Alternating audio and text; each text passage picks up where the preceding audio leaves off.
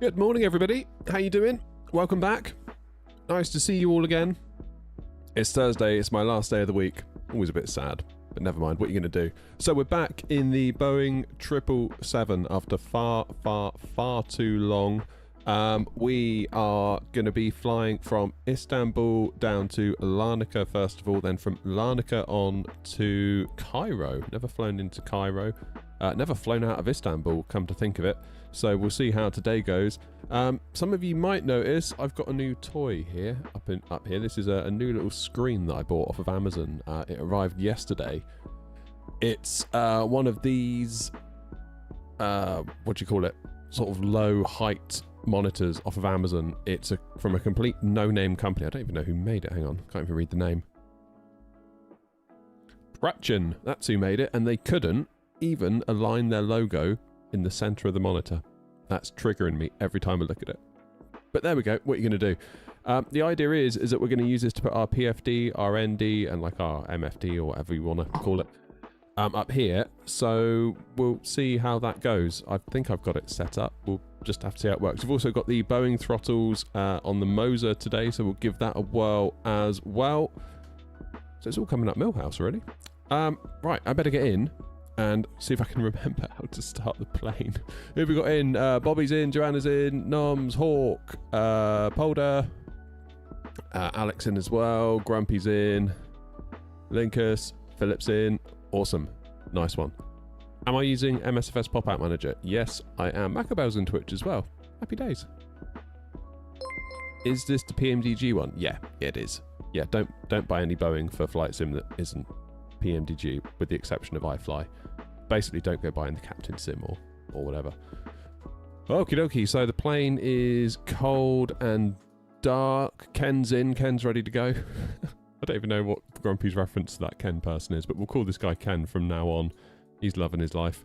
God, you realise how big the cockpit is in this thing, don't you? Look at it, you got 2 seats just back there. That's so cool. Right. What do I do? I've forgotten already. Battery. Let's start with a battery. That's probably what we should do, isn't it? Battery on. External power. Let's get those on. And there's an Adiru thing somewhere, isn't there? Yeah, there we go. Emergency lights. Happy days.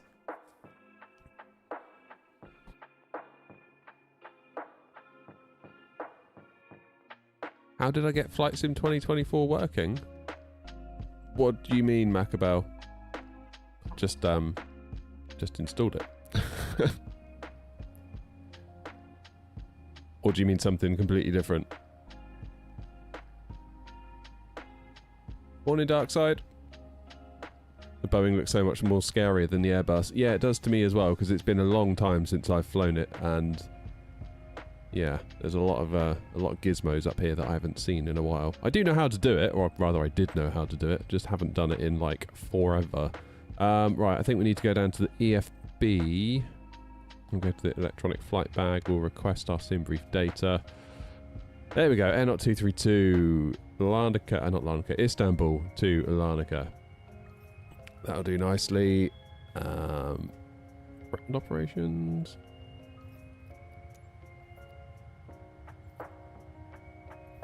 Let's reload the sim brief data. Will do.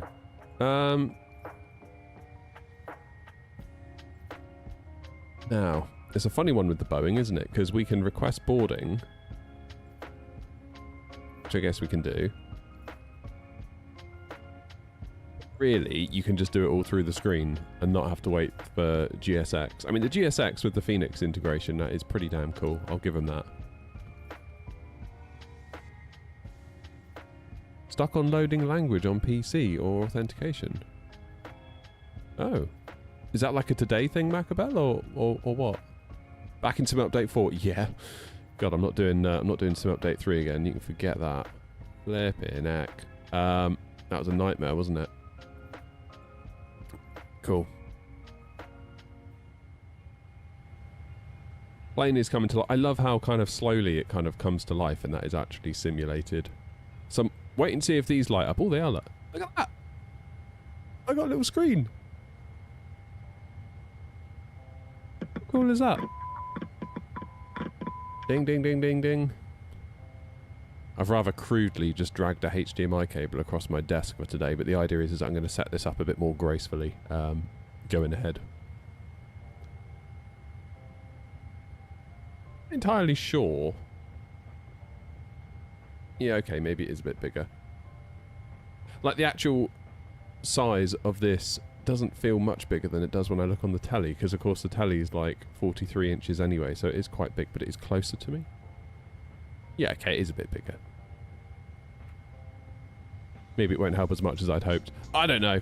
Let's try and set up the plane anyway. Of course, we've got to try it in the Phoenix. Can't wait for that. Okay, let's go to POSINIT. That's our GPS position up here. We'll put that in the scratch pad. Pop that in there. That's good. Ref airport is LTFM. Lima Tango, Foxtrot Mike. And we will do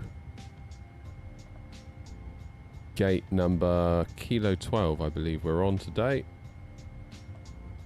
There we go. And all the long lats are reasonable. Let's do route request. And we will go from SimBrief because it's linked. Happy days. Now this is where you can just instantly load the plane, isn't it? Set payload. Set fuel. Select route. Route requesting. Need to get rid of the taskbar. Yeah, that's the plan. And also I want to get rid of the frame as well. I guess if I set a black background, then any gaps will not be obvious. Is that what you're doing?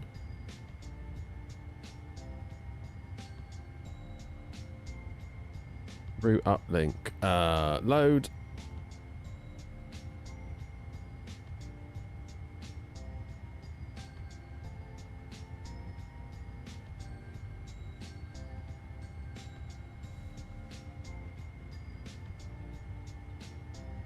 Okay, then activate and execute. There you go, I've still got it. I know what I'm doing. Per finite data we will accept. Basically in the 777, they kind of say follow the yellow brick road, which is to say bottom right. So do a page, bottom right takes you to the next page. Do a page, bottom right takes you to the next page. So we'll accept the per finite data, that looks fine. Zero fuel weight, we can click and then click again and that pops that in for us. Then we do thrust limb.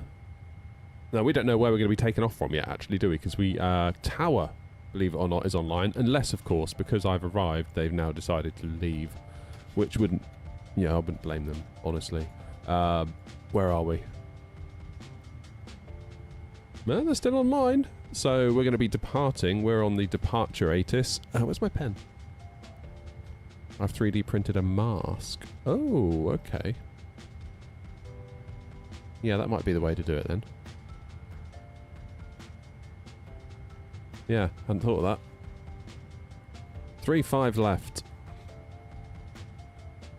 Yeah, I mean, I haven't got clearance yet, so I guess that's not entirely confirmed, but it's basically going to be, isn't it? Given where I am. I've also given myself the world's easiest taxi, given that I've never really been to Istanbul. I'm in the cargo section over here, because of course we're in the 777, so my taxi is probably going to be down. And then there. Like the coward that I am. Well, it's getting quite busy here. Where's all these people? Antalya. There's Grumpy. Antalya. Antalya is obviously a popular little destination from here. So kind of the thought behind this is we're going to be redoing the routes on the virtual airline. So this is a little bit of a recce in a lot of ways.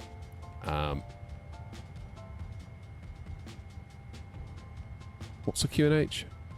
1023.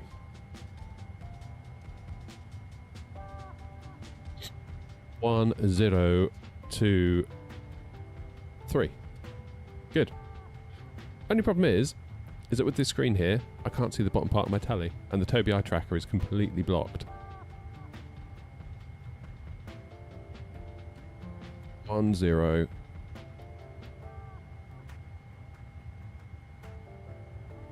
2, 3. Good. Well, I'm going to get on to a tower. Give them a buzz. Whatever the frequency is. It is 1... Well, obviously it's going to be 118075. Got your number. He remembers that. 8075, let's switch over.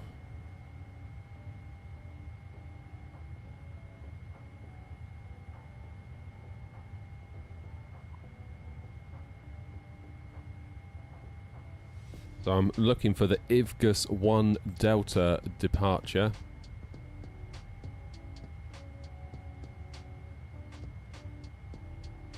Did I think that new screen through properly? What makes you say that, Bobby?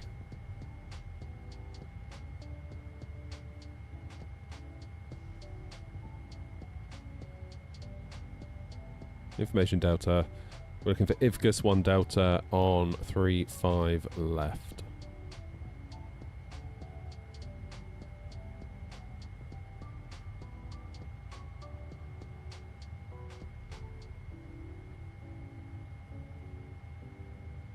Now, is it morning or afternoon in where we are? That's a good question. It might be afternoon, actually. Yeah, Bobby. Yeah, mistakes might have been made. I mean, I've got a screen mount upstairs, like a wall mount. So the intention is to raise the TV up a little bit, wall mount it, get it up out of the way a little bit, and also reconsider where the Toby lives because.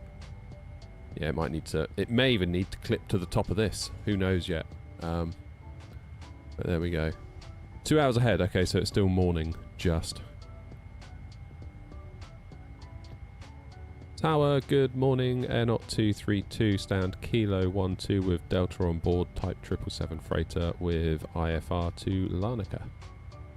Air Not 232, Istanbul Tower. Hello, your cruising flight level is incorrect. I can offer a flight level 400 or 420. We'll take 400, thank you, Air Not 232. Air Not 232, thank you. Information, Charlie current, clear destination, Ivgus 1 Delta departure, runway 35 left, climb 5,000 feet, scout 6407. Information, Charlie current, cleared to Larnaca via the Ivgus 1 Delta, via 35 left, climb 5,000, squawk 6407, Air Not 232.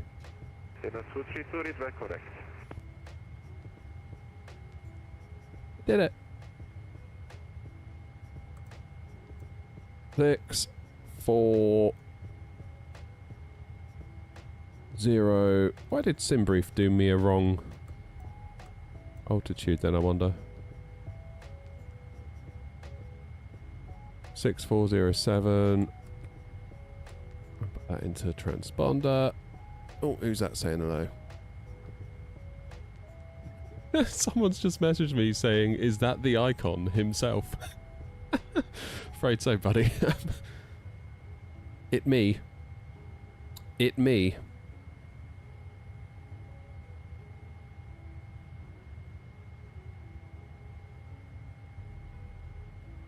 Goodness gracious. Right. So now we know we're taking off from 35 left for sure. Can I put the thing over here? I can, can't I? Oh, that's so nice. Performance tool, there we go. 47 Tango, taxiway, Foxtrot 6, Golf 6, Golf 6, Alpha, hold short 36. 35 left. Import the weather. So we're doing flaps 5, TO2. And the select temp is 49. Oh, Philip, thank you for gifting a membership. Who got it? Andrew! Andrew, be sure to say thanks to Philip. Philip, thank you so much. How is my sim working? Yeah, lots of people are saying... Oh, Macabell's just said that in Twitch, saying, like, how have you got your sim working? It's like, I don't know, just load it in. So... unless I got just incredibly lucky? I don't know. Flaps 5. Let's go. And we're going to do... Center of gravity. Oh, you're an idiot. You're an idiot, you're an idiot, you're an idiot. You haven't done your destination. So when I put in my runway, that's going to wipe out all of this, isn't it? You stupid idiot. What am I? What am I? You're a stupid idiot. Yes, I am. okay. So it's remembered that. Oh, and it's remembered all this. That's interesting. I'm sure it used to wipe all this out if you put in your runway afterwards. Alright, so 122, 123, 132. That is bang on.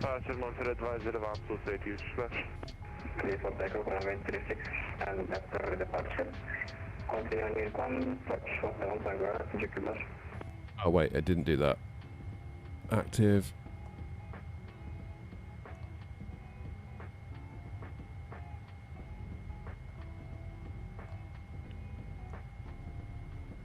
Yeah, that's right, isn't it? Then we're going to go to our arrival. We're going to do the RNAV into 04 via Papa Hotel Alpha 2 Alpha. And I'm going to go via Rimex.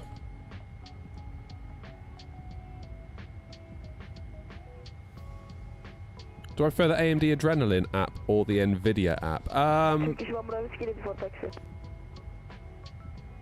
don't really have particularly strong thoughts on the app itself. It's more the fact that I'm a little bit grumpy that I have to undervolt my 7900 XTX in order for it to not crash, which is less than ideal.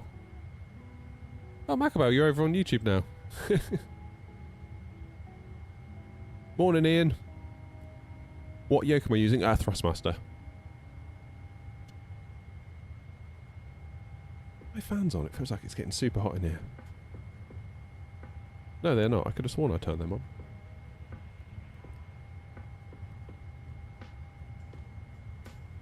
I must admit, I do really like having this this screen here. I can just see stuff, even when I'm down here. And it's also going to be handy if we're looking out the window. I can see when waypoints are coming and stuff. Awesome sauce. Right. That's all still in there. We've got our route in. Has it finished loading us? Either it hasn't bothered at all or it's done and finished and I never went to look outside, which might be the case, let's be honest. Okay. Let's do a checklist, because it's all about the checklist. So if we click over here, click CHKL for checklist, you'll notice that the screen down here changes to a checklist. So oxygen, that would be over here. And you test it, and it works. So we can tick it. Flight instruments, we've got our heading and altimeter. Our heading, our takeoff heading, is going to be just our runway heading, isn't it? Which is 35 left. Therefore, if we go into my charts real quick, we can get the exact figure, because sometimes it varies by a degree or two. 35 left, heading 353. So we'll get 353 up there. And we will put on our parking brake. Come on. There it is. Now, some of the items you'll notice, if you've never flown the 777 before, they auto-sense. So when I did the parking brake, it auto-ticked it. I didn't have to tick it, whereas the oxygen, I have to manually check that. When you've done it, everything, rather than there being a next button, it says normal, which I guess means the checklist is completed, therefore it's normal. Click normal, you go through to the next one. So now we do MCP, which is like we're checking our V2s. Our V2 speed is 132 based on our calculations, so we'll get 132 in there. Listening to myself, it almost sounds like I know what I'm doing, but I'm feeling very much like I don't right now. Heading tracks in, altitude we were given 5,000 by ATC, weren't we, if you remember. So that can be ticked. Takeoff speeds, we've got our VR, V1, VR, V2, because they're all in the MCDU, or well, don't call it that in here. You know what I mean. CDU pre-flight we've done, because we've done all that stuff here earlier, like doing all the init data and navigation, the departure, the arrival. Trim we haven't done. Trim is 3.0. And we're not going to be able to do that yet, are we? Because we don't have any hydraulic pressure. So that's probably a good time then to start the APU and see what happens. My 777 has an issue with the wing texture. What is that? Didn't like the AMD app when I had the 9070. Yeah, I don't really use it. Like, it's really weird. As soon as I put out that video, everyone was like, watch AMD settings. It's like, I haven't touched it. I just play the games, download the driver, play the games. Now, admittedly, when the game started crashing and I couldn't figure out why, I then had to look at the AMD Adrenalin app and I found a tutorial that helped me to undervolt the card. Undervolted the card and the crashing stopped. That seems like a real hack of a fix, but I mean, it's fixed it. You could argue maybe I've lost a frame or two because of the undervolt. Yeah. I'll show you what I did. Here we go. So in the performance tab, tuning, then you sort of enable all the advanced control stuff. So I've got minimum frequency I've set to 2400, maximum to 2500, so that's only a 100 megahertz spread. Beforehand, there was a massive gap, so the card could be sort of bouncing up and down all over the place. Voltage from 1150 I've gone to 1120. VRAM tuning, why won't it let me scroll? I've set to 2714 because you have to give it 14 megahertz more than you actually want. So for it to end up at 2700, I had to type 2714 in there. Again, don't ask me why. I've given it a 15% power limit increase, and that's that. And that stopped it crashing. Except for the other day where I tried in VR with the Crystal Super. That crashed it. But in fairness, that is 29 million pixels, so it's like, yeah, probably is going to do it, isn't it? Right, so now I think I need to do right elect to auto? Then that gives us brake pressure, I believe. And then we should be able to do trim. Is that right? Yes, now we can do the trim. We need to do 3.0 on the trim, so we're looking up here. So that's what we're on, 375, 3.5, 325, and 3. Proper job.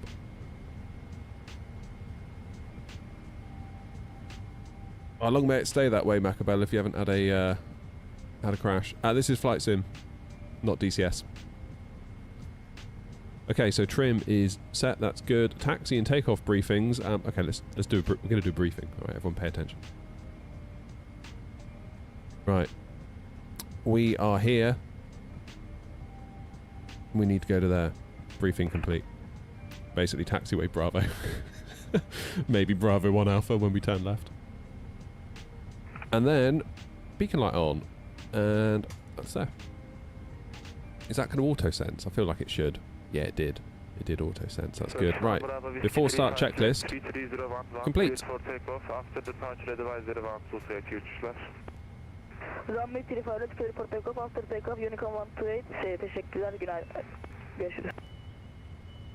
My parking brake is on, so I can go now into the EFB.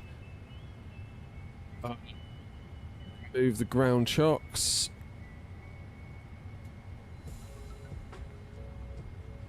No, I need to release the ground power first, don't I? Then I can do chocks. Then we should be in a position to do a push. In fact, I've gotten so reliant on the Phoenix of just flicking that beacon switch, and then all this stuff happens and I don't have to think about it. I really do appreciate that about the Phoenix. Let's prepare for pushback and departure. Yeah, they'll do. Look how quiet it is when you go outside in Sim Update 4. Isn't it lovely? That road could do with some work, couldn't it? I know this is only freeware scenery, but just a road texture maybe on top of the satellite imagery. I feel like that would finish that off really nicely. So where's Grumpy? Grumpy, you all the way? You must be all the way over here, right? Hello, Captain. We are ready for pushback. What's up? Am I running Sim Update 3 or 4 today? 4! I'm not even going to go back to 3. I'm done with 3 after what we had last time. God, that was rough. I mean, honestly, today might be just as rough, given my inability to fly the 777, because it's been a minute. Oh, there's Grumpy.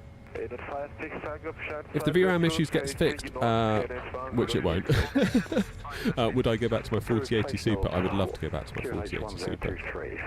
Yeah, it's a good card. Really like. I mean, I still got it. It's on the inside PC.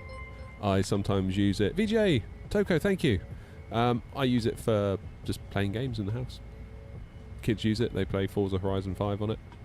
Although my bloody wife. So I've got this 32-inch monitor that I bought on like the Amazon Prime Day, whenever it was. Hooked it up to the inside PC. Massive improvement, 1440p, 165 Hz, 32-inch. Love it. She's now figured out she can plug her work laptop into it and have two screens.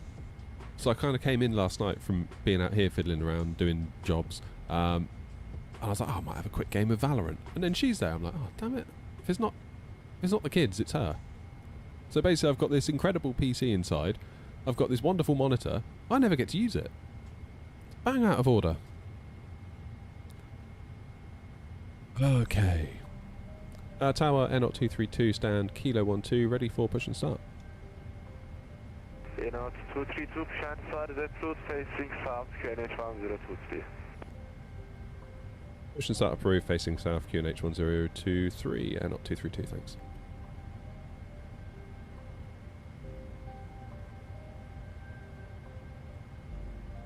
I need to turn up the ATC volume a bit. I struggled to hear them. I hope she isn't watching. She won't be watching. So I want to do nose left, tail right. Parking brakes released.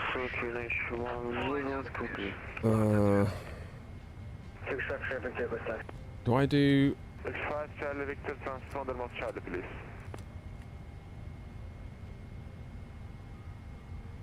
Me? No, it's not.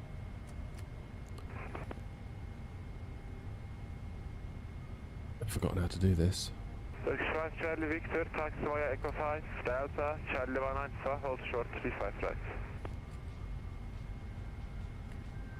Taxi Echo 5, Delta, Charlie 1 Alpha, hold 35 right. Not sure what I'm doing here, the hydraulics. I could be making a mistake. Don't need those, that's fine. Let's go engine, should do engine right. Into start.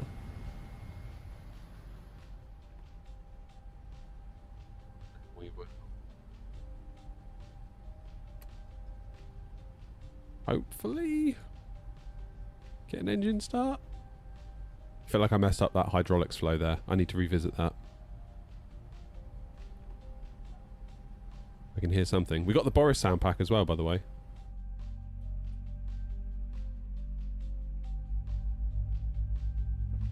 Sounds bloody good, doesn't it? Oh.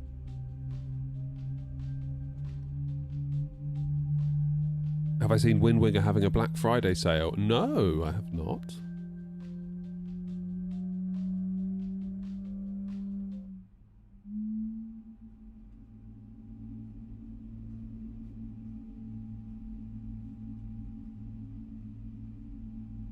I use my gaming monitor during the day for work. It has 90 watt power delivery too, so it charges my laptop. Yeah, well I said to my wife, I said, do you want to get yourself one? Like, because basically I've got this glorious setup and then right next to me she just purchased with her laptop normally. I was like, why don't you get yourself like a monitor with a KVM switch and a, you know, keyboard and mouse wireless plugged into the monitor with a USB hub, and you know, it can all go into your laptop with USB-C. That'll do power, that'll do display, that'll do all your peripherals.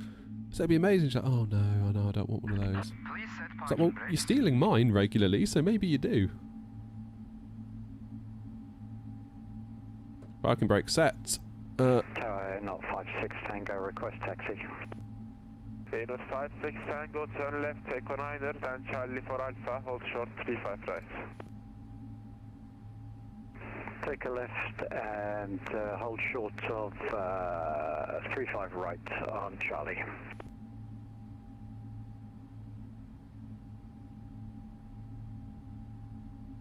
I can hear an engine. Unlocking gear. Turkish, the Q, taxi hold for now, 35 left. What do we think of the Boris pack? Currently working on my flight sim. I've got the Logitech G Flight Pro throttle and yoke, saving for the rudder pedals. Cool.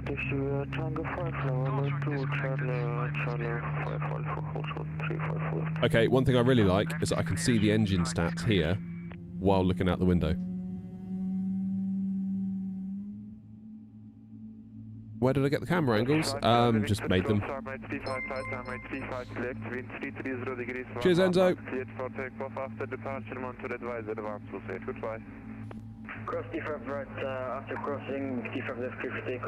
Right, before taxi checklist. Anti-ice, we don't need. Recall. TCAS off and window heat. Get that sorted out. 597 Istanbul Tower, good night. Transfer the route facing south, QNH 1023. Facing south, QNH 1023, it's on to 597. Tow brake will set to RTO for rejected takeoff. Flight controls, that's a good idea. Let's check those before we go anywhere, shall we? FCTL, so full back, full forward, full left, full right. What about my rudder? Happy days, that's all good. Back to the checklist. That is checked and ground equipment is clear. Then all we need to do before we taxi is go flaps 5. There we go. Hopefully it'll auto sense that in a moment.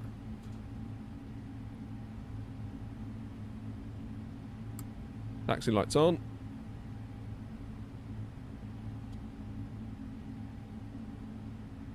Not 56 Tango via Charlie for Alpha, close runway 35 right and behind the departing Turkish 8321 runway 35 left, line up and wait behind.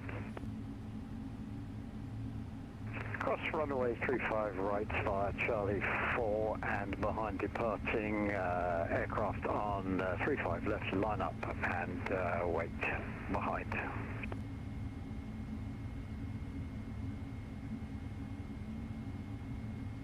Tower Airnaut 232, ready for taxi. Airnaut 232, taxi via Bravo, Bravo 3 Alpha, offshore 35 left. Bravo 3 Alpha, hold short 35 left, Airnaut 232.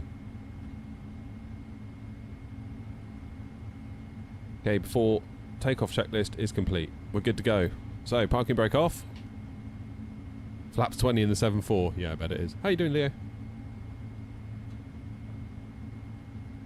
Is that the brake off? Yes, it is.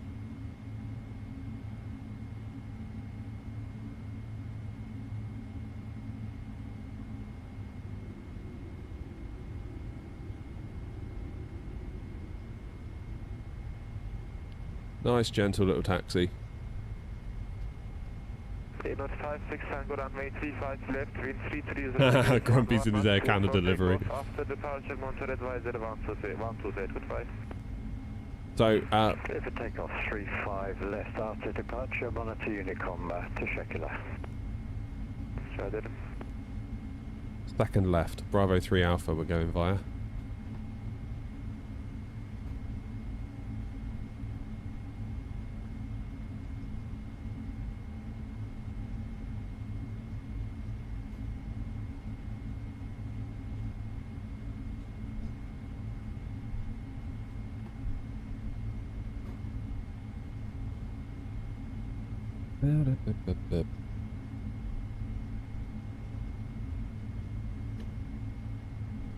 This is Bravo 4 Alpha. I keep wanting to grab the side stick. I'm so used to flying Airbus. Airborne 232 via Bravo 3 Alpha, line up and wait 35 left. Via Bravo 3 Alpha, line up and wait 35 left, not 232. Okay, I need to turn off my APU. I'm going to do the turn.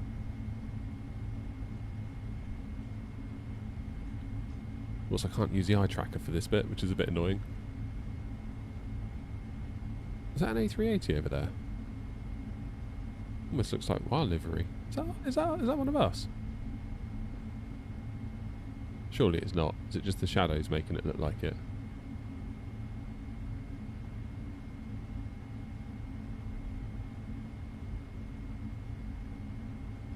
Got to really over-exaggerate your movements in the the triple. Morning, Wave.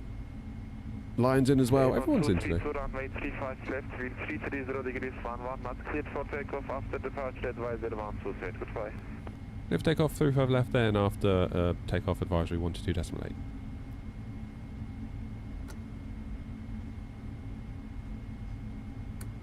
Should have had my strobe on. Oh, strobe is on, that's good. Turn off the APU.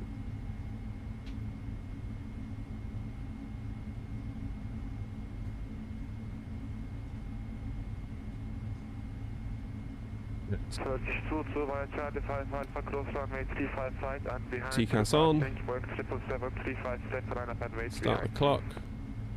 Turkish 22, crossing runway 35 right. Is that an Air Not A380 over there? It really looks like one. Boeing 777. It is an Air Not livery. Thought it was. That's cool. It's nice to see that one getting out and about.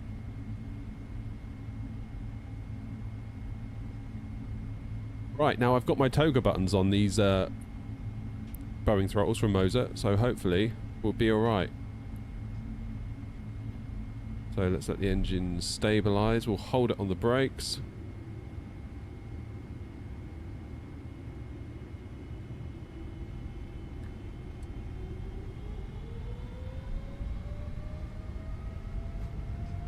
There they go. Didn't arm LNAV and VNAV. Didn't turn my flight directors on either. It's my bad. V1 rotate already? Holy shit, okay.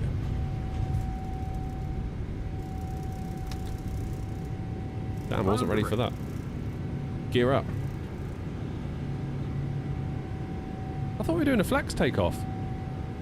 That was ridiculously fast. Oh, wait, I know. I think I've got the button mapped to the wrong thing in the sim. I think I've got it to toga rather than flex. I need to revisit that. My bad.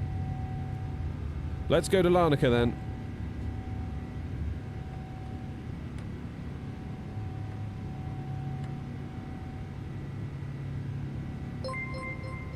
Okay, 122.8. Jordan, thank you, mate.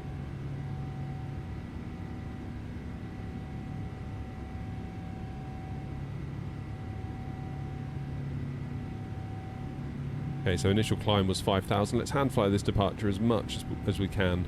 It's got a nice little turn coming up, and it will give me a nice chance to become acquainted with the triple.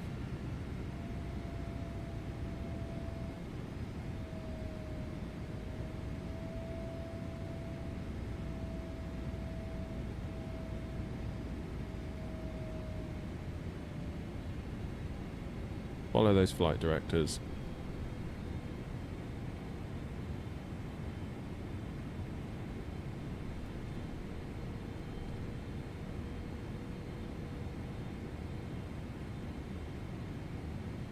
Can increase to 250 knots.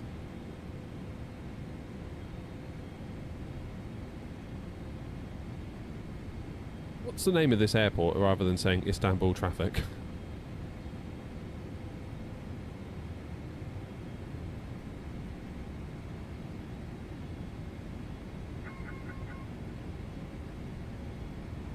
Altitude alert. Oh, altitude alert. Yeah, my bad.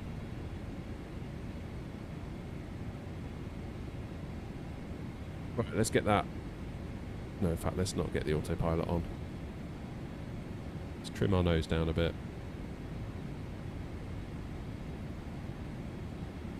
Let's take ourselves up to 150 initially.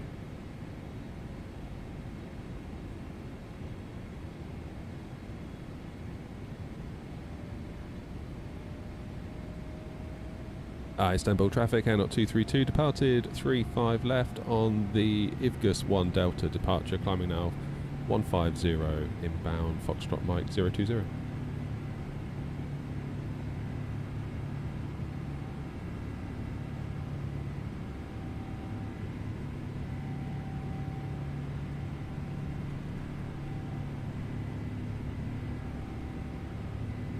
Finding it quite hard to hand fly this morning, I'm not going to lie. Getting back in this after a long time in the Phoenix, it feels very, very different.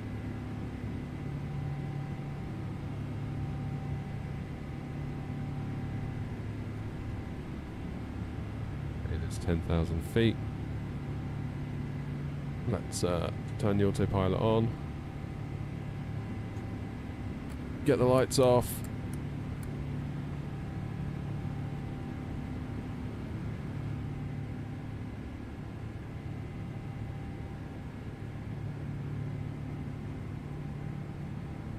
We need to be at 1,200 feet or above by Bibham.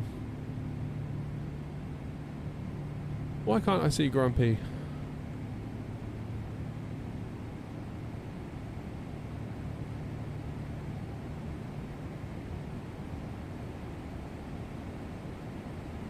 Istanbul traffic, air knot 232, climbing now, flight level 400. Final call, Istanbul traffic. 40,000 feet, eh?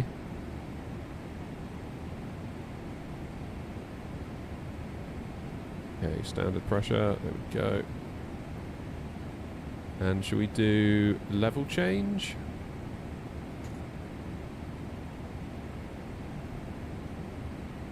Looks like it's climbing really aggressively.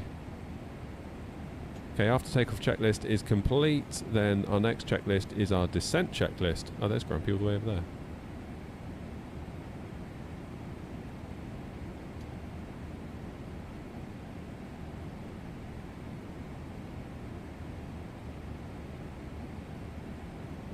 It is an air knot livery. So where's that A380 going then? Let's have a quick look. Yeah, it is. Nice. Going to Larnaca. How cool is that? Well, I'm not sure that was the most graceful 777 takeoff you're going to see. But it has been a minute since we've flown it. It has been a minute.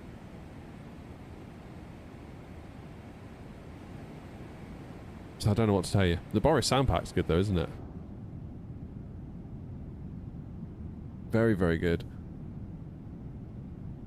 How did you get all the flight info on that little screen? So what you can do is the easy way. If you use your right, so the Alt button, like Alt GR. I never know what GR means. Anyway, if you use that, push it down and then click on a screen. I think. Click on one of these, it'll pop out, and then you can drag it onto the other monitor. But what I'm using is an app called Pop Out Manager, and it automates that process quite a lot for you, which is pretty cool. Yeah, I need to lose the taskbar at the bottom, then that will allow me to get a bit more height on each one of these. And Grumpy was saying he's printed a bezel, which is pretty cool. Oh, it was really hard flying that departure then. It just felt very odd. Proof that we need to do more of it.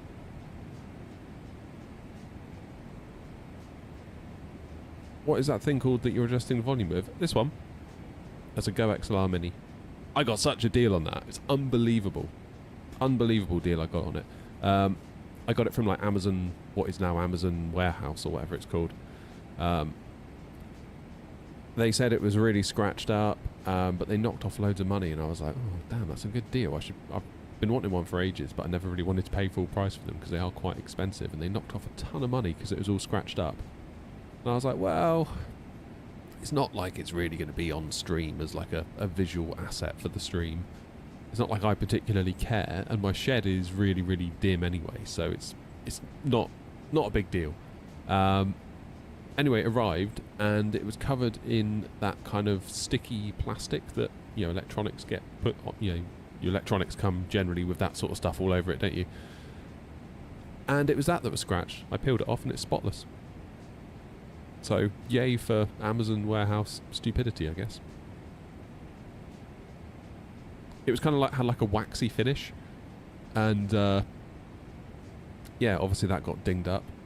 And whoever looked at it was like, damn, this is ruined. It was fine.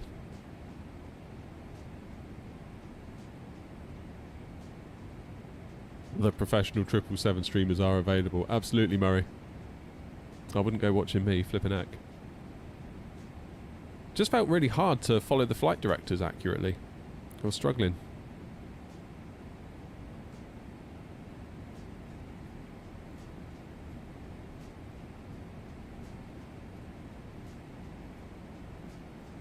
I love my A350 now. They've improved it a lot. Yeah, it's cool.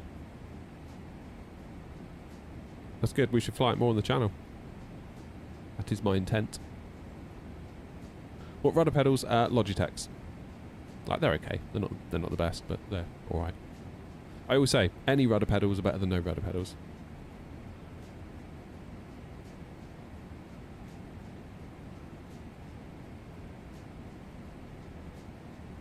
What are we getting in terms of frames?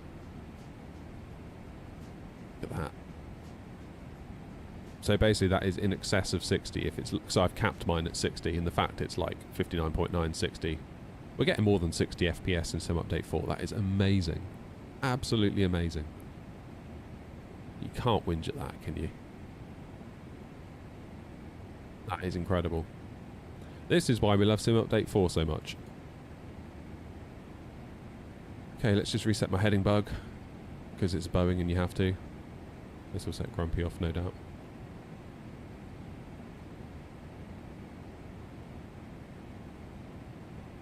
What's my opinion on the honeycomb yoke? Never tried it. I have no opinion. It's probably the best thing to say. Hawk says I've still got a load of issues with the 350 with pushback and not being able to steer it initially until it crashes and resets. Then I can steer it. So have you turned on the... there's a little switch, isn't there, in the EFB for nose wheel steering, I think, with the rudder pedals. Like rudders control nose wheel steering. There's something. Oh yeah, the sim is feeling really flipping smooth today. Really smooth. 4K 60, no upscaling, just boff. Splatty, yeah, of course I remember you. How you doing, man? You're one of the few people, Splatty, that when they say, do you remember me, you're using the original username. I get people all the time be like, hey, do you remember me? And it's like, no. They're like, oh yeah, I changed my username. It's like, well, how would I then? How could I possibly know it's you?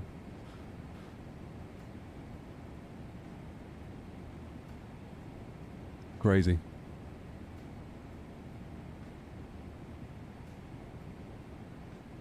I'm good, thank you, Splatty. Very well indeed.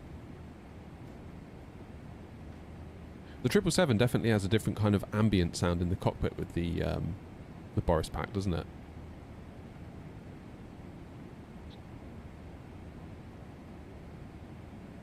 Defo.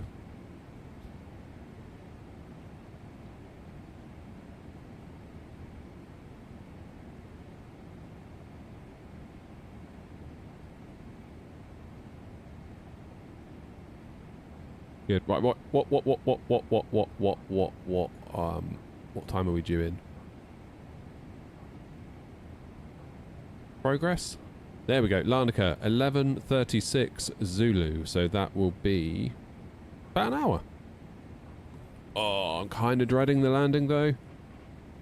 Kind of dreading the landing a little bit.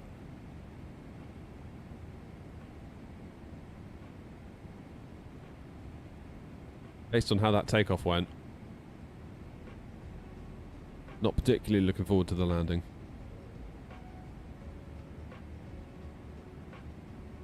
Let's do a check-in. So Grumpy's up ahead. So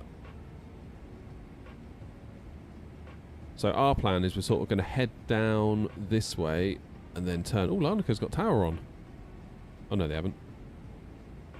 That is not Larnaca, is it? We're going over here. LCLK. 04, I believe. What runway are they using? Runway in use 28.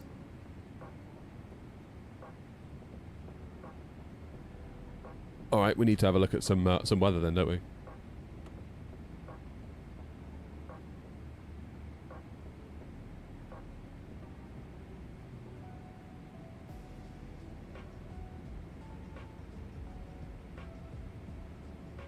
Where is it? Down here.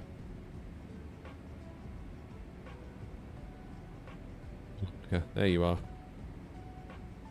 Yeah, so 04 is still a goer, isn't it? Because the wind is, I know it's coming across the runway, but it is in the direction of 04 more than it is 22. That'll do.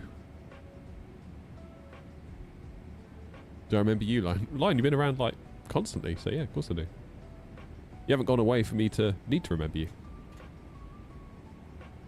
You've been putting in the hours.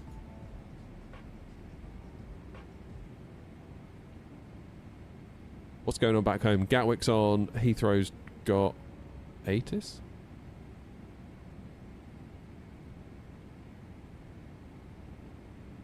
So the plan is we're going to have a little look at the VA because I'm very conscious that the scheduled routes that we like people to fly where possible are perhaps a little bit lacking, which is maybe why people aren't flying them as much as that.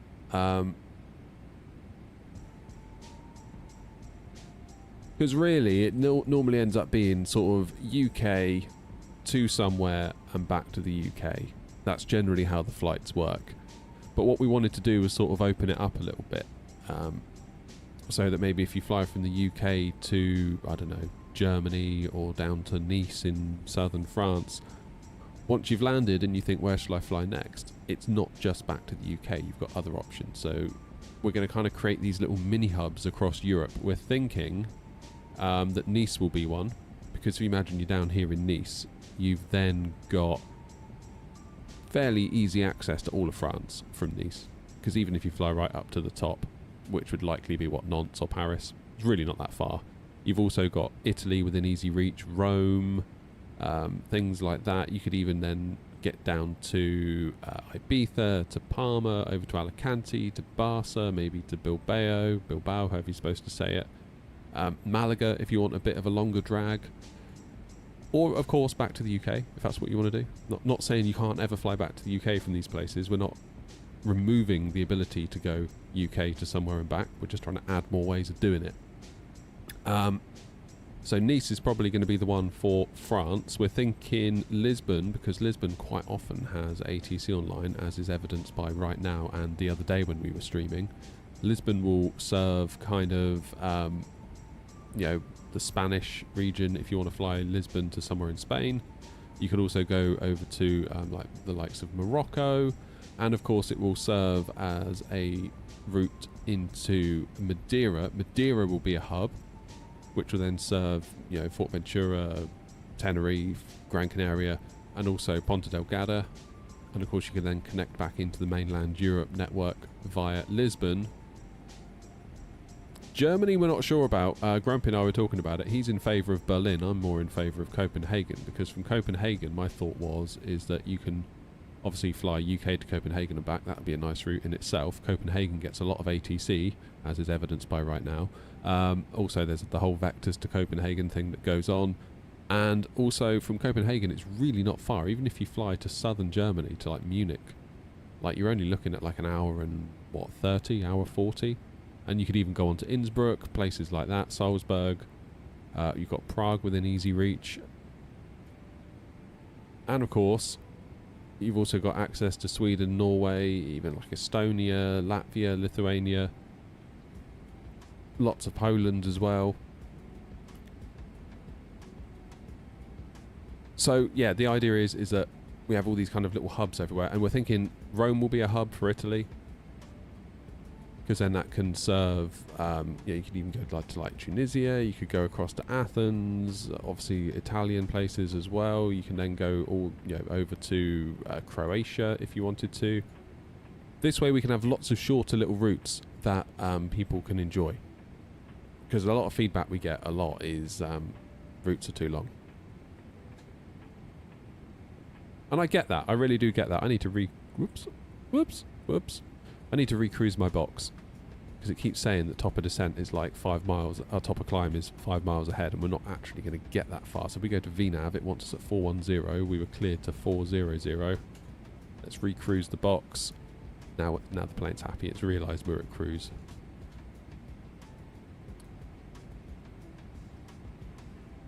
Oh yeah, Nice is good fun as well, isn't it, Hawk? Like the RNAV into Nice is incredible. That's why I just use VATSIM radar. It's fine. I don't really have any strong opinions, one or the other, really. Yeah, so Rome will be a hub, is what we're thinking, and then Istanbul will be a hub. And kind of Athens will be like the miniature hub in between the two. I think Athens would be quite cool to have on the books as well. Dubai will also be a hub, so we can do some ops around the Middle East, and then eventually we can maybe have like a hub in India, and then we could get a hub in Indonesia, and then a hub in Australia, and then all of a sudden we've got the whole world connected. Because again, we've got loads and loads of long haul routes. Are those all real players? Yeah, this is all the people connected to VATSIM currently, along with all the different ATC sectors that are connected. It's wild, isn't it? But looking at our VA routes, we've got loads of well, I say loads, quite a lot of long haul routes that just aren't being touched. And we get a lot of calls for long haul. Like when am I going to do long haul? I keep getting asked. When I love long haul. Long haul's the best. It's like, well, why aren't you flying the routes then? So I don't know whether it's just like a really vocal minority or what. But the plan is, I was thinking to have like one long haul route from the UK to America, maybe to JFK. That would connect the eastern seaboard. Another long haul to maybe LAX. That would connect the western seaboard. Then within America, there can be lots of internal routes. That be the plan. That is the plan.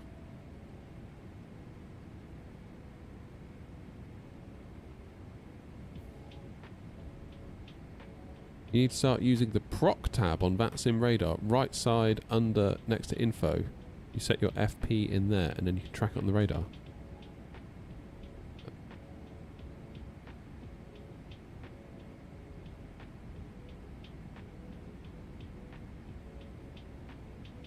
So what's this for? Yeah, let me find me on the map a minute. This is really nice because I'm just here on this website, and I can keep an eye on what my plane's doing. I'm not like living in fear. Show full route, runway selection 04 on the PHA2 Alpha. Cheers, farmer. Well, it hasn't got the SID that I need. PHA, oh yes it does.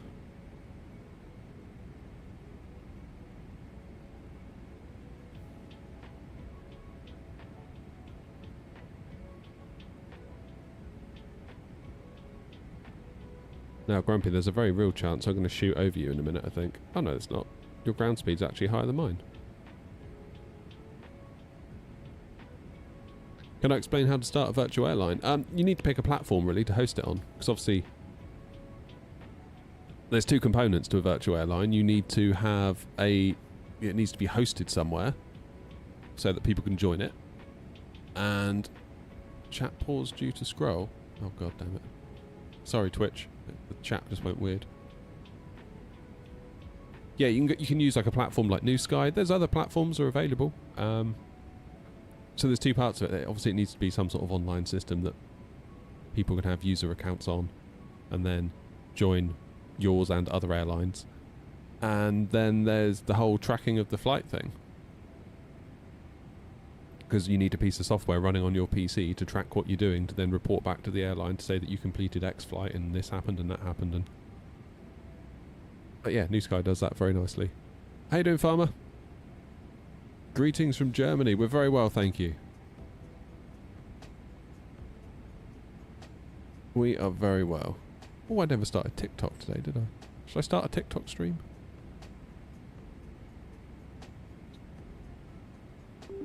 Let's do it. Let's see what happens on TikTok. Hey, Fab's in.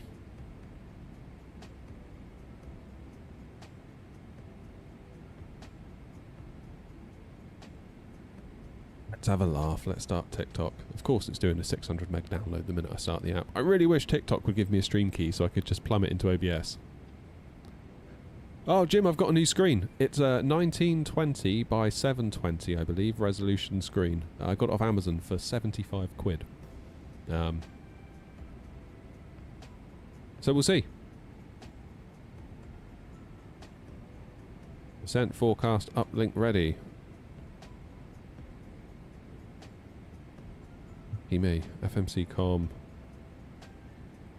Wind. Load. Never did that, did I?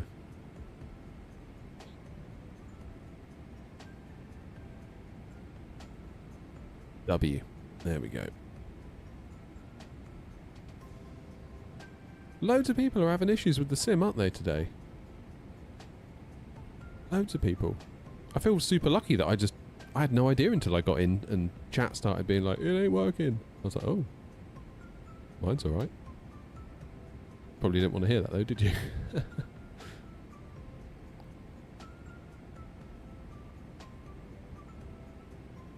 A380? That was the issue, was it, Line? I mean, I've got the A380 installed. I don't use it, but...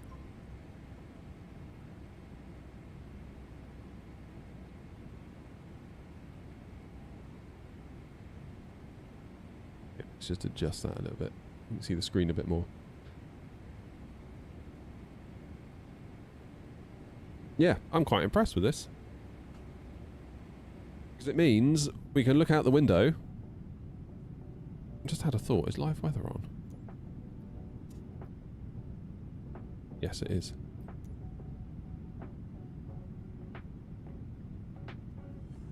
At least we can watch you. Yeah, I mean, this is great for viewership. People can't use their own sim, so they watch me.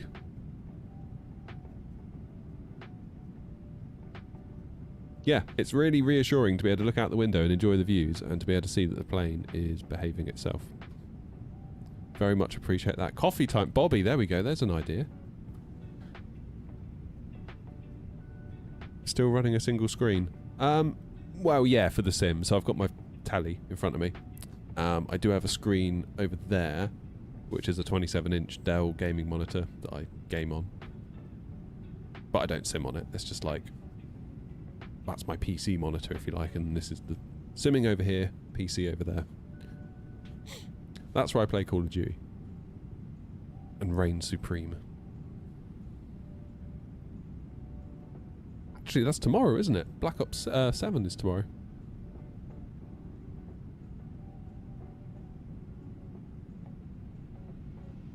Ofcom's going to require age verification for all online games.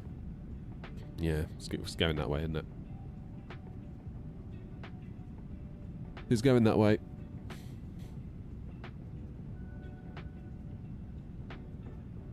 So hi Coda.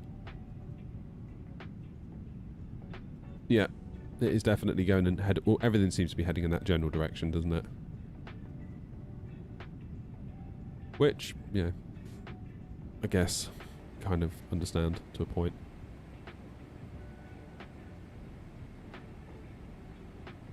Hey, I'm gonna go PHA.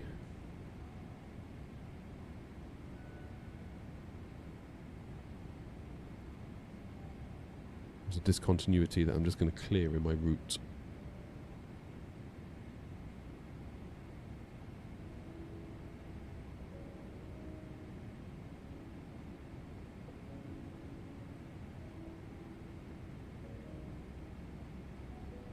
That'll do.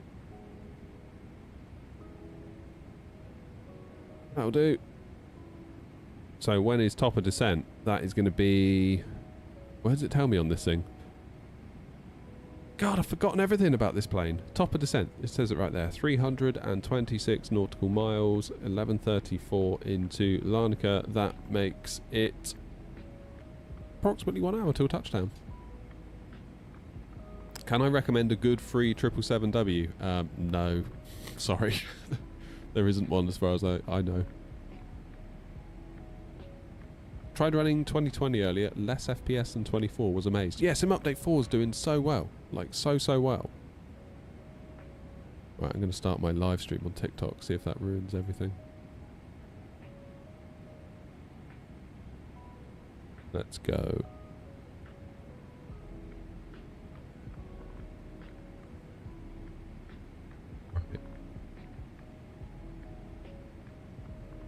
Don't know what's going on in my audio on TikTok. Seems to be okay.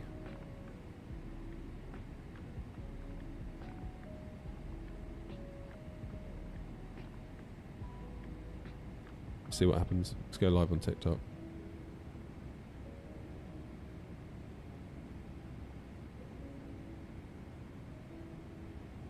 Pop out the chat, bring it up here so I can stand a chance of seeing it. Will I be doing another flight after Larnaca? Yeah, we're going down to Cairo. Cairo after this.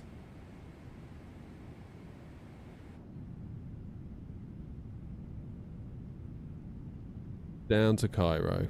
Never been to Cairo before on the sim. Grumpy tells me there is a handcrafted piece of scenery, so I'm hoping that...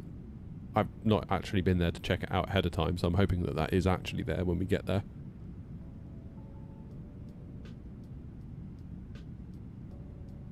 And TikTok black hole the domain. That's probably not a bad idea. It definitely does seem like brain rot, doesn't it? Like, you watch it for too long and you just feel... I don't know, I just feel numb. I feel completely numb to my core after a point of watching it. It's just like... what is going on?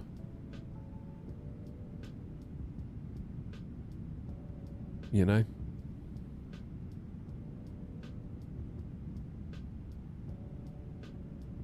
It just feels like a constant battle for your attention. Like everything's just trying to manipulate every little part of your brain that's susceptible to people seeking your attention. And it almost feels like creators have gotten so good at it, they've almost weaponized it. And I don't know, I don't like it. Don't like it at all. So, we're going to bring some balance to the force and upload some wholesome content to TikTok today. That's the plan.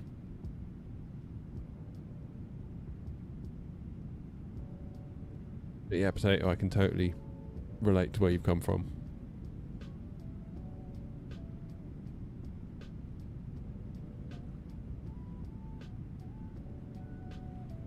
No idea, Potato. I don't really follow it in that level of depth.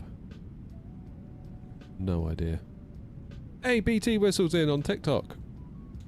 I thought of you the other day, because all of my, I think the last 3 or 4 of my Airbus shorts have been muted for breaching community guidelines. You can probably guess why, because I think you had the same trouble, didn't you?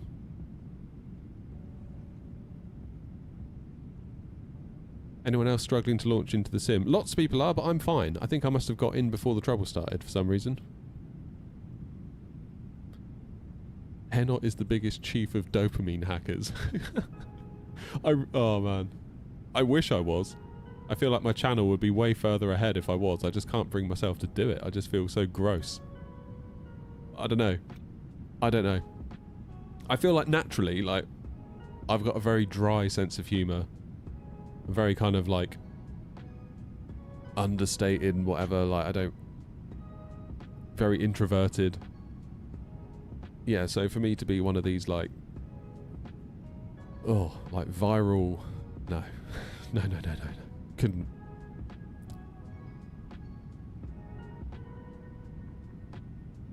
I haven't had any issues of late, but I had a human review after a ban. But the human review then cleared you, right? Presumably?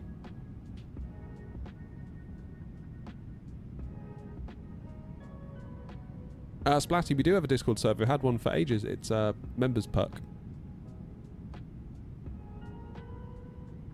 You would think that would be a really good thing for AI, wouldn't you? You know, to like recognise the sound that the Airbus gives off. I'm not going to say it, just in case me saying it triggers the ban again or whatever. But yeah, long story short, when you land the Airbus, we all know what it says at about 20 feet, and TikTok, whenever it does that, bans me for hate speech. Well, it doesn't ban me, but it gives me like it mutes my video and then just suppresses its views.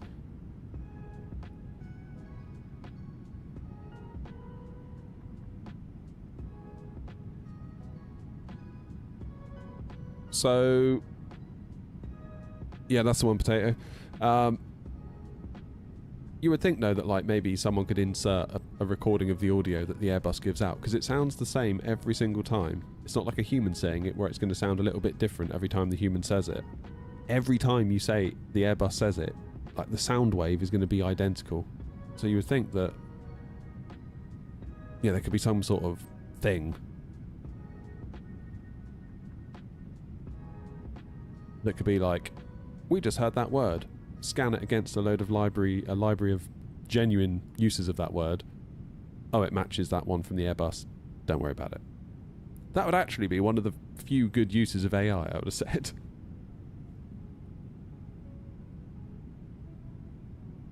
Is the link I put in your Discord your new display? My new display is made by Prechen. P-R-E-C-H-E-N. And the lazy gits, they couldn't even be bothered to centre the logo. The logo is offset to the left. And it's really annoying me. Like, so badly. Really badly.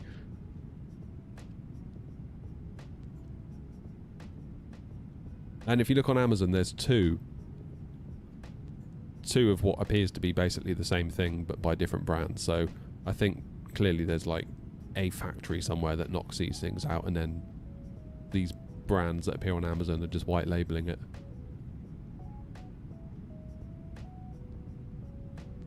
Looking at a 12.3 Prechen. Yeah, that's the one. And I think there's like a 10 quid off voucher or something that you can apply. That's exactly what I did.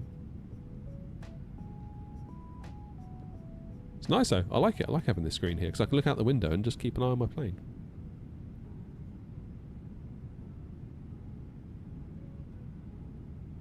Yeah, so Lion's saying, anyone having trouble with the sim today, uninstall the fly-by-wire A380.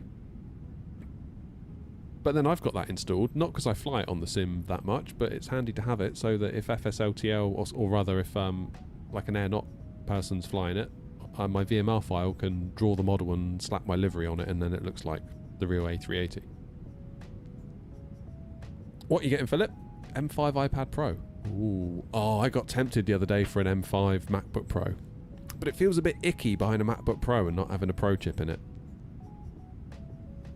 Do you know what I mean?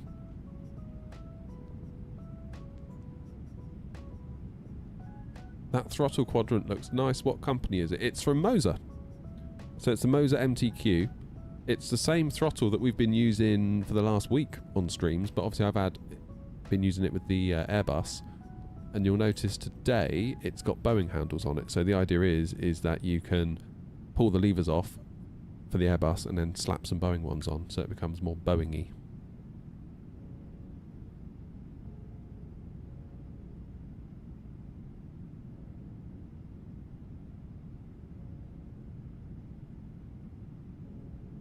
Yeah, it seems alright, Jim. Just so I've got mine powered through my USB hub. So I've got a USB A to C cable. USB C goes into the monitor, and then it needs a separate HDMI input. Or I think it can do like just USB C if you've got like an iPad or something that can do. Or I don't know if an iPad would work with it actually, but you know what I mean. If you got a device. Cheers, Line. Oh, Joanna, really? Oh, I like Apple stuff. This is where I lose half my followers by saying that I like Apple Macs. What company is the Airbus side stick from? FS Projects. Just approaching roads. Yeah. So I can't be far behind, can I? Let me have a look on map. Oh yeah, I'm a little bit further ahead of you. Or behind you, sorry. There it is. LGRP. And just down here is where I stayed on this little cove. Rhodos Palace. Don't go there, would be my advice. Bloody awful place. Don't do it.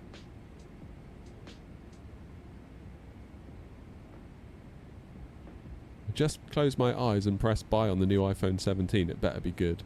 I'm sure it will. You can't go too far wrong with an iPhone, can you? Do I still do dev work? No, not anymore. I mean, I do a little tiny bit for me occasionally, but like nothing serious. What's my honest take on the Pimax Crystal Super? Just bought it on Tuesday and can't wait for it to arrive. Love it. yeah, I don't know if you've seen the review on the channel, but it is very impressive. Very impressive.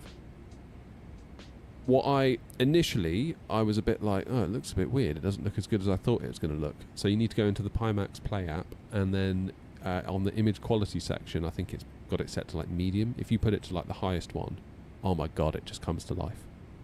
It's incredible. Incredible. But you need the GPU horsepower to back that up. I mean, really, 29 million pixels, that is a lot of pixels. What's a 4K monitor? Like 9 million, I think? 8 point something? And you've got like 14 point something million per eye on the Pimax Crystal Super. But if you've got the rig to drive it, like, man, it's very, very impressive.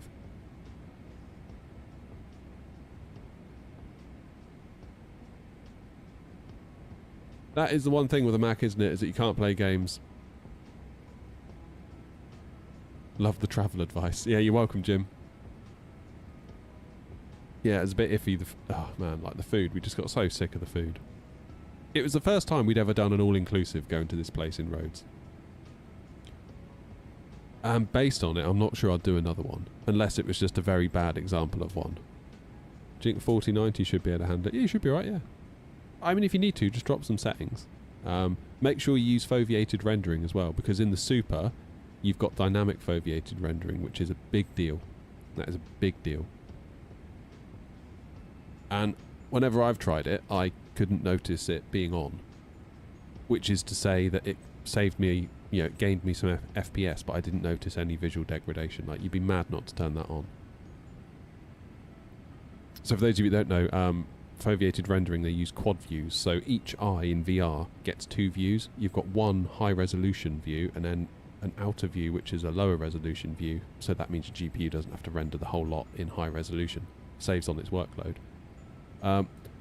Crystal Light, it does that, but of course it doesn't have eye tracking, so the high resolution view is fixed in the center of your frame, so if you don't move your head but you move your eyeballs, you could end up looking at the blurry part. Crystal Super has eye tracking in the headset, so if you move your eyeballs, the high resolution bit tracks where your eyes go. And I couldn't trip it up. I was worried there might be like a weird delay, and every time I moved my eyes I could almost see the blurry bit turn to high res. And I kept moving my eyes really quick, like trying to do it, and all I did was make myself feel sick. I couldn't break it. So it turned out the weak point was just me and my stupid eyes. But yeah, really, really impressive. I think you're going to have a great time with it, Farmer. Really pleased for you. Hopefully you enjoy it. If you've never done VR before, damn, yeah.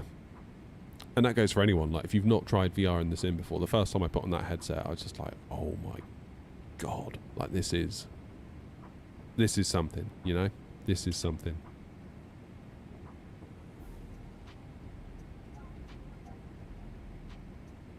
There's Rhodes. Yeah, I'm not sure I'd do an all-inclusive again. Maybe we just had a bad one, I don't know. I mean, it just wasn't... The food was just not it. Do you know what I mean? It was really not it. And they were like, oh, you can have like unlimited snacks all day long. And then you go to where the snacks are served in like this little kind of like cafe style place. And it's just all the crap that's left over from breakfast that they just leave there. And then when all the stuff's left over from lunch, they swap it for that. And it's just like, oh, okay, fine. Leftovers, got it. Weird. How do I get the overlay at the top? Yes, you're right, it can be done with Volanta. However, I use Sim Toolkit Pro.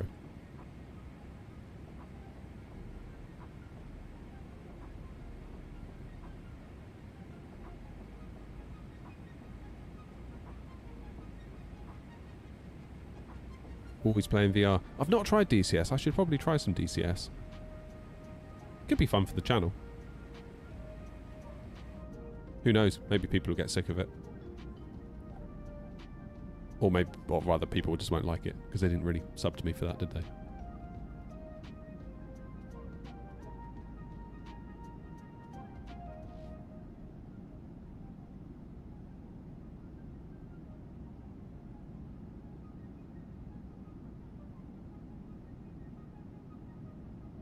Yeah, Pimax sent me the thick foam insert, which means I can wear my glasses with it. That made a big difference, and it was comfortable.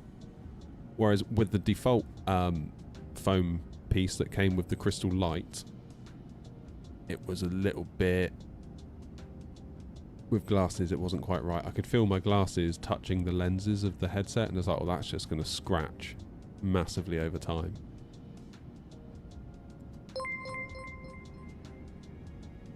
Thank you, CB.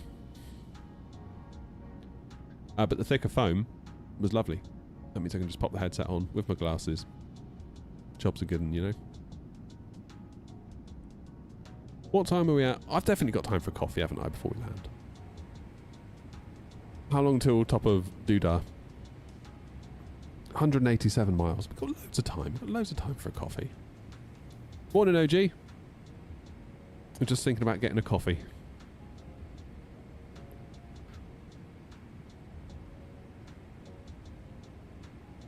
Good morning, Alan. How are you?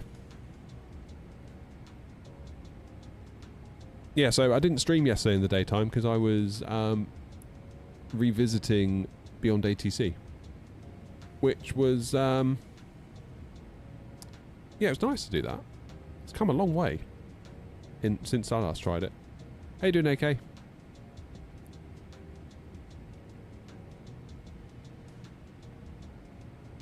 Fine here in sunny Nottingham. Nice. Yeah, Beyond ATC's definitely come a long way in like the last, well, it's been more than 12 months I think since we've flown with it properly. The traffic was cool. That definitely kind of brought it all to life. Because beforehand it felt like you're talking to ATC but you're just all on your own, and it's like, well, that's weird. Quick question, what screen do you have there for the PFD, ND, etc.? Literally got it last night. Raphael. Got it off of Amazon for £75. It's a Prechen, P-R-E-C-H-E-N, 12.9 inch monitor. 1920 by 720 resolution. I got it for 75 quid, so I was like, go on then, let's have a go.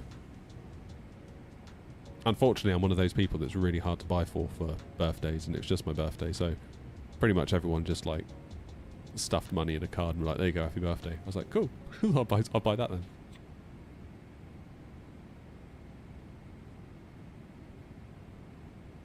What's going on with the weather? Weather seems alright today, doesn't it? I mean, to be honest, I couldn't really tell you what the weather's doing. I walked the kids to school and it seemed alright, and now I'm just locked in a windowless shed, so it could be chucking it down for all I know.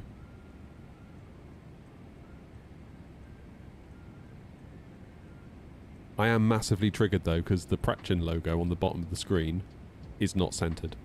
It's offset to the left, and it's driving me mad.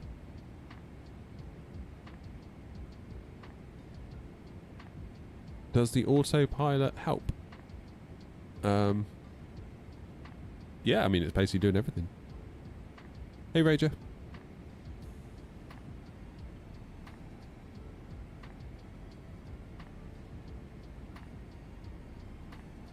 Hello, Joseph. My free APU coffee just arrived. Smells lovely. Oh, yeah, that's a good point. I'll mention it on stream, because I'm going to go make a coffee in a minute. I know I said I would a minute ago, and I haven't.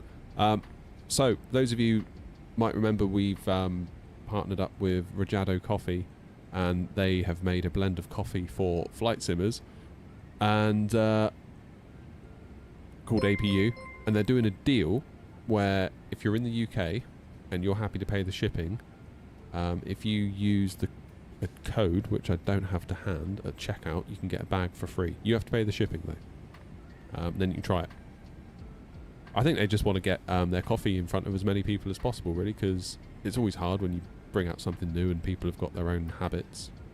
In fact, every time I mention it, people are always quick to tell me what they already use, which is kind of proof, isn't it, that people like what they like and probably wouldn't maybe not change instantly.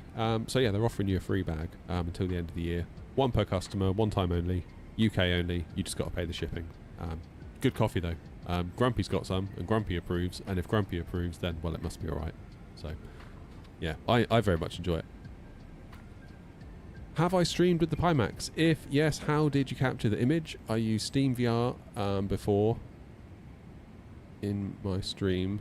Does this work for Pimax? So Pimax advised me not to use Steam VR as the runtime. In the Pimax Play app, you can switch the Steam VR runtime for OpenXR. So they advised me to do that. Now, in Sim Update 3, so on my TV in front of me, if I go into VR mode, I get this kind of weird, like, left-right, so I can see both eyes of the VR headset kind of 50-50 on my screen. Which obviously, if I captured that and streamed it, everyone would be like, well, what the hell is this? Sim Update 4, they've changed it. So you get like one eye's worth of stuff on the monitor. Which means I could just carry on capturing my screen and just stream that. Which is what I did for the last video where I did the landing challenge. Admittedly, the field of view is a bit wide. So maybe you want to zoom in a little bit. That could be a way to do it. But yeah, again, just another massive win for Sim Update 4, to be quite honest with you. Absolute win. Beforehand, because I've got a separate streaming PC, it was really, really, really annoying.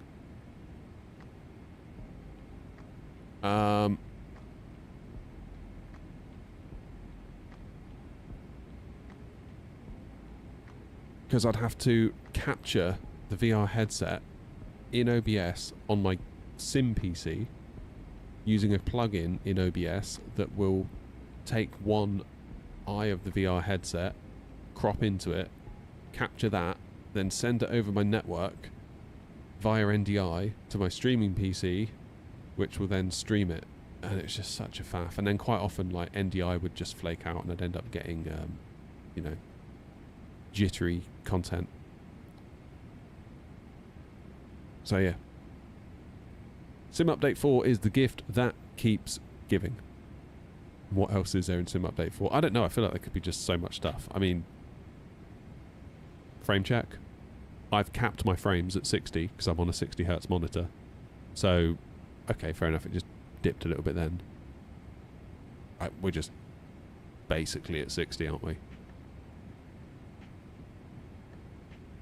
Occasional little blips. Nothing to write home about, though, is it? Faultless, pretty much. Do I have a stream schedule? Usually Tuesdays and Thursdays. This time. Would you even notice a difference in flight sim between 60 and 90? No, I wouldn't say so. What graphics settings do I use? It's a tuned down version of Ultra, pretty much. I started with Ultra and just pared it back a little bit.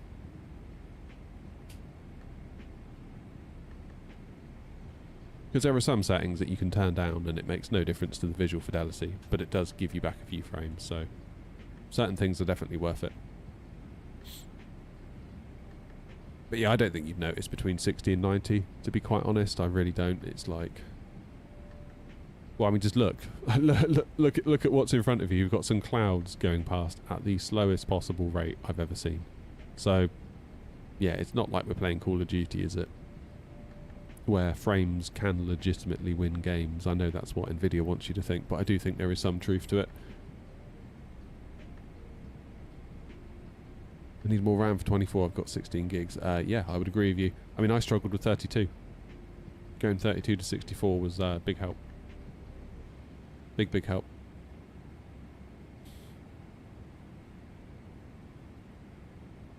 Right, where am I? And where's Grumpy? Grumpy's still ahead. Okay, I'm going to go make a very quick coffee. Looks like we're all clear at the moment for any ATC, and we will... and I'm going to get some paracetamol as well because I've got a headache. I woke up with a headache today. I noticed my throat feeling a bit weird. I was trying to record some audio for a video the other night. Was it Tuesday night? And I got to the last paragraph of what I was trying to say, and I couldn't say it. Just my voice just went... Ugh. And I sort of cleared my throat, went, no, try that again. Got to like the second word, and the same thing happened. So I think I could be cruising for a bruising here, to be honest. What RAM do I use? DDR5 6000 CL30 Corsair stuff. Non-RGB though, because I well, I've got a, what do they call it? Peerless Assassin cooler, which just covers it all up anyway. So there was no point paying extra for the RGB. Right, guys, coffee time. I will pop you a nice view up on telly. It's my northern accent. I'll see you in a minute. Have fun. Grumpy, you're in charge.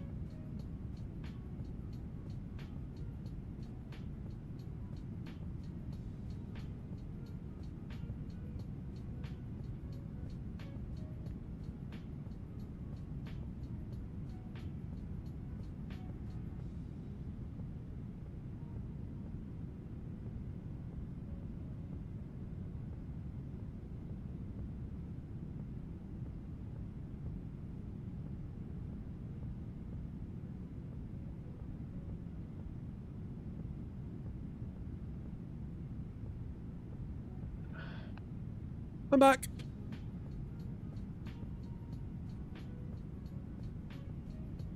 Yeah, Rajado Coffee /Air Not. If anybody wants a Rajado Coffee, and use code... Let me find that code for you all a minute. Yeah, it's getting hot in here. 26 degrees, thanks to my PC. Slowly cooking me like a frog.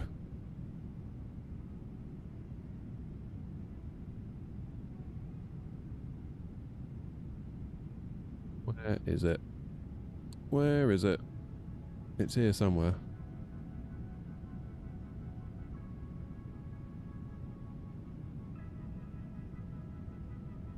Yeah, so use the code AirNot 998VA. Victor Alpha.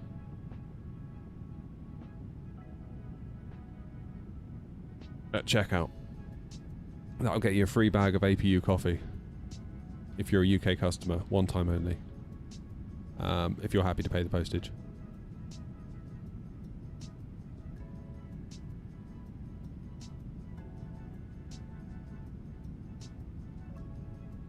And an expensive hobby. It's really weird, like, my wife and I were talking about it the other night. About, like, just that we don't really want anything. Like, we just don't want any stuff.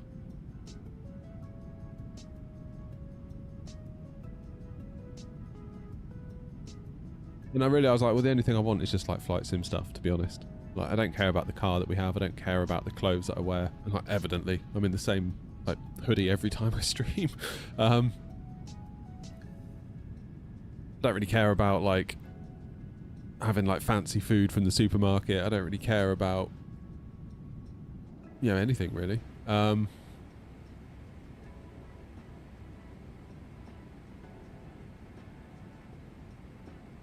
Just a nice PC and some sim gear, and I'm pretty much happy. For a RNAV 04 landing into Larnaca. Grumpy, I only caught the last few words of that. What GPU have I got? 7900 XTX. Has to sell the children's livers to get his gear. Well, this is the weird thing now. It's like, I feel terrible saying this because it sounds like a bit of an arsehole thing to say, but like the one thing that I used to save up money for, quite a lot of the time now, I don't have to because brands want to send it to you. Which I know is going to trigger some people, and you know, people aren't going to like that, but...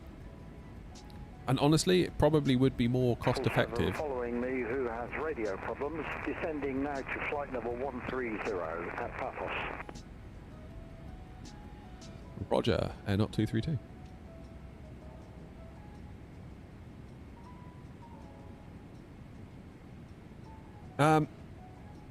Yeah, it probably would be more cost effective for me to have just saved up the money and to bought the stuff, versus spending 3.5 years of my life relentlessly building up a channel. Like, I'm not advising that you all do this. Like, it's a very long, hard road just for a joystick. To be honest, you're probably better off just to go and buy the joystick. It's probably the easiest route for you. Yeah, it's weird. It's all very weird. Once you get to a certain point on YouTube, just like brands, just... I mean, like I was saying to Grumpy last night, I got offered a treadmill, a rowing machine, and an exercise bike last night. That, because apparently my content was just so well aligned. It's like... What the hell? Dylan on TikTok says, dude, why did you buy me as a follower? Sorry, Dylan. I just went to the cheapest section, and I guess that must have... you must have got scooped up in that. I went to the worst followers section.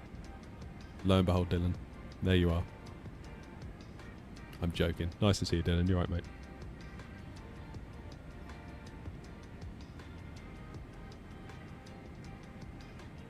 I guess I could do a stream like Flight Sim, but when I stop running, the plane crashes.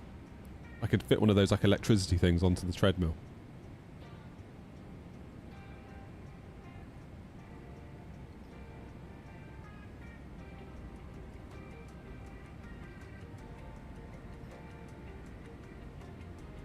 Finally got the A380 set up at Larnaca. Linkers, you've been there for ages, mate. Did I see the latest dev stream for the Aerosoft A340? Makes me think it will be out soon, and that thing will be classed with Tollis on board. Yes. However, the Aerosoft side of that equation troubles me. If all Aerosoft are doing is the model, the 3D model, and everything else, that's Tollis's job, well then maybe we'll be alright. Maybe we'll be alright. I was watching an old episode, it reminds me of an old episode of Top Gear that came on the other day. Like my kid's gotten into old episodes of Top Gear on iPlayer, and he was watching one. And Clarkson was there doing like the news, when they used to sit there doing the news. And they were talking about this collaboration between Mazda and Alfa Romeo. And apparently Mazda were going to design the car and Alpha were going to be involved in the construction of the car. And it's like, that is completely the wrong way around, isn't it? Like Clarkson was saying, like anything to do with building the car, electronics, welding, that's Mazda's job. Like, we don't want Alpha doing any of that. So as long as, yeah, I guess as long as the workload is split up nicely appropriately between Tollis and Aerosoft. I mean, it could be good for Aerosoft. It could be good for them to kind of get their feet wet again, because I feel like their A330 excuse me, was not good. Oh, sorry, Linkus. Sorry, misunderstood you. Nice PC isn't far off the price of a car, though. I guess it depends what car. But yeah, I take your point.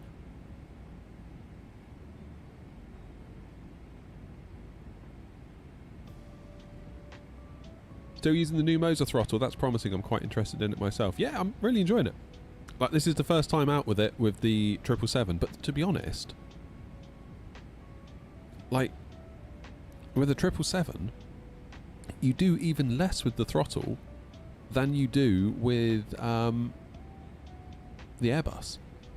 Because I know the Airbus, you pretty much remain in the climb gate for 98% of your flight, basically, don't you? Therefore, you don't touch it. Therefore, does it really matter that much?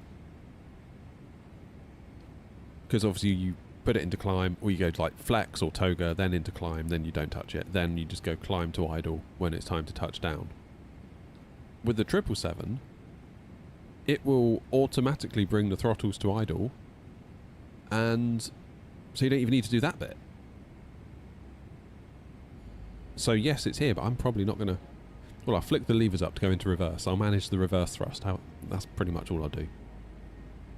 737 though, when PMDG come out. Also, if you haven't watched, what's it called? Sky Blue Radio? RSR was on there yesterday doing an interview. Really good conversation. Really, really good conversation. I recommend. It's about an hour long, but just, yeah, it's always interesting listening to RSR talk. I think he's a very, very switched on, very interesting guy.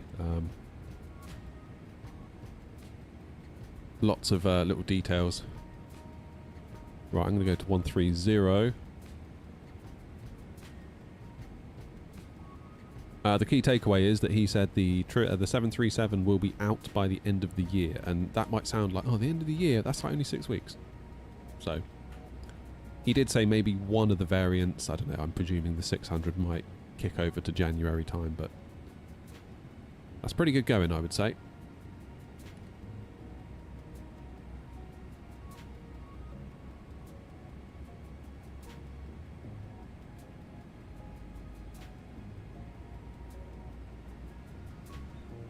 Greetings from Ireland. Nice.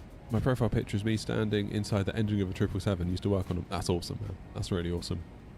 Also, I really want to go back to Ireland. Air 232, flight level 400, descending now for flight level 130.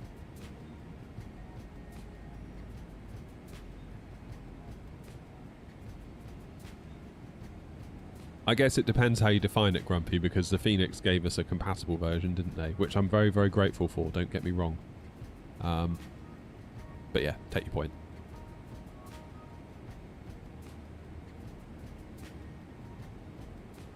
I want to go back to Ireland. I love Ireland. Something about Ireland. You know? It's got a vibe.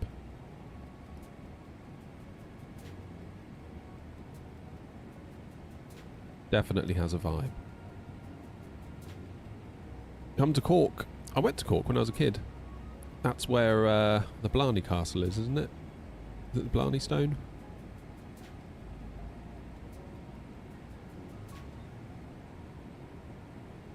Is that where the Blarney Stone is? I remember we went there as a kid on holiday and my dad had to go there and kiss the Blarney Stone.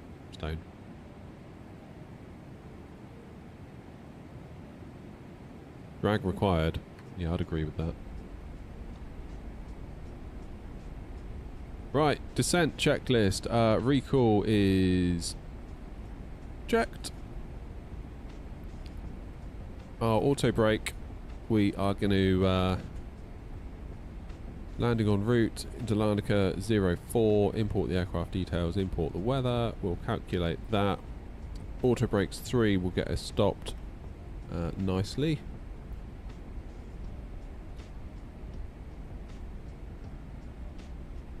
Maybe we can get off by Bravo, if not Charlie. That should be fine. Speed brake extended. I know, it's because you told me to extend it. 1, 2, 3. Auto brake 3 is selected. Our landing data will do a flaps. We'll do flaps 30. 137 knots. And our minimums is going to be... Am I a Class C plane still as a 777 or am I a D? It's either 289 or 2...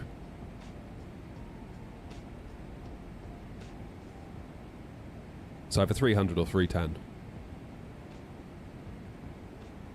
Stansted to Cork. Yeah, Cork's a nice one. Come to Galway. I've been to Galway. Loved Galway. So I used to work in Tullamore for a long period of time. Well, not for a long period of time. A long time ago. I worked there for a few months.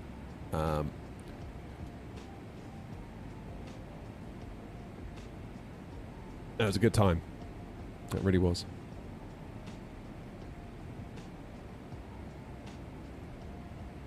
Got a load of family in Ireland as well, which is cool.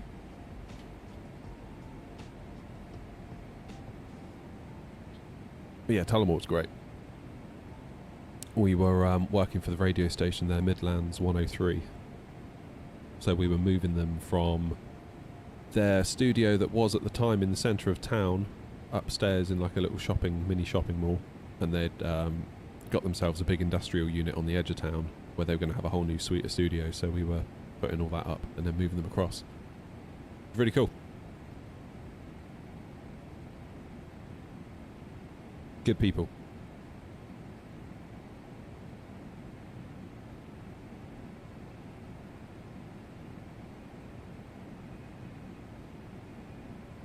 Damn, we're descending at quite a lick, aren't we?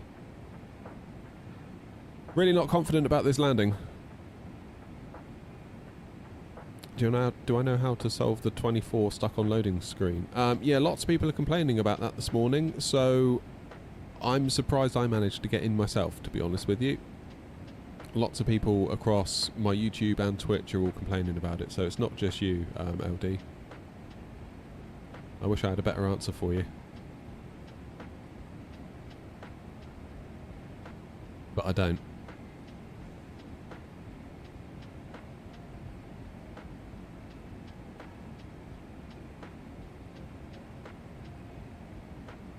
Yeah, does anyone know if the 777 is a Category C or Category D airplane? You reckon the PS5 beta testers are the reason? Poor old PS5 people.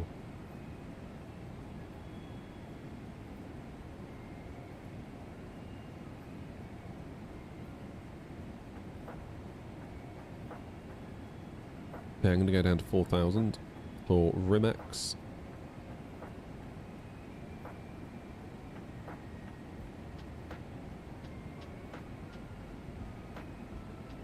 It's a D.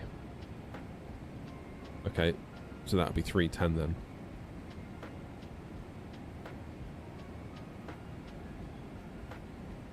On the minimums.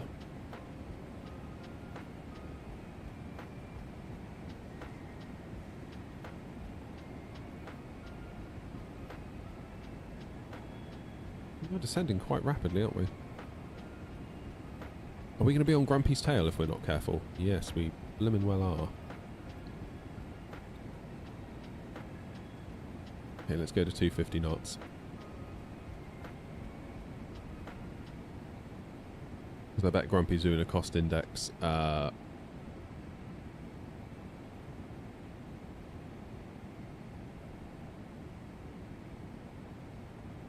Might be worth holding at...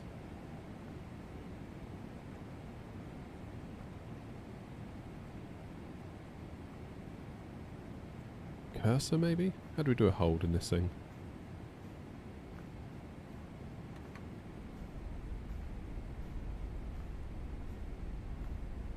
Probably the hold page. Next hold.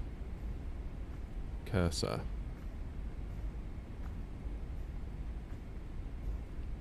Larnaca traffic A0232, we're going to hold at cursor until flight level 110 to give a bit of separation to the aircraft in front. Larnaca traffic. Yeah, it's all good, Grumpy. I figured I'll do a hold.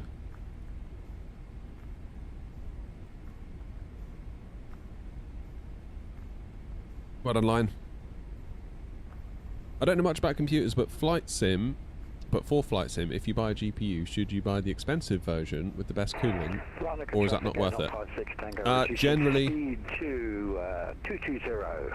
in my experience, it's generally not worth it.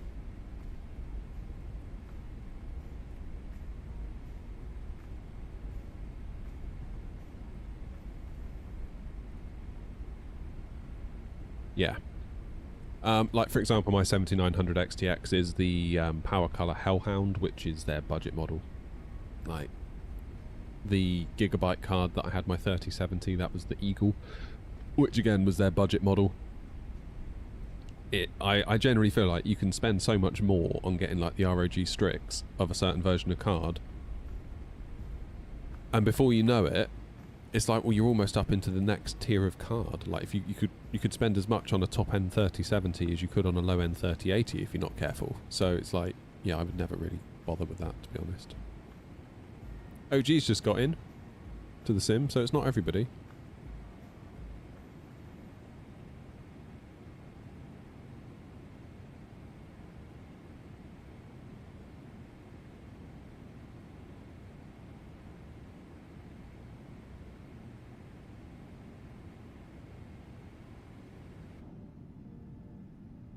How's about that for a view?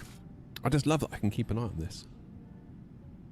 I can see exactly what the plane's doing. It's really nice.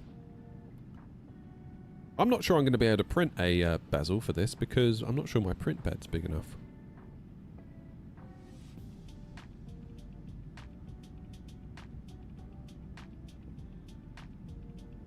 It's server related, is it? Okay.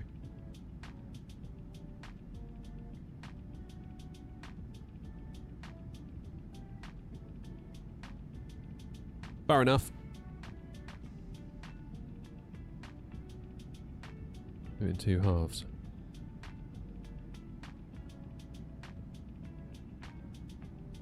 And do what? Glue it?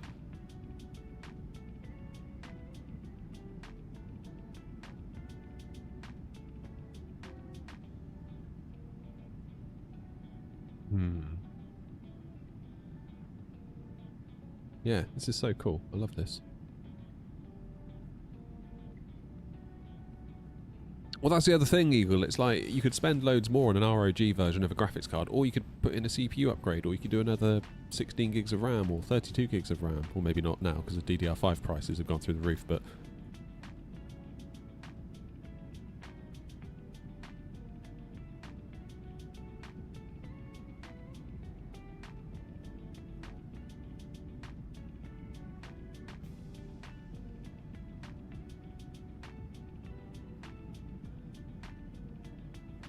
plenty of time.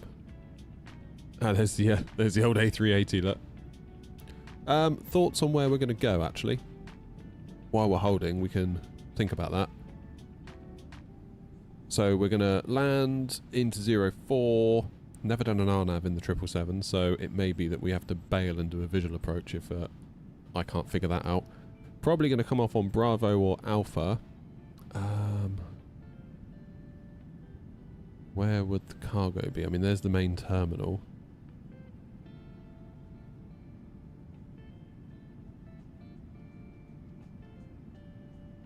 Not entirely clear. GA's up here. Maybe they don't have a cargo area as such. Maybe then I will... Don't click approach. What, for an RNAV? Okay. What will click and approach do if I do click it?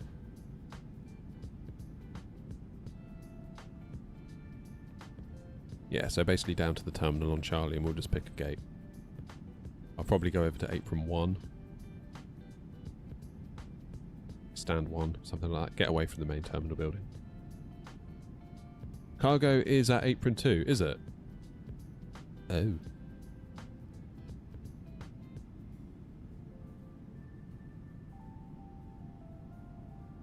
Maybe then I'll go to stand...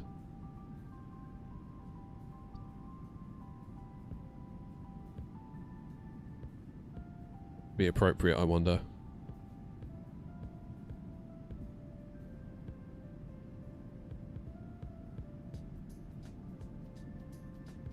Only difference was the temps. Yeah.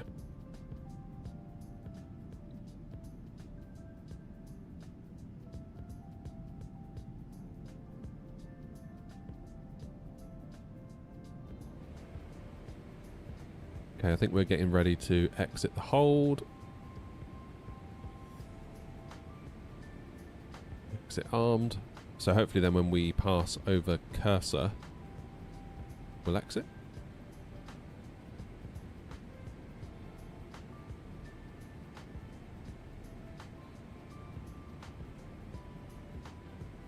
$54 miles, track miles to Larnaca. Should be Larnaca traffic, Air 232 exiting the hold at Cursor, now proceeding to a RNAV runway 04 approach via Rimex. Larnaca traffic.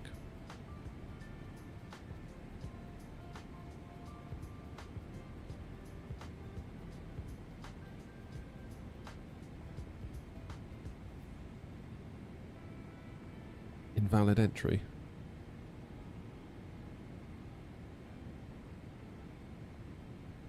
Is it going to let us go at Cursor, or is it going to loop us around again?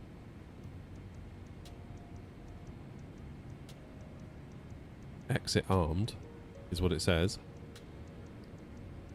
Come on, let us go. Otherwise it would be a direct 2 to Gitbro. Yeah, it's done it. Nice! Cairo, Darren.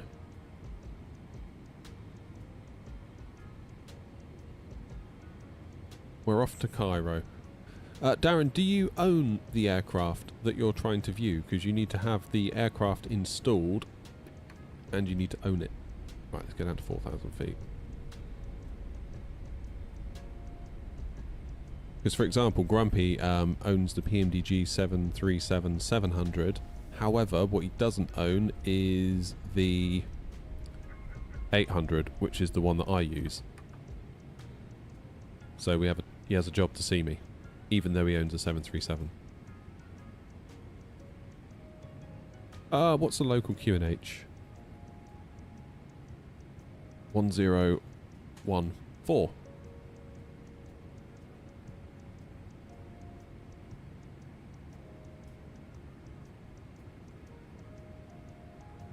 Get the lights on then.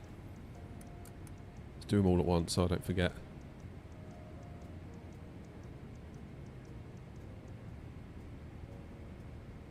Okay, VRF minimums. Approach briefing is complete. Approach, we've done our altimeters. So we need our speed brake armed, landing gear down, flaps 30, then our landing checklist will be complete. Let's slow now to speed 220.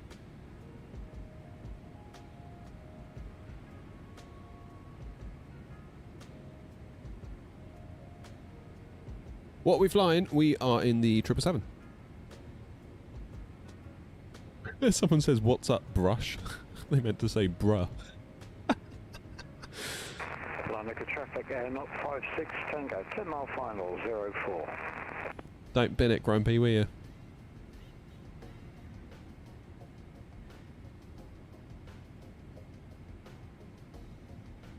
Don't be binning it.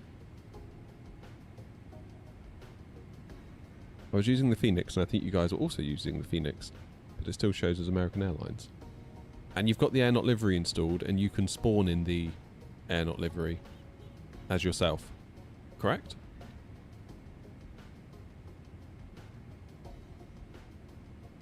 Wasn't in 321. Oh, don't shift control. Don't say that. Don't say that.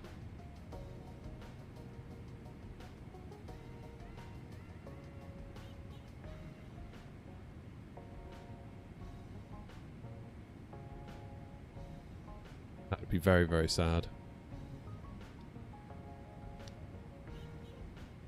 Right, how do I do some fix rings? Let's do a bit of 777 practice here, because I haven't done a lot. Fix? Oh, there you go, look. LC... What is it? LC... LK. 04? No, okay. LCLK then, I guess. If I just do that. Okay. We do 10?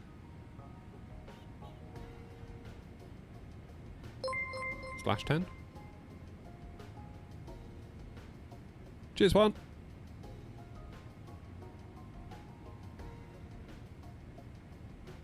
There we go. Now we do slash 15.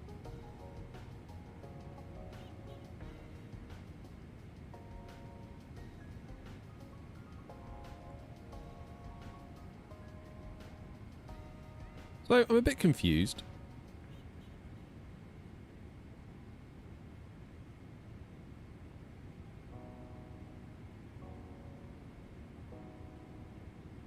Okay, we need to be at 4,000 or above at Rimex, so we'll keep that in mind. I spawned one of your liveries and I've installed them all into the community folder. And you've set the VMR files up, Darren, because that is absolutely crucial. You must set the VMR files up. VMR files don't live in the community folder. They just need to go anywhere on your computer. That could be your My Documents folder, could be your desktop, as long as you leave them where you put them. Then you need to go into vPilot, go to the model matching section, go to advanced rules or custom rules, and then add the VMR files that are stored somewhere on your machine. You've got to type RW04. Oh, okay, fine. Go around procedure then is straight ahead, then turn right to Amako, climb into 2000, contact ATC. Cheers, Boeing. Appreciate you. Oh, man. The probability of this landing sucking is high. Very, very high. Thank you, Ritz. Welcome on in. Appreciate it.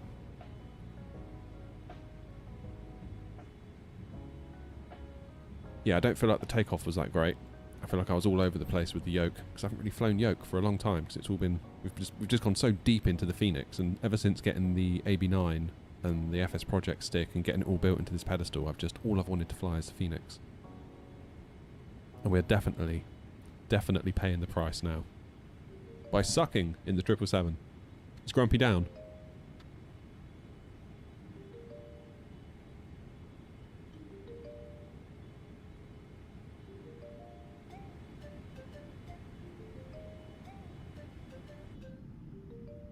Pretty part of the world to land in there, this, isn't it? So am I going to get any sort of markers? You say don't press the approach mode.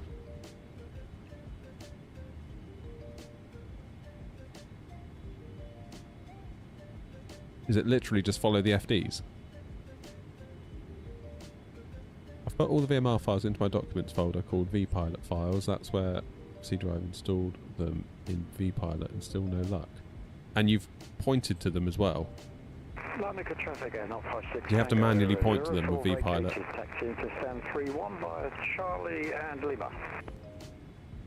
The screen for the PFD and ND, I literally just got it yesterday. It's from Amazon. It's made by a firm called Pretchen, so I'm told. One of these like Amazon sort of no-name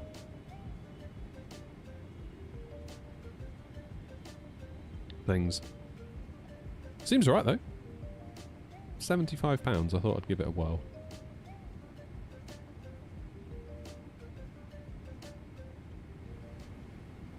Right.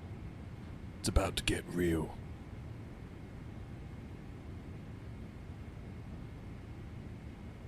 It says VNAV path, so that means you're on the RNAV. Good. Let's go down to 2,000 feet then. Shall we? Go speed 180.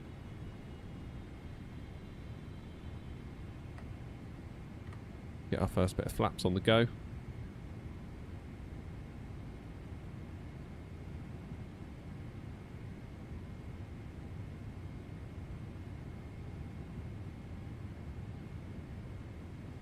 Right, how far have I got to go until the runway?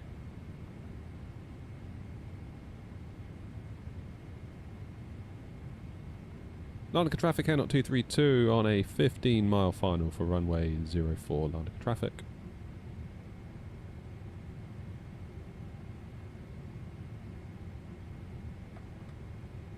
Go flaps 5.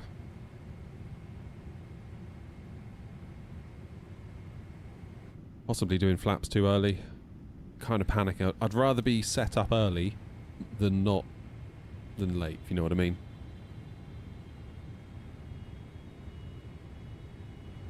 Get the volume up. Let's hear that sound pack, shall we?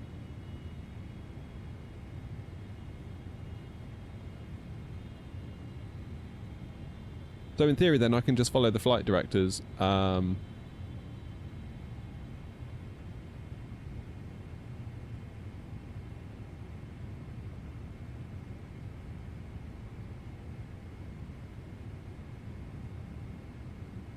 the way down.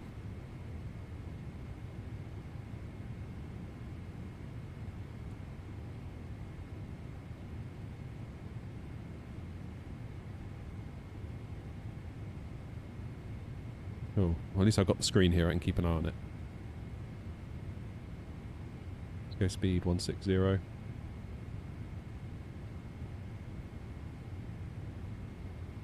Let's up on the speed brake.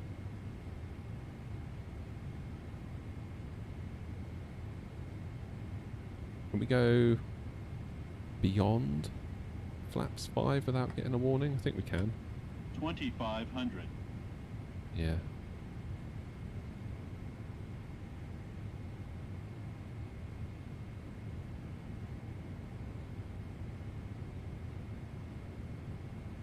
Should we get gear down?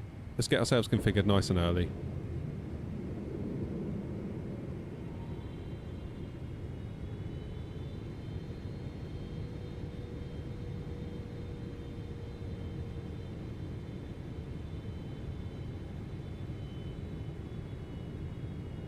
Go speed 145.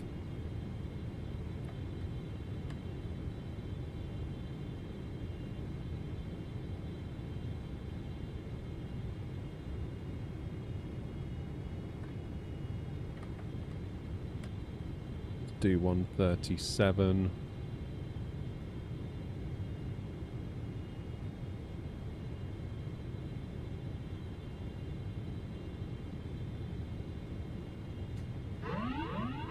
Let's take control, shall we?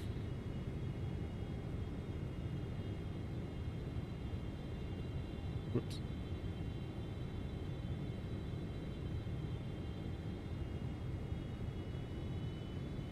So the flight directors are not helping us.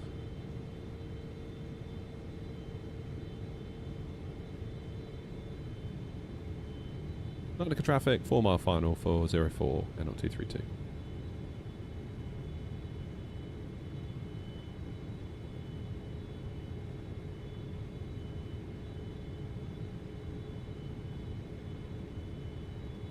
Come on.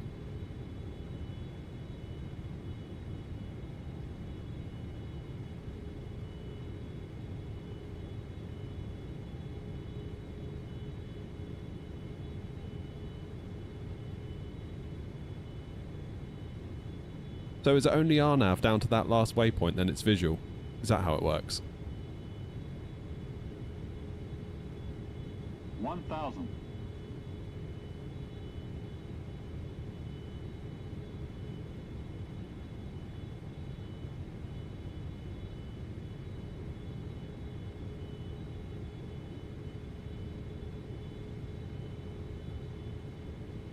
Okay, 3 reds. Feels like we're just dipping a little bit.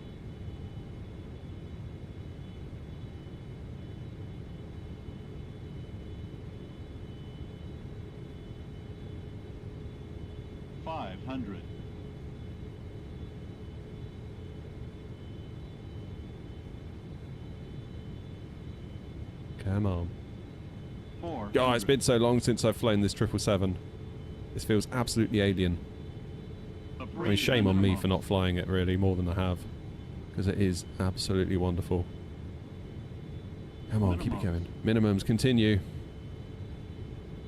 Just over to the left a little bit. 200. You need to sort of push your nose down a bit at a certain point, don't you? 100.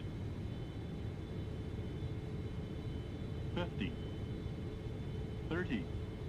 20. 10. Go on. And reverses. 260 feet per minute, that's alright, I'll take that. First one out in the Boeing 777 in a while. Fairly respectable, I would say. 80 knots. Stow the reversers. Now, because we're going cargo, we can basically just keep it rocking and a rolling all the way down here. Need to get a keybind to disarm my auto brakes. That wasn't too shabby. It was alright, I'm happy with that. Quite happy with that.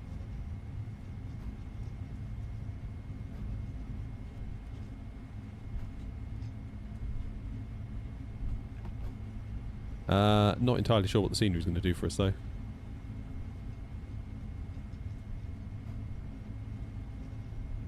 Look at traffic, Air 232 vacating at Charlie. Not too bad. I'll take that. Yeah, we should really probably get the any-build scenery for here, but I'm just loathed to buy any scenery right now, given that Black Friday's coming. Do you know what I mean?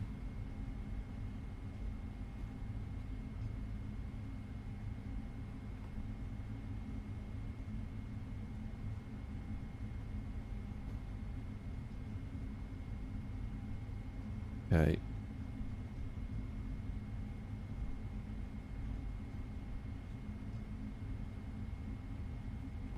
And Larnaca traffic, Air 232, runway 04 vacated, taxiing to stand on apron 2, Larnaca traffic. Okay. Let's get those speed brakes away. APU on. Strobes off. Now, where am I going to go? I don't know where to go. Not sure this scenery is helping out particularly either. Straight ahead onto Bravo 7. I think, like a coward, is probably going to be my plan. What do I prefer, yoke or Airbus stick? That's a really interesting question because I've flown so much stick recently that I would probably say stick, but I do actually like flying with the yoke. I just think I've gotten so used to it. 0 suitable parking spaces, brilliant. Okay, I'm just going to go straight ahead. I know it looks like on the scenery I'm doing the wrong thing, but if you look at the chart, I think I'm doing the right thing.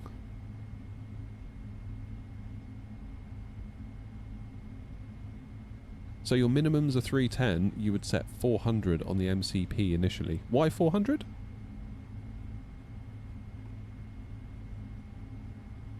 Just out of interest?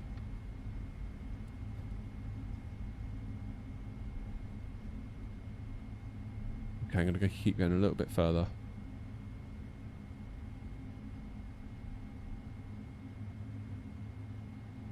That'll do. Okay, APU is running.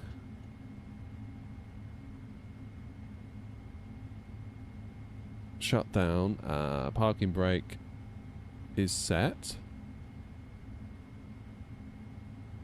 The APU is running so we can lose the engines, I believe.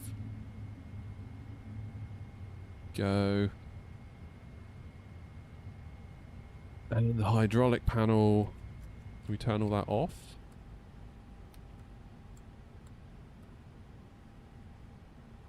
Fuel pumps off.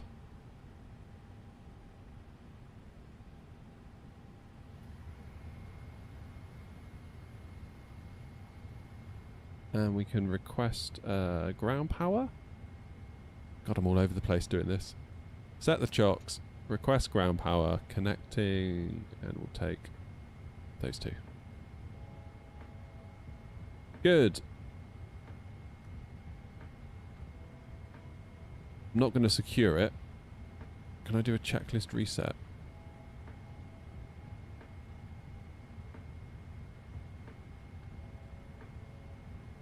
Normal. Resets. Reset normal. Pre-flight. There we go. Now we can do a next flight. That wasn't too bad. Does going back to non-force feedback feel strange? Yeah, a little bit. Little bit. Little bit. Yeah, so what's Eagle saying? If you fly an RNAV approach, you have to set the minimums on the MCP altitude. Then when passing more than 300 feet below the go-around altitude, you can select the go-around altitude on the MCP and it will keep following the nav in that case. Got it. Okay, cool. So your minimums are 310. You would set 400. Why 400? Why would it be 400? Why would it not be 310 out of interest? Do you round up to like the nearest 100 or something? Oh gee, I don't think there's any freeware for Larnaca. Just placed an order for the Rosefire A106 overhead. Any thoughts? No, I haven't tried it, although they are relentless at emailing me. Relentless. Having seen other creators use it and having seen just the general vibe I've gotten from them over email, I'm not sure I particularly want to.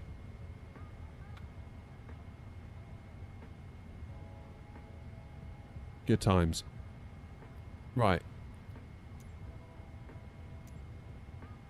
Can we request deboarding?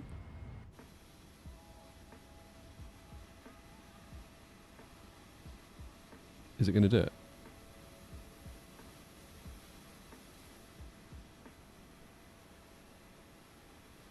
I feel like I'm all on my own down here, because Grumpy's all the way down there. But yeah, I definitely feel like Inibill's Larnaca might be on the... If that goes on sale on Black Friday, I'll probably pick that up. That'll be my plan, I think. I'd like to get Newcastle, I'd like to get Prague, I'd like to get Larnaca. Istanbul, there's a good enough freeware. Do I think the Thrustmaster Boeing yoke is worth it? Yeah, it's a good yoke. I would keep an eye on it on Black Friday as well, because you'll probably get some deals.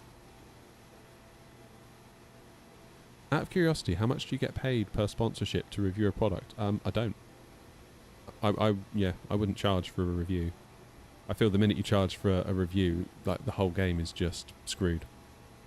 Like, no way would I charge for a review. They're welcome to send me the product, and I'm always willing to send it back. But half the time they're just, well, pretty much all the time they're just like, nah, just keep it. Because I guess it's just not worth the hassle of arranging a courier, and particularly if it's like going back to China, that could cost a lot of money. But yeah, I would never charge for a review.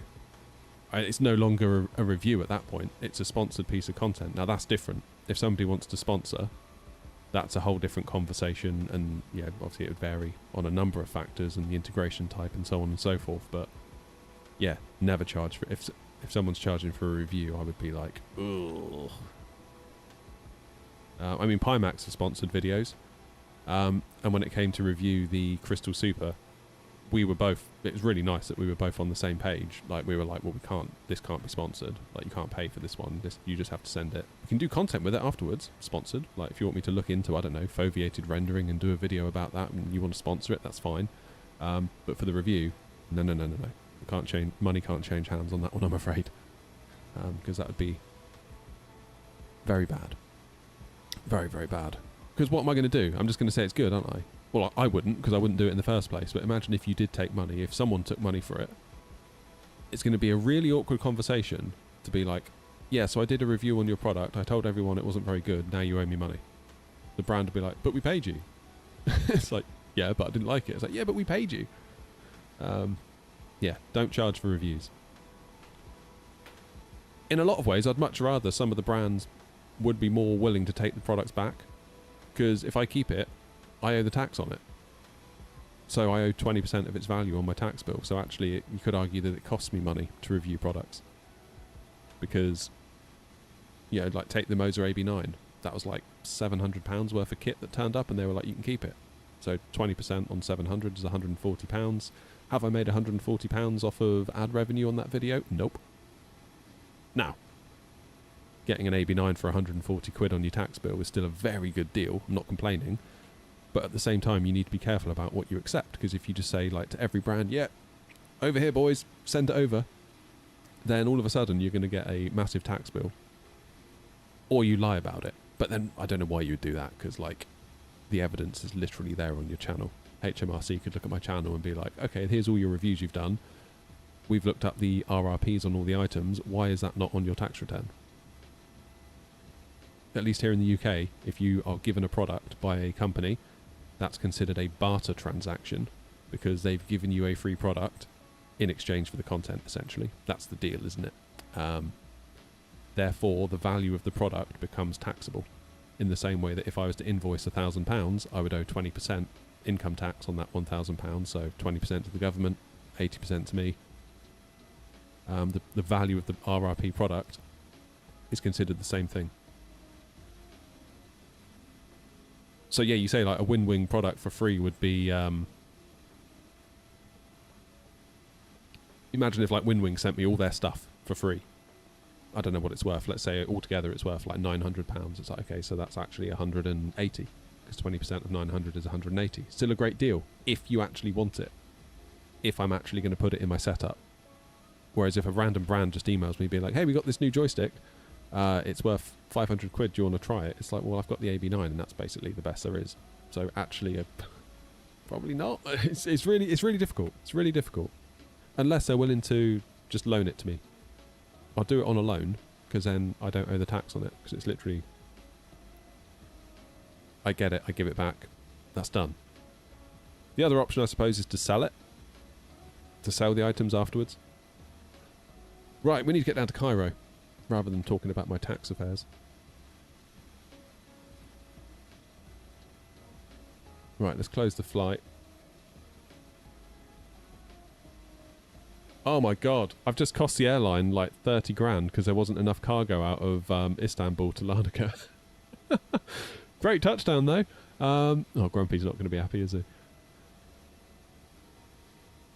Little bit late on the touchdown, I'll admit.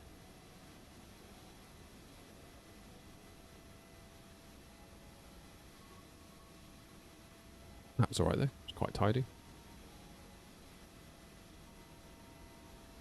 Right, cargo flight. We are going from LC, LK, Cairo. God, Hacker, isn't it? That's the one I want.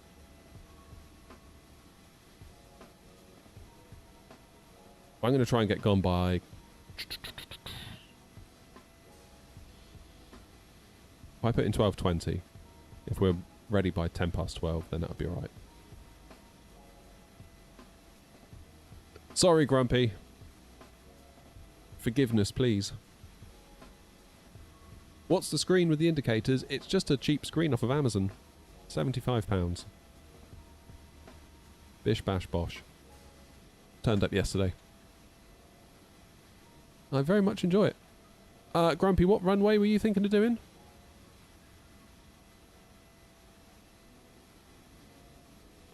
Because it's got me on 2-3 left. And you're saying if we go 0-5, we get to see the pyramids. And given that we're going all this way, it might be quite nice to see the pyramids. Where am I going?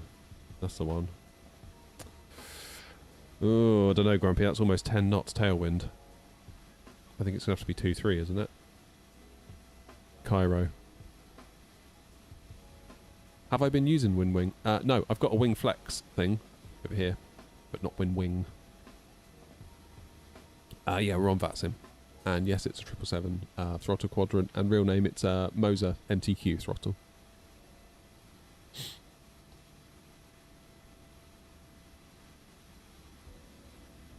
Damn, this is a big airport. Is that literally like regular buildings nestled within the airport?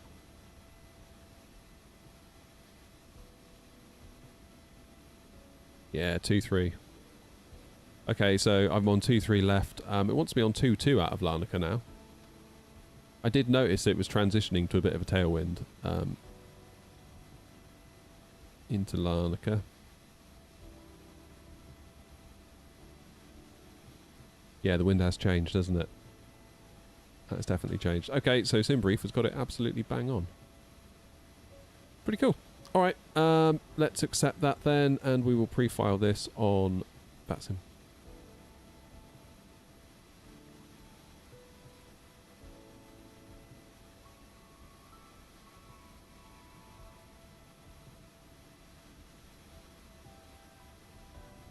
Not sure at which point I can stop typing call sign air not, because we are a VATSIM affiliate now, so it shouldn't be long and they should know who we are. Like, it should come up on their systems because we're like on the database for VATSIM. And we've got an audit apparently in December to see if we can become an official VATSIM partner, at which point we would be eligible for all of our liveries to be included in FSLTL, which would be flipping awesome, wouldn't it? How cool would that be? That would be so cool. Okay, I'm just going to disconnect from VATSIM and reconnect real quick.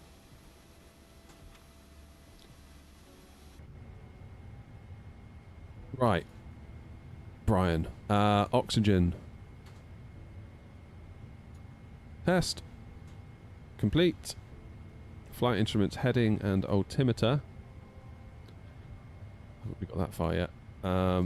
Let's go down here. Let's do electronic flight bag. You're getting the wing, throttle, etc. when it's back in stock. Nice. Nice. Yeah, I might treat myself to it in the new year. Get Christmas out the way first, and see what pennies I'm left with, if any. Right, take off. Larnaca 22. Import from the aircraft. Actually, no, we don't want to do that yet, do we? We want to go to the ident page. POS in it is good. So we are at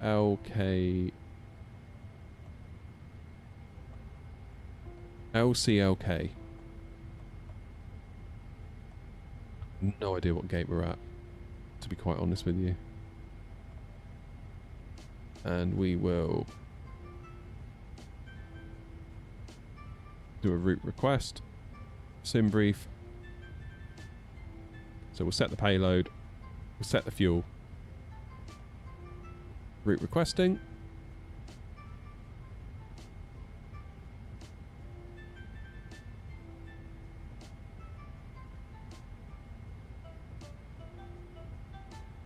Grumpy does not like red, Joanna. You're quite right. Right, let's load that in.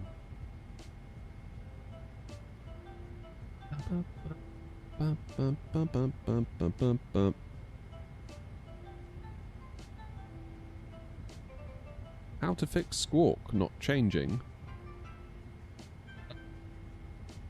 No? Is that a VATSIM issue? I had that a while back. I think it might be a VATSIM issue if you're on VATSIM, because I had a controller say, like, I was at Stansted and I was getting ready to go and the controller was like, oh, can you set your squawk? And I was like, I have. And he was like, you sure? I was like, yeah, pretty sure. And then it was something on his end, I think. Very weird.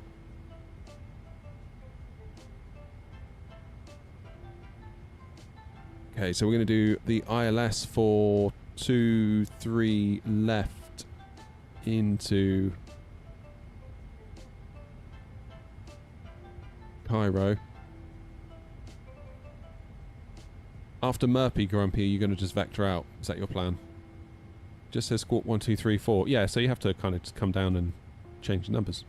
Like, I'll set mine to 2000 to indicate to any controller that might bump into me that I have not been assigned a squawk yet.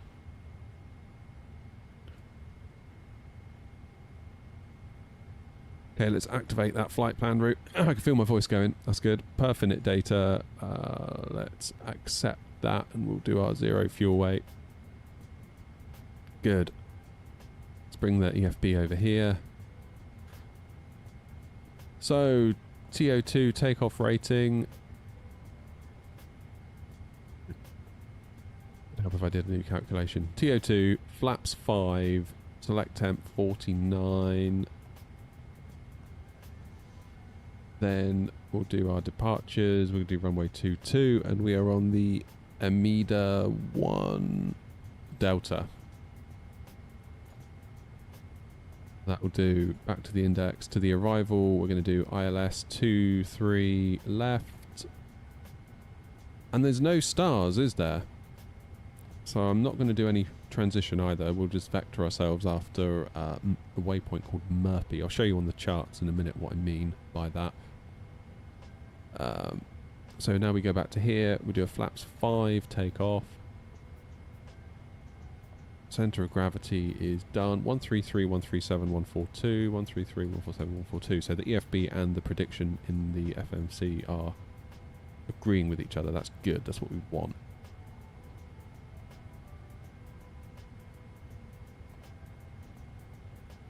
That is looking pretty tidy, I think. Okay, let's get the APU fired in that case. Oh, the APU's on. How embarrassing. Okay, in that case, we can get the right elect pump into auto. Let's get the fuel pumps on.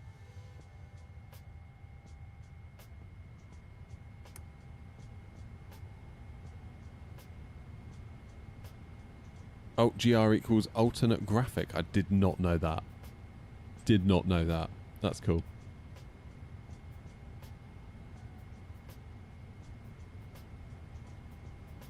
So, let's get some charts up.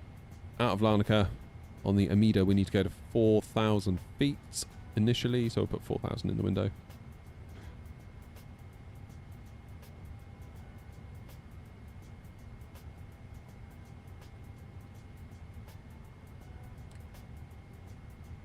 Runway heading is...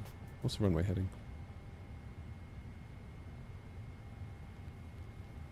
Info, runway, 220, literally bang on.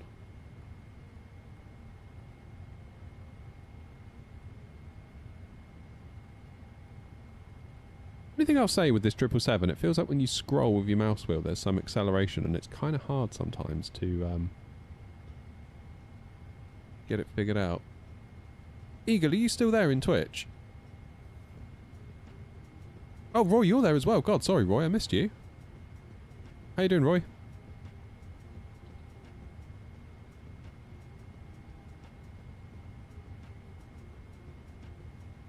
Parking brake is set.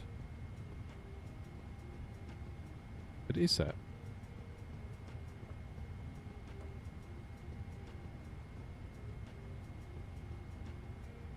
Parking brake is set. Why is it saying it's not set? Hey, well done, Joanna. AB9 inbound.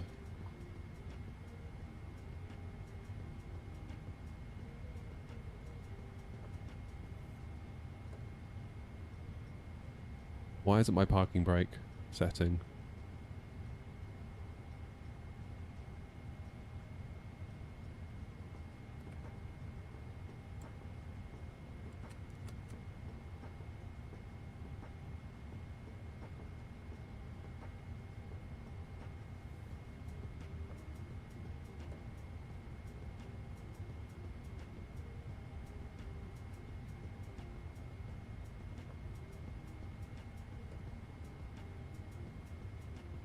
What's going on?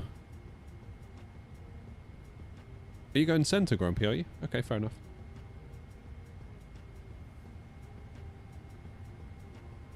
We override an item. I guess we'll have to. Okay, V2 heading, track and altitude's been set. Takeoff speeds are set. CDU pre-flight has been set. Trim, we need to do 375.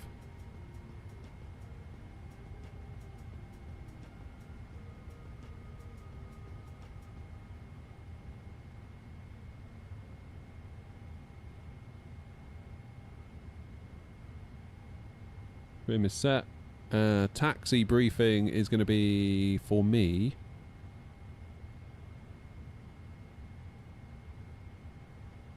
Charlie down to hotel.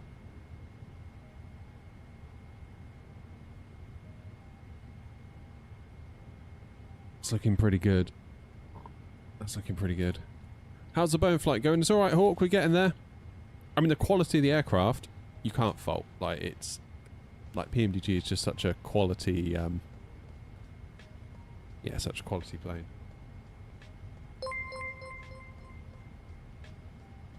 Cheers, Tiger. Thanks for the follow. Appreciate it. Right, let's reset the minimums.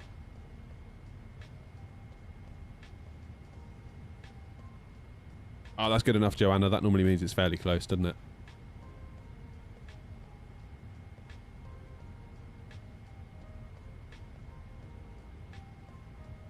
Jolly good. Okay then. Do we need to get the doors shut?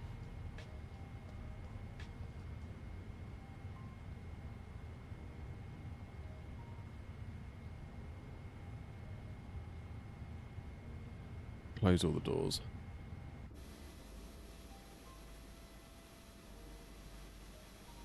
Tiger says, hey, I'm thinking of getting Navigraph and I currently use the Lufthansa systems built into Charts. Yep, that's fair enough. I personally prefer Navigraph, mostly because I can run it on an external monitor. Just over here on my left, I've got like a little touchscreen monitor and I've got like a moving map and I really like it. And for me, I do enough simming that it doesn't really bother me to spend the money. Why are my doors being weird? Don't say it, Grumpy.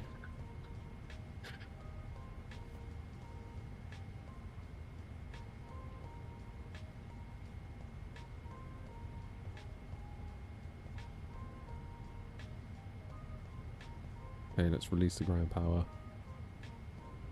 Let's remove the chocks.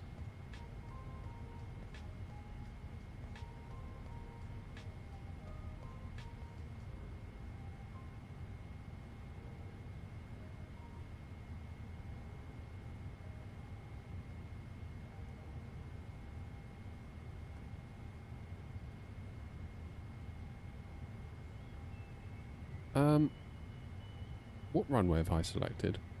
22. Oh yeah. Duh. Yeah, I don't need to go all the way down to Charlie. I just need to basically push back and go to Alpha. That'll do.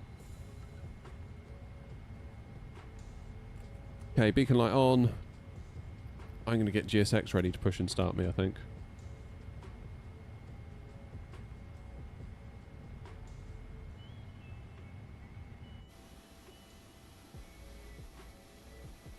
And have a little mini cheddar. Hello, Captain. We are ready for pushback. I think I need to change my sub goal on Twitch.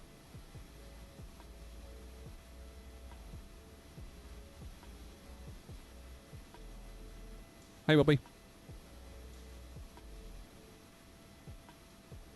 Why is my door keeping on opening? Completed. Bypass pins inserted.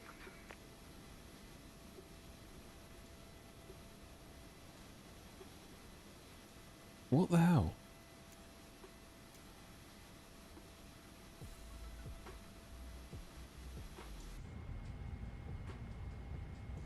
Does anyone know why my door keeps opening? There you go, now it's closing. Locking gear.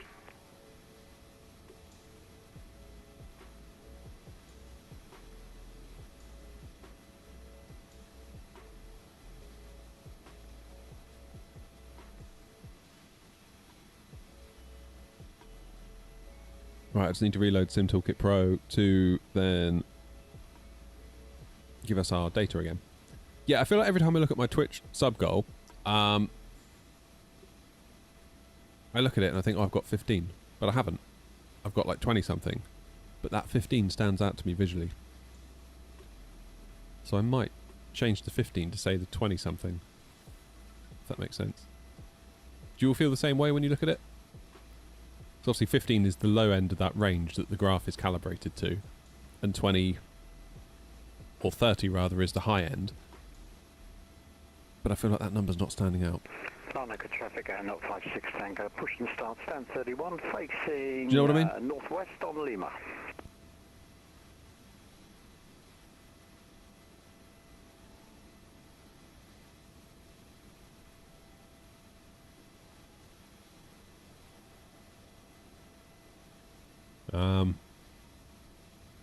Oh god, what do I want to do? Probably nose right, tail left.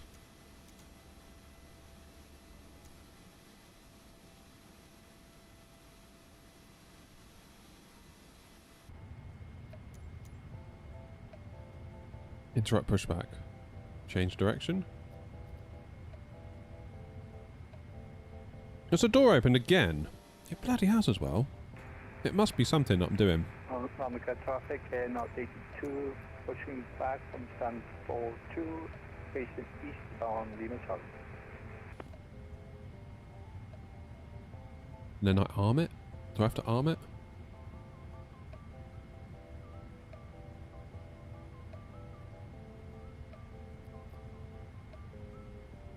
Nose right, tail left. Lanka traffic, Air 232, pushing back, nose right, tail left, 8 from 2.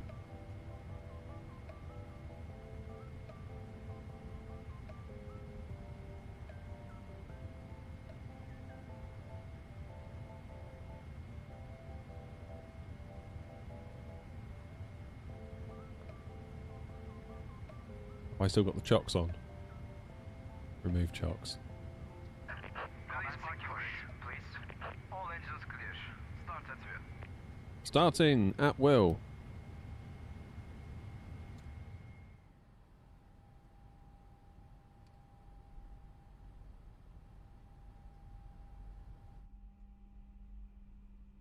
Automate ground ops. What does that mean? At a glance, I would read 15 being the current number. Yeah, it's not. It's like 20 something.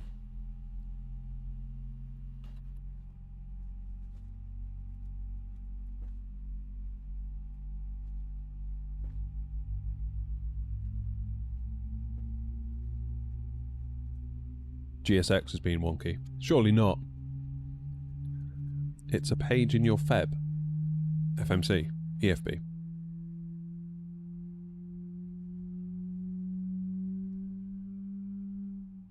Jay's got the same glitch. Okay.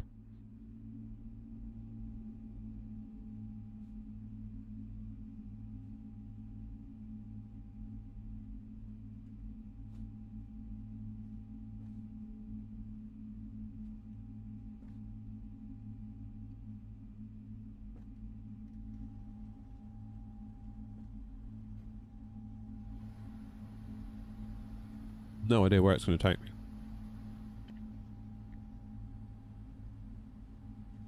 Cheers, Bobby.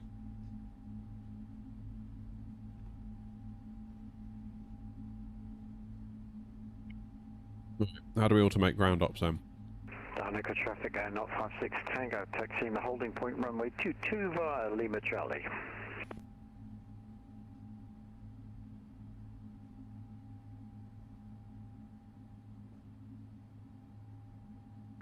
Please set parking brakes. What do I do then?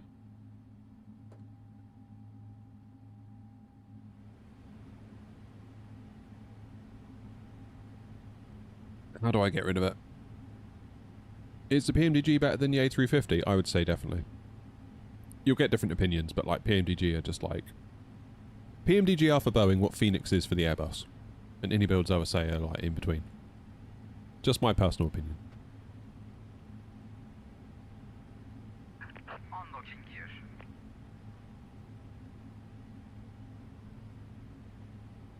So once GSX leaves us alone, do you think we'll be alright?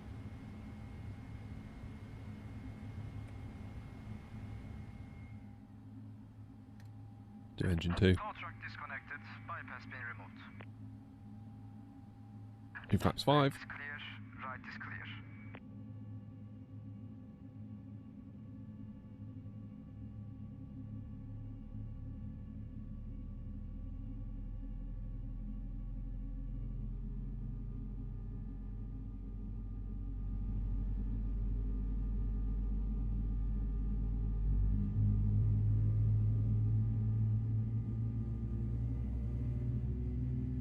Damn, that sounds good, doesn't it?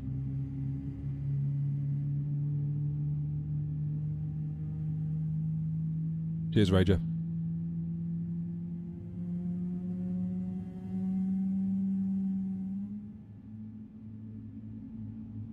Not a fan of the mud brown interior. This is a classic leather finish, this is.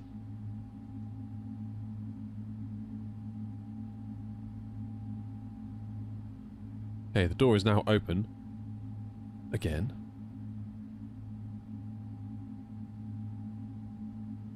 I don't know what to do here.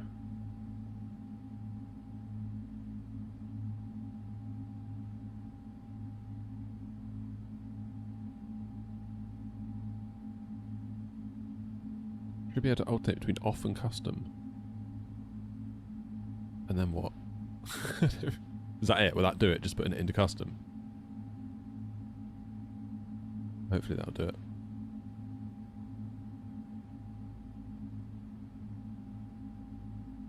Alright, let's get rid of that APU.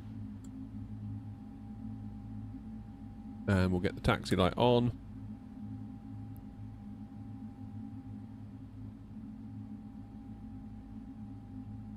London traffic, Air 232, taxiing to holding point Alpha for runway 22 via Charlie Whiskey, Charlie Victor, Charlie and Alpha. London traffic.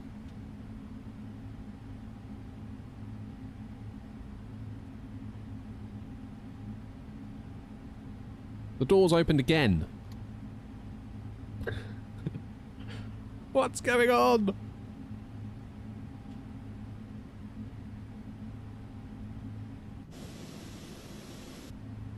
Right, hopefully that's the last time now.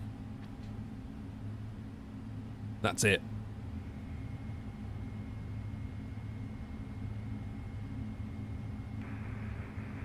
London traffic, Air 2, taxiing the runway. Okay, let's refresh the flight directors. Lima Charlie Whiskey Charlie, following the company traffic, Air 2.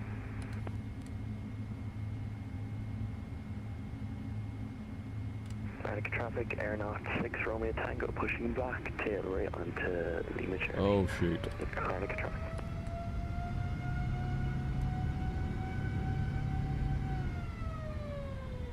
It's a mistake. I think I accidentally clicked something I shouldn't.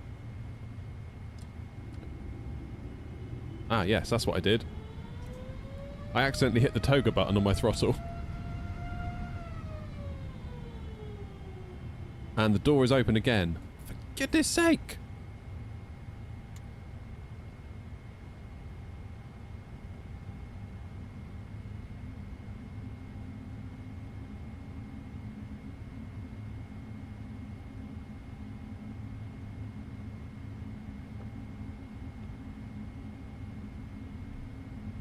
Right, auto taxi, flight controls are not checked.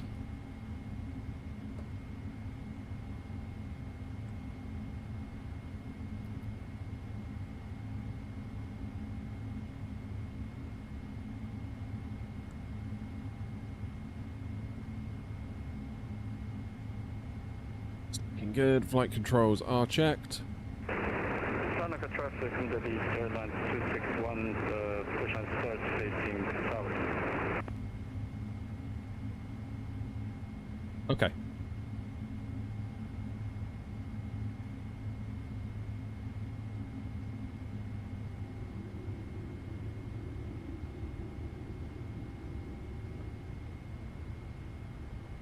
Parking brake is not set. There we go. Nothing wrong with this Boeing, Grumpy. So we're going to do a little loop around here, essentially.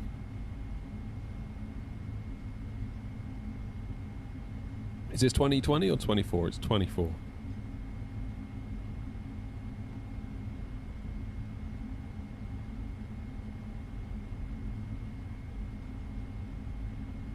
Yeah, some scenery here wouldn't go amiss, would it? Not really. If you haven't hit the like button so far, guys, please do it. Otherwise, I'll do a bad landing. It's very, very important.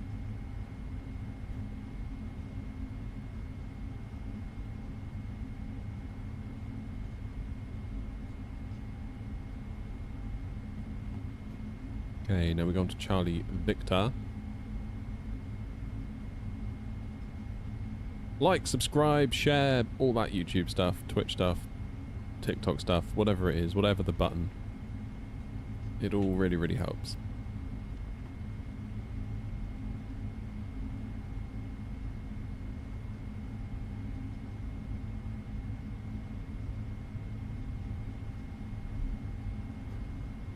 So where is... you know what I nearly forgot? Start new sky. Where is everyone? They're on the roll. I'm going to let them go first.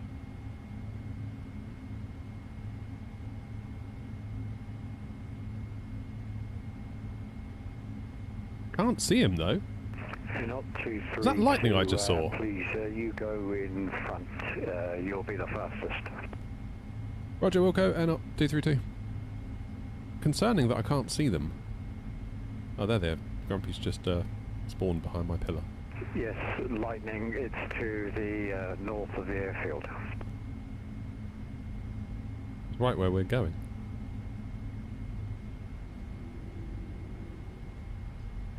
Do I use any camera or instrument view tools? Well, I've got this little screen that I've set up, so that's kind of new. That's only like a day old though. That turned up last night at like 6:30 from Amazon, so I rushed out here to try and set it up last night. Oh, more lightning.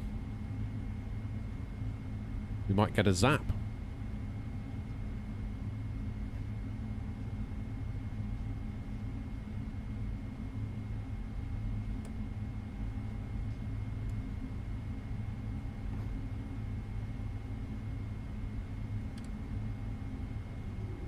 God, it's doing it again.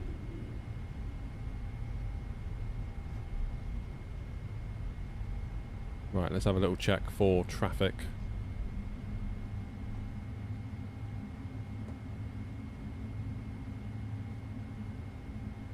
Is there anybody coming?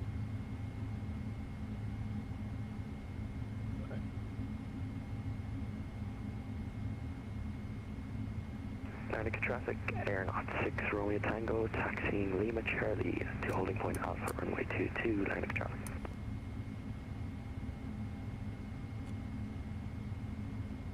Atlantic traffic, Aeronaut 232, lining up runway 22 for a Amida 1 Delta departure, Atlantic traffic.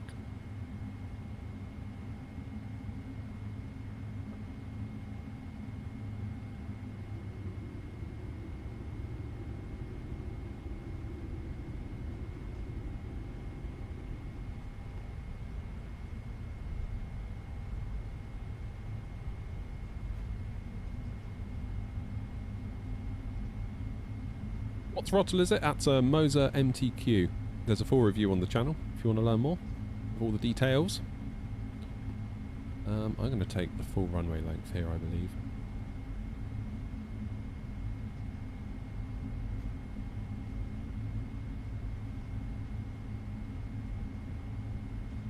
Have I got any scenery for Cairo? Well, apparently Gaia did a handcrafted version, which will hopefully be good enough for me. Wake turbulence not a thing in the sim. Yes, it is. It is in 24. Atlantic traffic, Middle East Airlines 261, taxiing runway 22. There's Ken.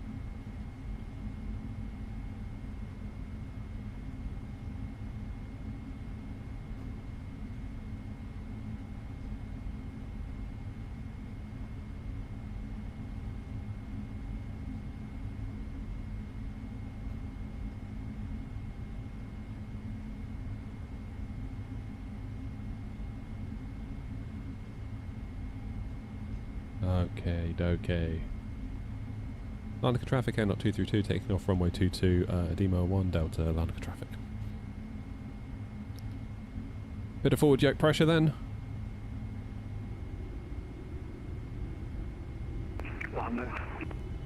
Atlantic traffic, Aeronaut 56, Tango line up 22. Flex takeoff. Keep that yoke pressure. Wow, look at that lightning.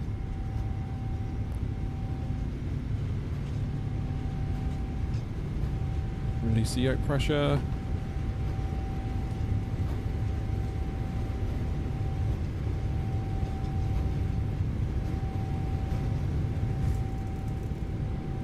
Got right past my V1 speed there. Did we not get a V1 rotate call out? I was kind of waiting for that. Positive climb, gear up.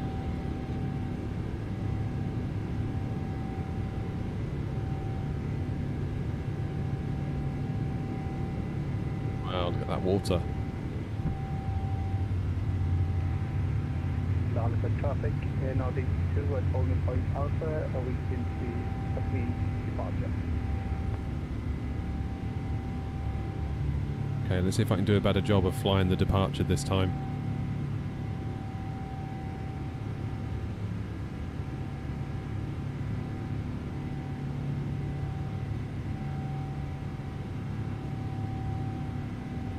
Let's go flaps 1.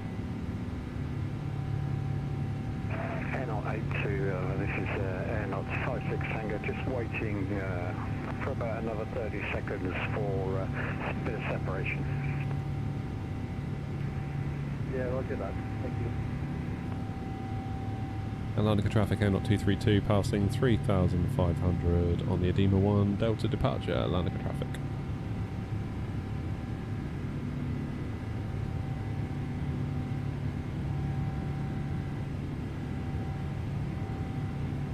Okay, flaps away.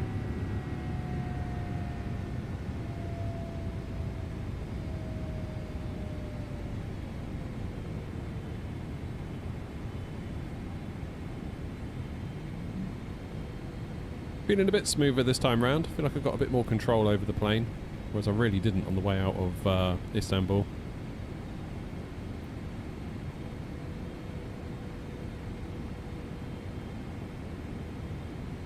Atlantic traffic Airnaut 56 Tango, takeoff runway 22, Edema 1 Delta departure. Okay, now we're going to be cruising at flight level 400, wasn't it? So we will... 380 in fact. Atlantica traffic Airnaut 232, climbing now flight level 380, final call Atlantica traffic. London traffic, Airnaut 82, lining up runway 22, and awaiting for Hold on. Why is it doing that? There we go, VNAV speed. After Cairo, are we going somewhere else?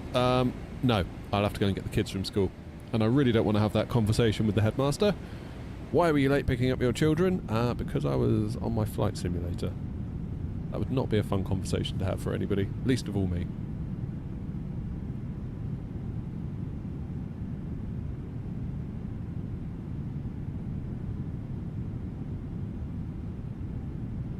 Hello from Tokyo, nice.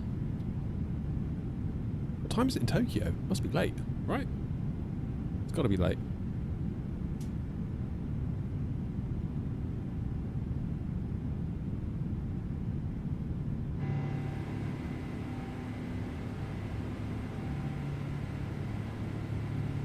Okay, so the plane is giving it everything to climb at the moment. What time does it reckon we'll be in there at Cairo? If we go to the progress page, 20 past 1. What is it now? Clock's over here. No, surely it's going to be longer than that. Atlantic traffic Airnaut 56 Tango, airborne passing 2,200, extending flight path to go around the thunderstorm.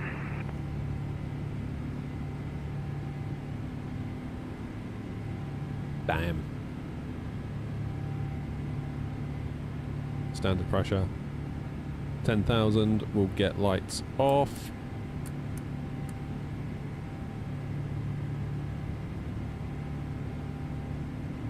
After takeoff, checklist has been completed because of course it all auto senses, flaps are up, landing gears up. So all we need to do next is look at our descent checklist.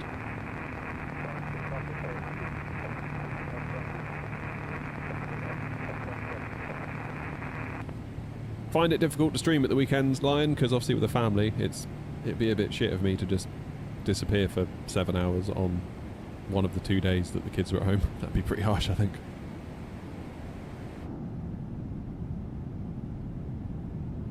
Might be a bit harsh.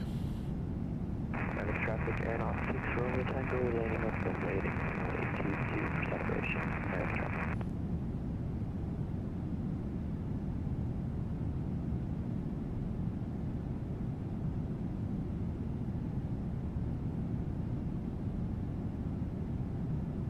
This plane really can climb, can't it?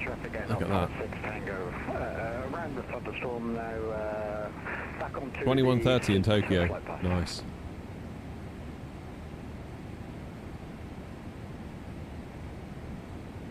Yeah, like at 4,800 feet per minute, we're going to be at top of climb in like 5 minutes, I would say.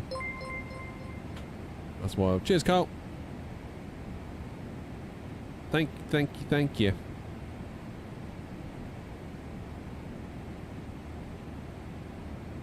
It's good. It's good that we're getting a bit of practice in with the yoke.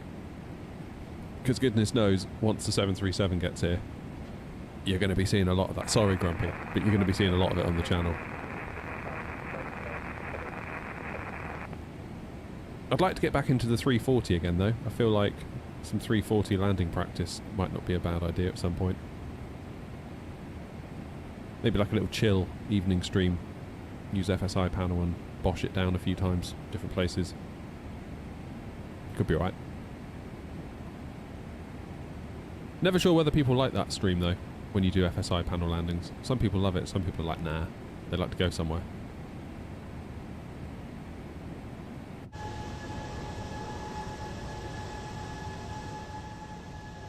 Look at her go.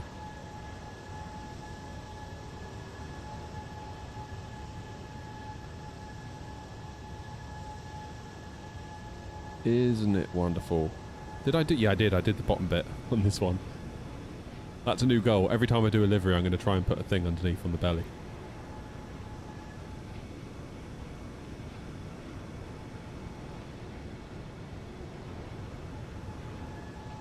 I really like that livery.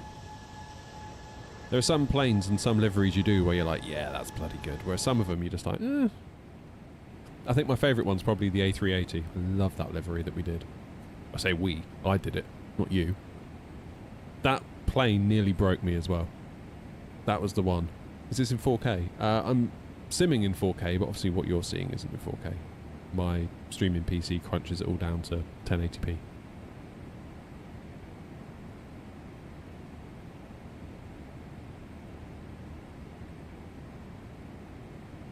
So the wind has changed. It's now saying not to use 2-2 at Larnaca.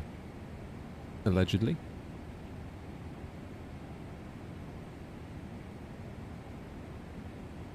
Who knows, eh?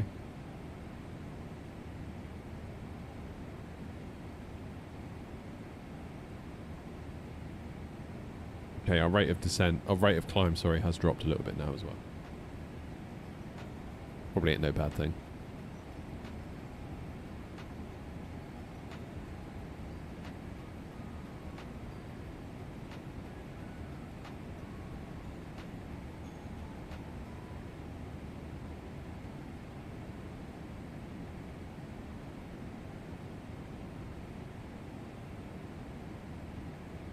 Apparently, my stream is unstable.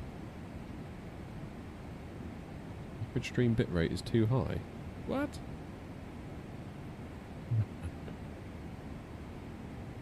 Sorry, Twitch. Let me sort that out.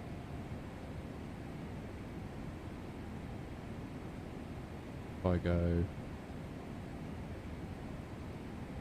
5.5, will that make it happy?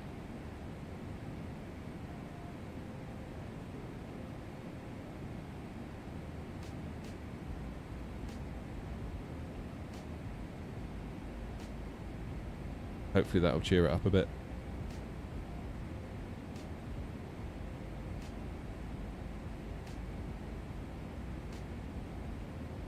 Twitch is complaining, everybody. Yeah, 380, Darren. Twitch ain't happy.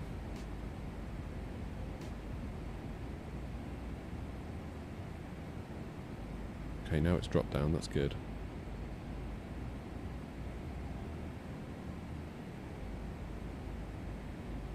Unstable. Average stream bitrate too high. You sure, Twitch? You really sure about that?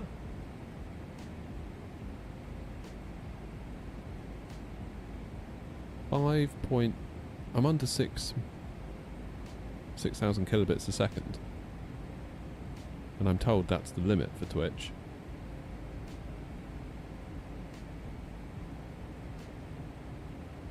So I don't know. I don't know what to tell you.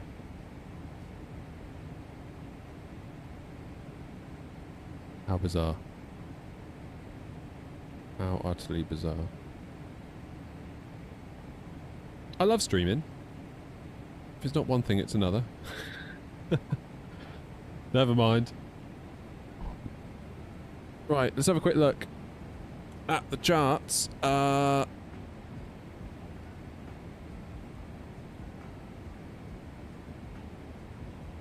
This is our plan. So we're sort of heading out of Cyprus.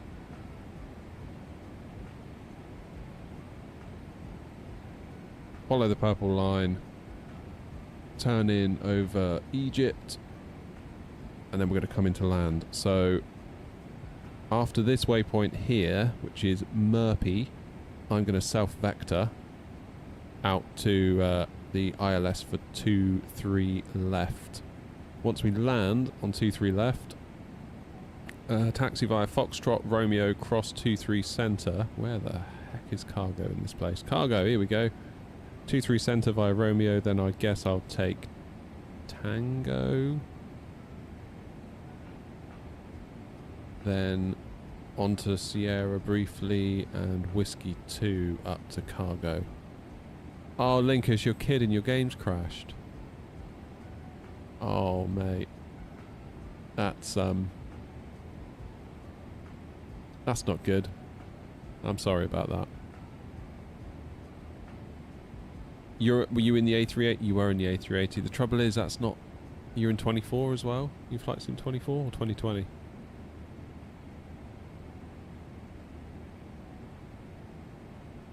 Because it's not officially, you know, signed off, is it, on 24? So it's a bit of a,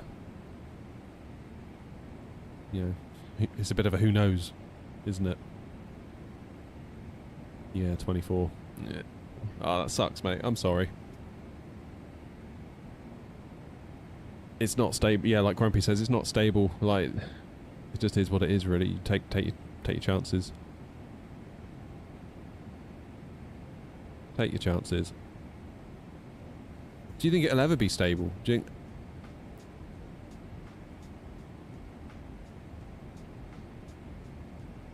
Hi, Uncle. How are you? Very well, thank you.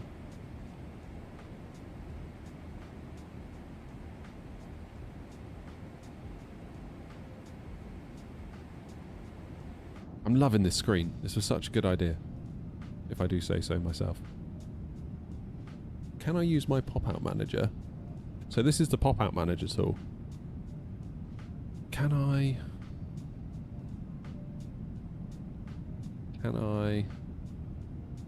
auto hide the title bar? Oh, hello, that's better. It's more like it. Oh, that's good. And what if I was to get rid of the... how do I auto-hide my doodah?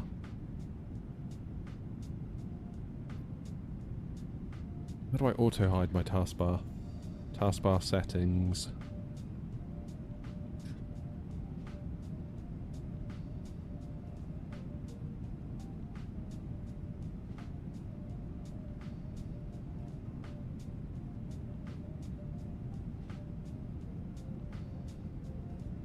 Taskbar behaviors, automatically hide. I only want it to automatically hide though on one monitor. Don't want it to do it on all of them.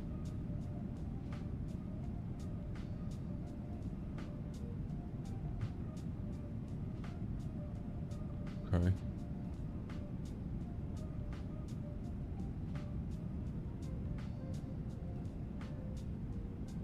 That doesn't seem to have done anything.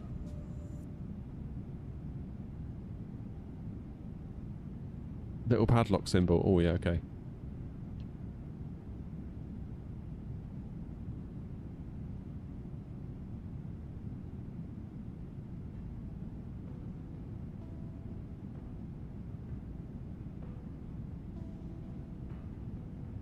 Taskbar is not auto-hiding.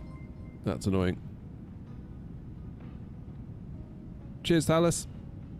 Hopefully I'm pronouncing your name right. I really hope I am.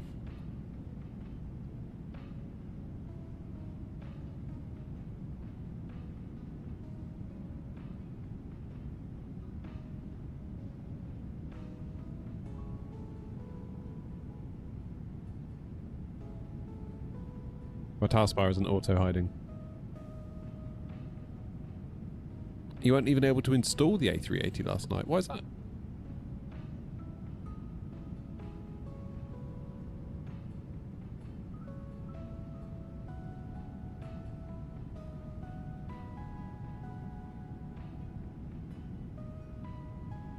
Yeah, I mean, you might get lucky. You might get a flight out of the A380. I did, but then it gobbled all my VRAM very quickly, so...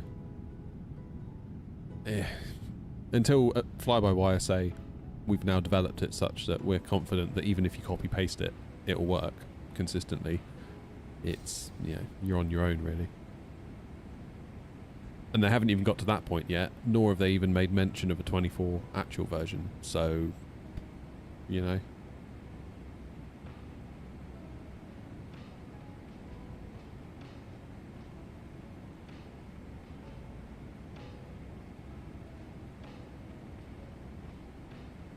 This is very cool though. I'm loving this. Is it a touchscreen? No, it's not. I probably need to secure it down with some command strips. I'm just using the little thing that comes with the Boeing TCA yoke to prop it up. It's kind of working.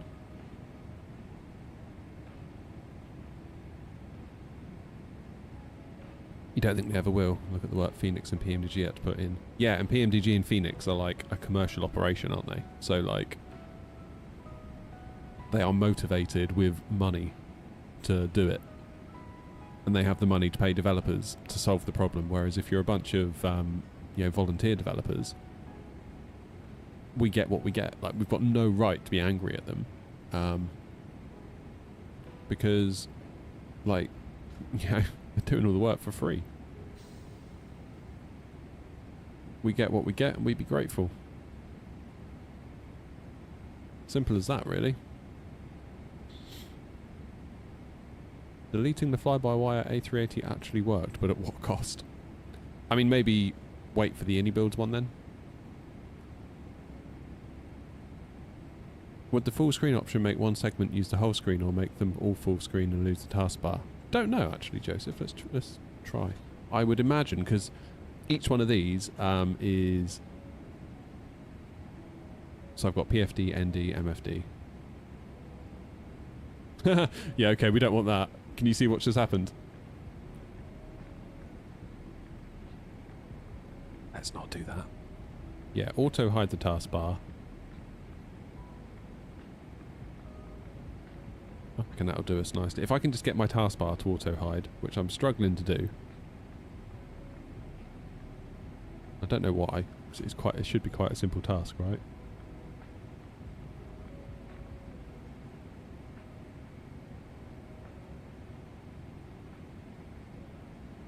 Unless it's based on the monitor that you summon that window from. Behaviors. Automatically hide the taskbar.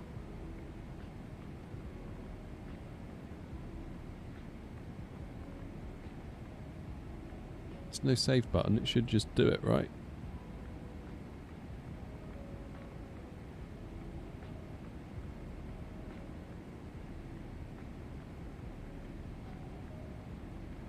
Don't know.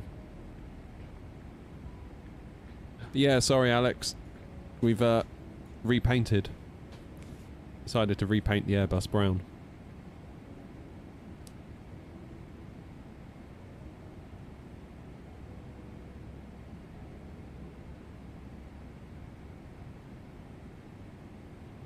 That's more like it.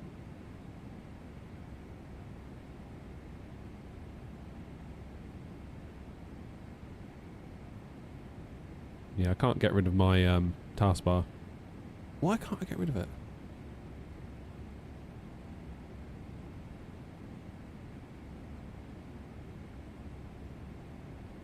Zoka, I cannot understand a word you just said in Twitch. Sorry, buddy. Not in my language, unfortunately.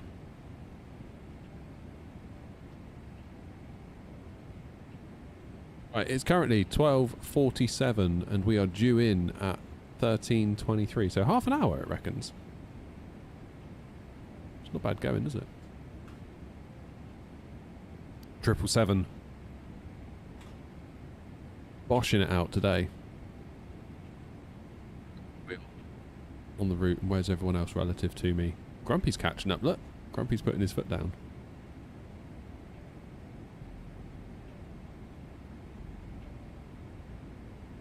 doing 2-3 left on the... What am I doing? 2-3 left.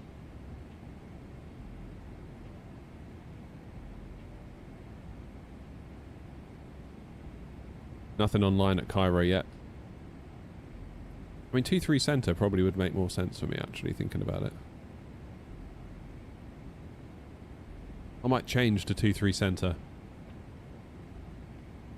Because I'm just buying... All I'm doing is buying myself a longer taxi by going 2-3 left. I don't really see there's a lot of benefit to it at all. Okay.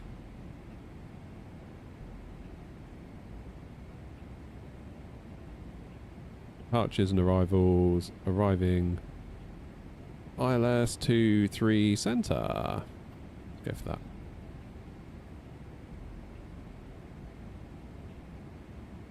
How come Tricky goes so fast when he's in his triple? I should not be catching you. I don't know. I mean, I'm just using my cost index. Just chilling, you know. Sorry, I forgot I'm English. Yeah, sorry, man. I couldn't catch a word of that. Hope you don't mind, but why do you look like Noel Phillips so much? Rest assured, I'm not Noel Phillips, but I do absolutely adore Noel and his content. I think he's a great guy.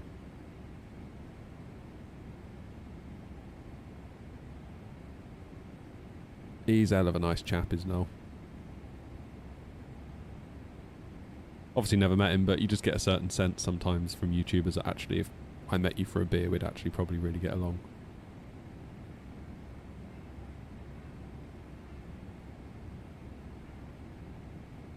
Linker says, I'm currently looking into the Phoenix A320 family as I've only flown the A320 by fly-by-wire. Is it worth getting the 19 and the 321? Grumpy says, yes, very much so. Yeah, I would totally agree with that. Because they do fly differently.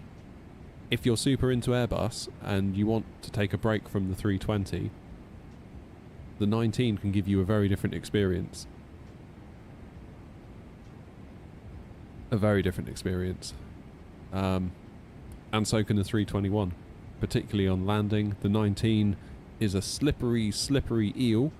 So you've got to be careful with it on descent so you don't overspeed. It just keeps you on your toes as a pilot, really. Like, you don't...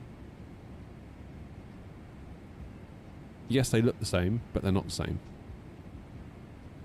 I forget who it was. Was it A320, 320 Sim Pilot? Was it him, or was it another YouTuber that flies it in real life? Just basically saying that if you spent ages in the 320, once you jump back into the 19, it does feel different. Like, you've kind of got to just put your brain into a bit of a different mode.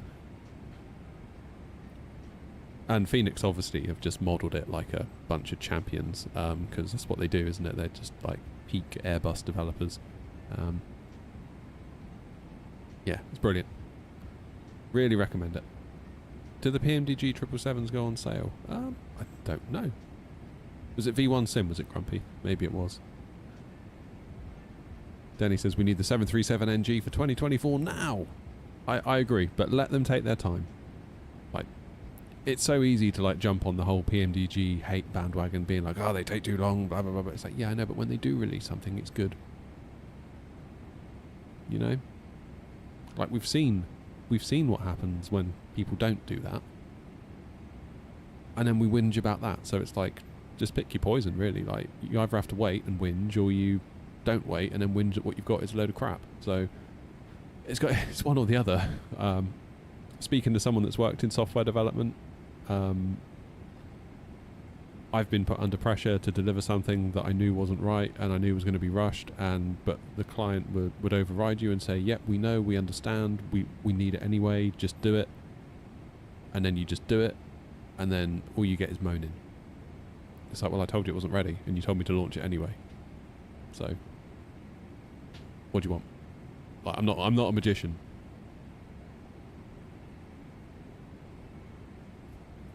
You can't have it both ways.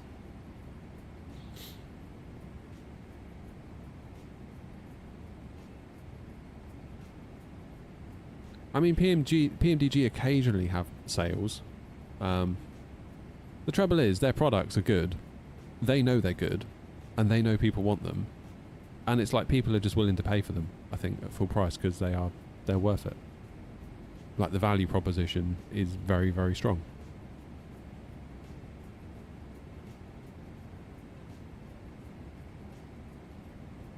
Ella says, I really want to fly 777 freight ops. Yeah, they're good fun.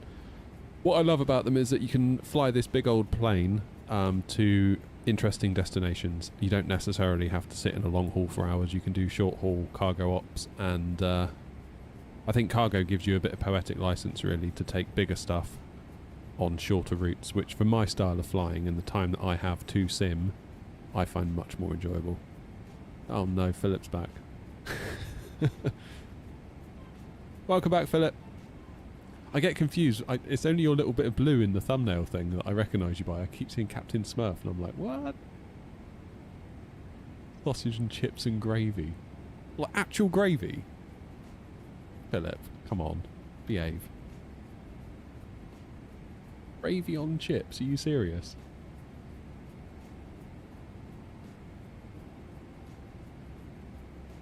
Unbelievable. Actual gravy, man. I don't think I've ever seen that in a chip shop down south. Like, ever.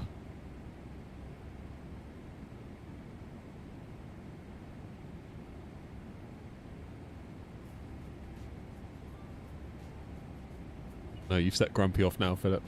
You've upset him. What have you done? I told you, Philip. I said, don't upset Grumpy. And now look what you've done.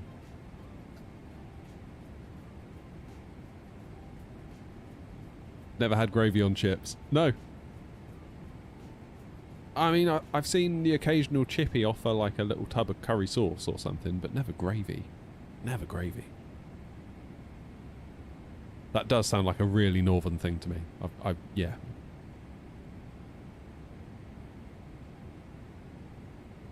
Yeah, like Darren says, won't be long. Black Friday will be here. And, you know, scenery, planes, anything that's going to go on sale will go on sale. So it's only going to be a couple of weeks.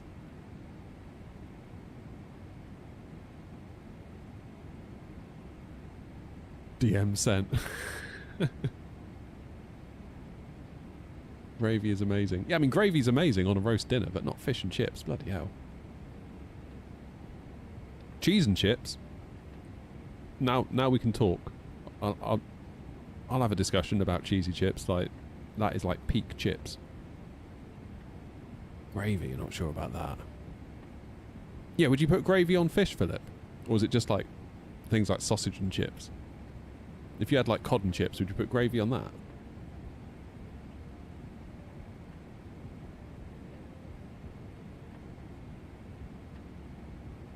Nom says, I'm a northerner and even that's sacrilege. Okay, fair enough. Good to see you draw the line somewhere, Noms. Curry on fish. Okay, yeah, alright. I could maybe do that. I could maybe do curry sauce.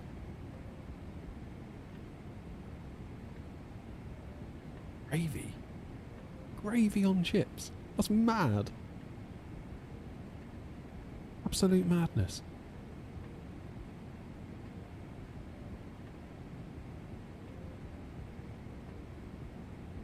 What sort of gravy do you have? Is it like a beef gravy or like a... Would you just get out the Bisto and go for it? Is that what...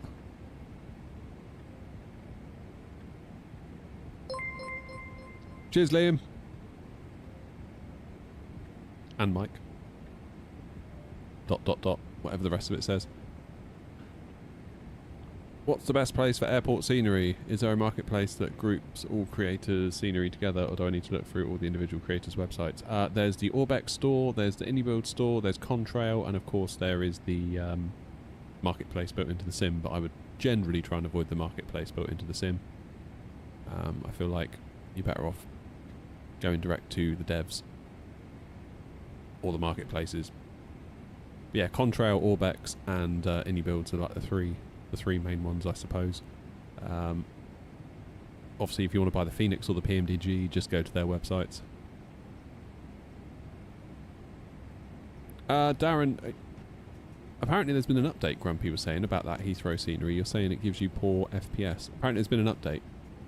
You can... Have you disabled the interiors and stuff like that? Do I also need to delete the fly-by-wire? I don't know, mate. Don't know. When you go to KFC, you have gravy and chips. I just wouldn't go to KFC for a start. That's probably where that conversation would end for me. I would never go to KFC.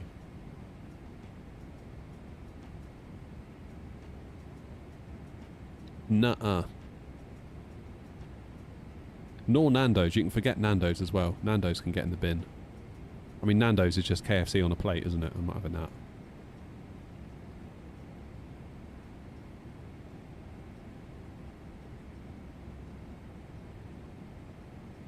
Right, how far are we? We should talk about food more often on the stream. Conversation's getting heated. 43 miles till top of descent.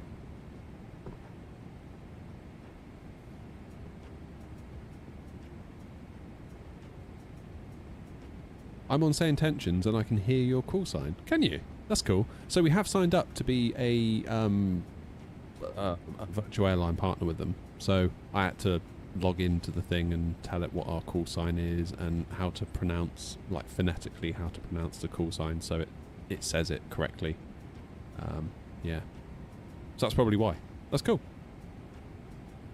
That's good to hear. Nando's in the bin? Yeah, all day long. Going there.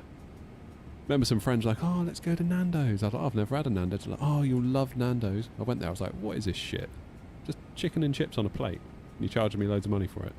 Like, oh, but what about the Nando's sauce? It's like, I don't like the sauce. It's the end of the discussion.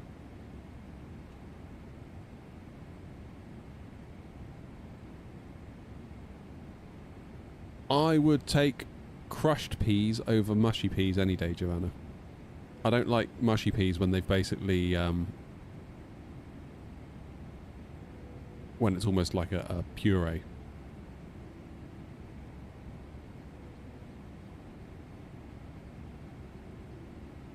These are the most British discussions I've heard in a while. Yeah, I just remember being bitterly disappointed with Nando's. I even said to my friends, I was like, you lot need to sort your lives out. Like, if this is what you consider cuisine and the idea of a good time on a Saturday, I was like, you need to seriously reconsider everything. Going out of order. The only reason I went was because I was buying a MacBook and I had to go to the Apple store and the Nando's was next to it. Otherwise I'd have been like, well, I just won't come with you. Ugh.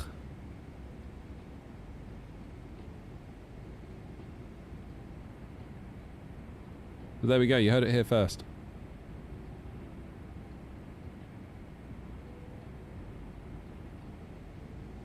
.05 centre. What's the wind at now?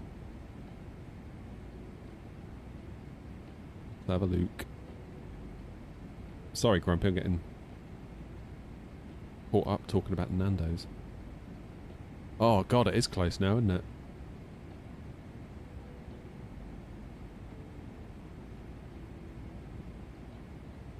Shall we? Absolutely not, Philip. Absolutely not. Don't do Marmite.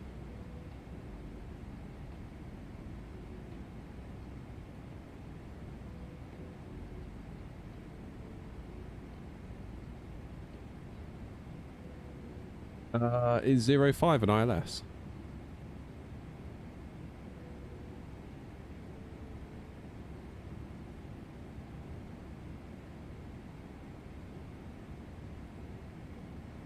Have I had a spice bag?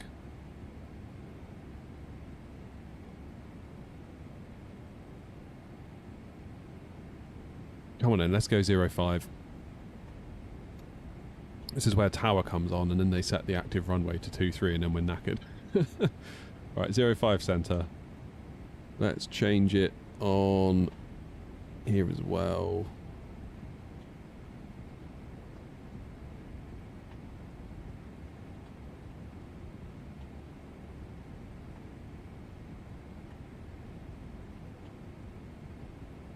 So again, just the after Murphy, I guess we'll just self-vector. What's the spice bag?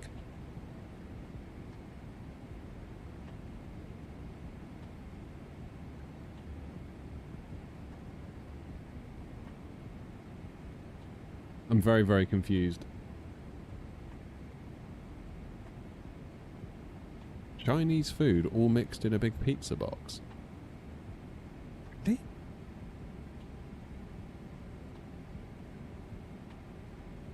I mean, that doesn't sound awful, in fairness. I mean, it sounds better than Philip's bloody gravy and chips, so, you know. Gravy and chips. Never heard such nonsense in my life.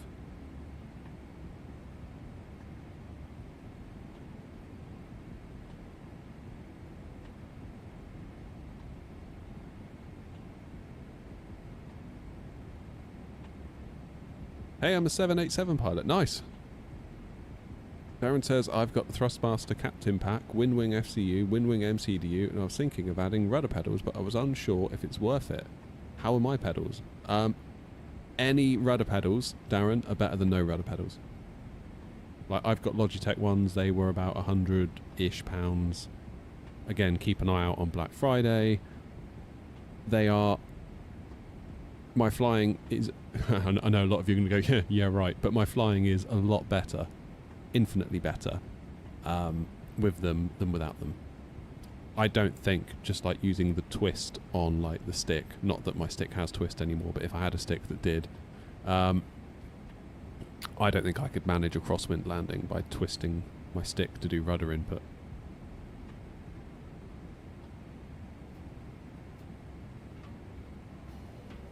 So yeah, my Logitechs aren't perfect.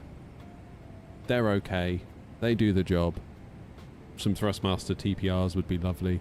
Some Moser whatevers, or Windwings, or whenever new stuff comes out. I'm sure they're going to be lovely too. Maybe I'll look at it. Once everything's out, I'll take a view on what to do about upgrading.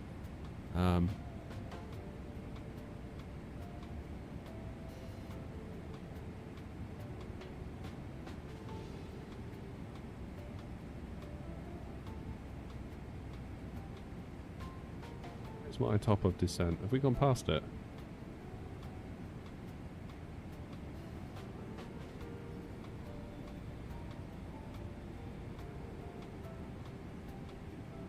Right, so my plan then is to descend to 2,500 for the ILS into 05 centre. Cairo traffic, Air Not 232, flight level 380, descending now for a 05 centre, arrival into Cairo, and we're descending for 2,500 feet for the ILS for 05 centre, Cairo traffic.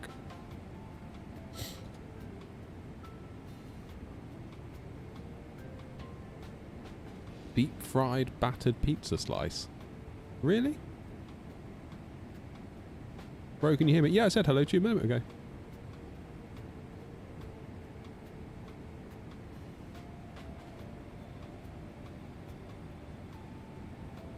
Grow up, Robert. Where to Fly has a scenery map. Might be helpful for someone scanning for add-ons. I didn't know that, Joseph. That's a good idea. Have I? No, I haven't. Philip, you just worry about your gravy and chips. You leave the flying to me, okay?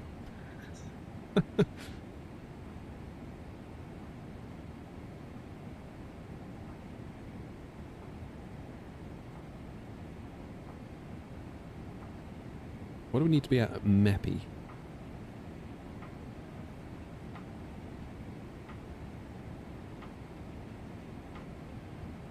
Okay, I'm going to go 10,000 for MEPI. In fact, I feel like it's going to bring us down.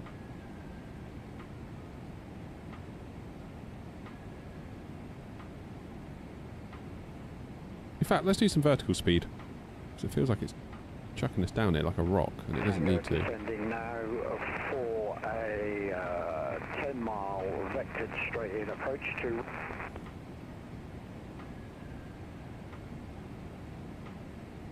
56 Tango, be advised you're cutting in and out on Unicom.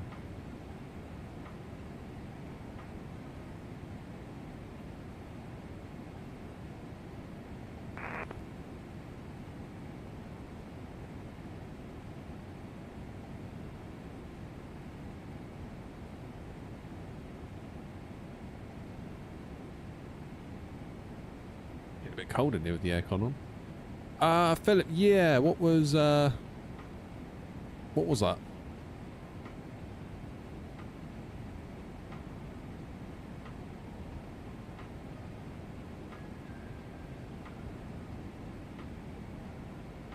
Let's have a look at some weather then. Do some en route landing stuff. Performance, landing en route. Cairo, 05 centre. 1015. Auto brake 3 would be fine. What about 2? Yeah, 2 would work as well. Let's go auto brake 2. No point stressing out the systems, is there, if we don't have to?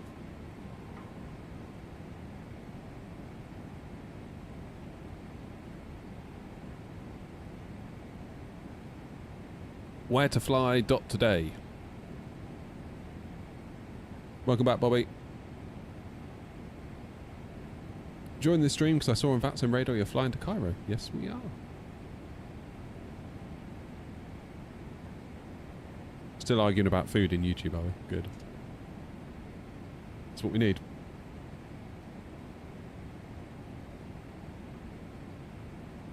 Let's put a fixed ring. So we'll just do a quick recall. Check our notes. Auto brake is set. Landing data, we'll do flaps 30, 136. Minimums into Cairo are... what are they?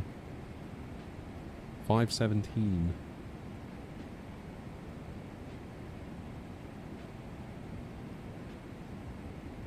Come on.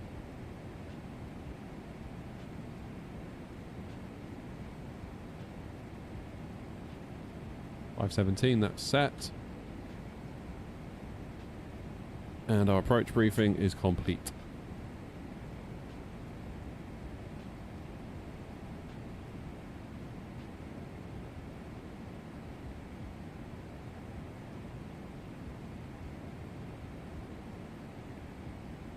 Are we talking about steak now? Steak and peppercorn sauce I can get behind. Yeah, as long as the steak is cooked medium rare, which is the only correct way to eat a steak.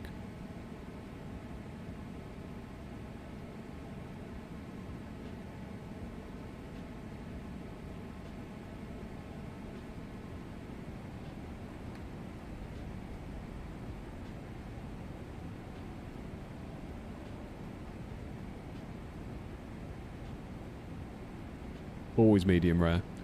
Really annoys me. My dad always has it well done. You'll go into a restaurant and they'll say, how do you want it cooked? And you go, oh, cremate it for me. It's like, Dad, what are you doing? Like, you're just asking them to completely ruin it.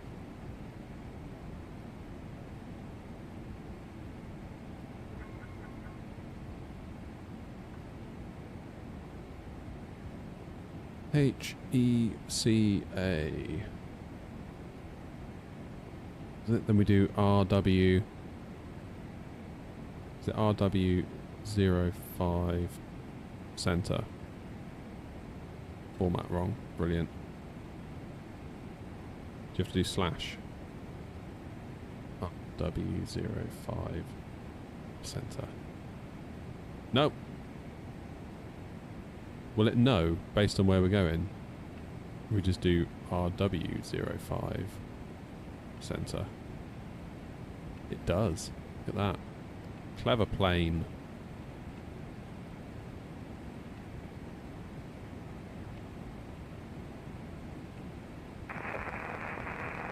Clever Boeing. Airnaut 232, testing communications. How do you hear me? 5x5 now, Airnaut 232.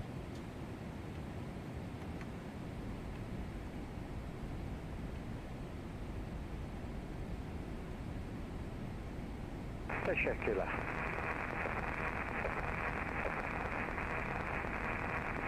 Yep, same, Joanna. Exactly the same. Remember, my parents used to buy these like really thin, crappy little steaks from the supermarket where you'd get like 3 or 4 in a pack, and they'd get that, you know, those like wooden hammers, and they'd like whack, whack, whack, whack to like tenderize it, and then put it under the grill. My word.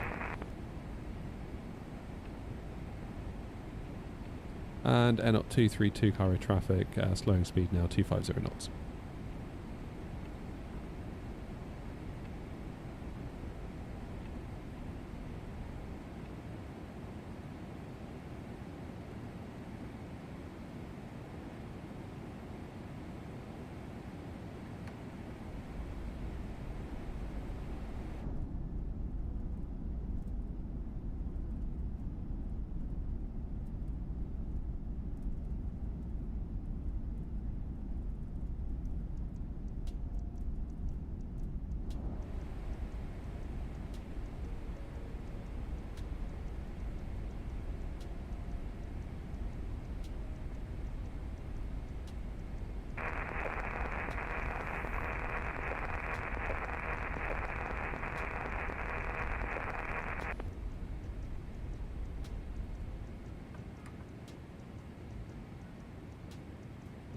Use flight level change mode. Go on then.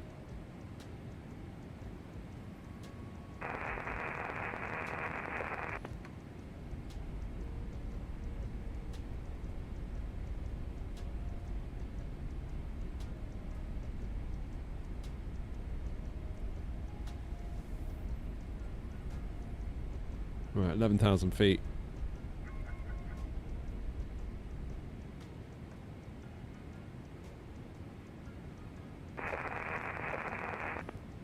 I'm going to leave Murphy at heading 210.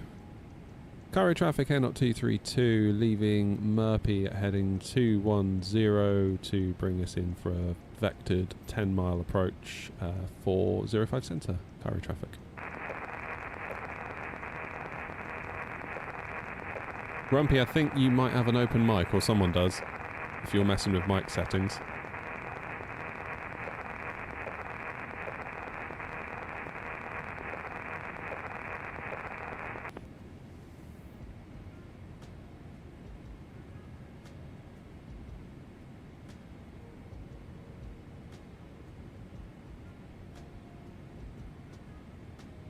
Let's get down to 2,500 feet now. Nice and steady.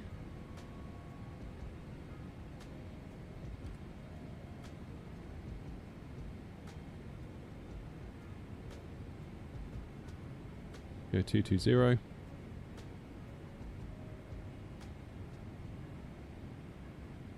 Cairo traffic Air 232, leaving Murphy at heading 210, speed 220, flying the downwind for 05 centre. We're going to vector for a 10-mile final. Cairo traffic.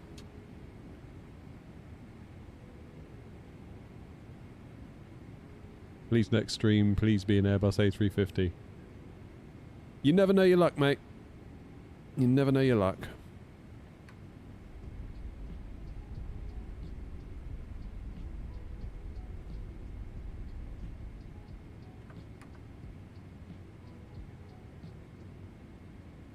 Right, let's just check that, like, tower's not on or something that we're going to upset by doing this, and there's no other traffic around that we're likely to upset either. Whole point of coming in this way is so hopefully we can see the pyramids.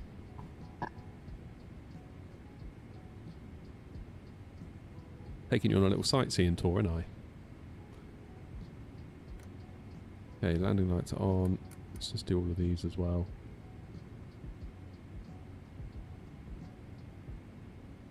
QNH is 1015. Yeah, fair enough, Grumpy. That's all good. Do what you need to do.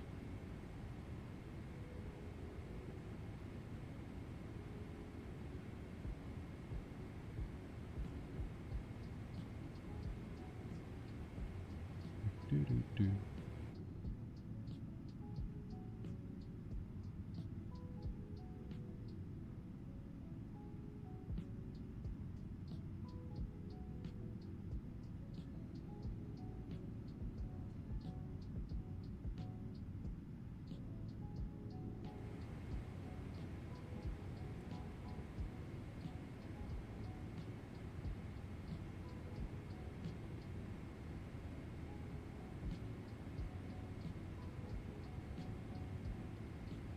I'm going to stop my climb at about 3,500. Because if it thinks we're going to get to 4,000 like there, or 2,500 there, that's a little bit... I feel like we're going to be too low for too long, if you know what I mean.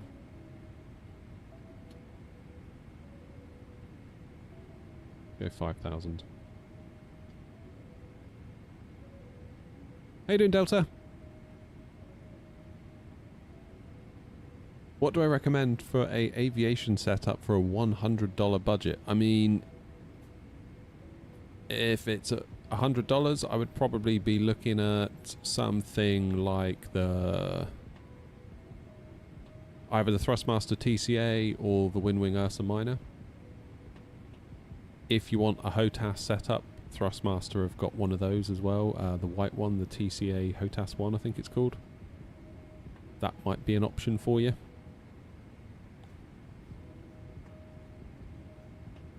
Yeah, make sure you've got something that's got a throttle, a load of buttons, and you have twist functionality on the stick. while it might not be exactly what you want in the long term, and you might upgrade and add to it over time. Nothing's stopping you doing that, by the way. It will give you everything you need out the box. 2020 versus 24, which is best? I would say once Sim Update 4 gets here, 24. I'll be having a video out on the channel very soon. In fact, once we're landed and done for the day, I might have about 45 minutes left of the day before I need to get the kids. I intend to start editing that video. Right, can we see the pyramids yet? This is like the whole reason we came here. Can't see much at the minute, except for the inside of the plane.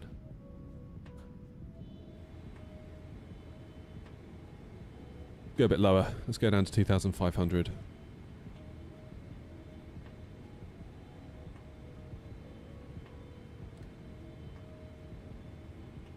Go speed 200.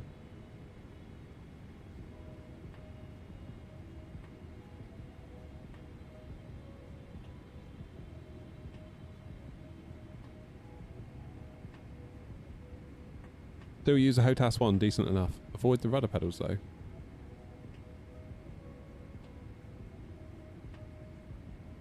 Not tried the rudder pedals. I mean, I've just got the Logitechs. When I looked at them, it was like the choice was Thrustmaster or Logitechs, really. And I went Logitech just because they looked a bit wider. Like your feet could be further apart when you use them, and I thought, well, on that reason alone, I'll just go for that. Rightly or wrongly, I don't know. They've been okay. They're alright. I know I whinge about them, but they aren't too bad. Altimeters are set. Landing checklist then. We need to get our speed brake armed, which we have. Then we just need landing gear down, flaps 30.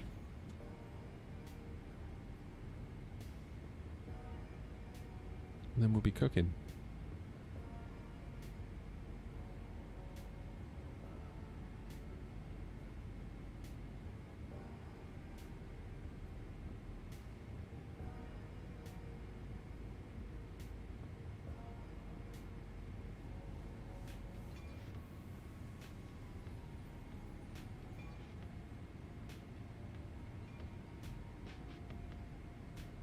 Okay, I'm just going to extend a little bit beyond Charlie Foxtrot 05.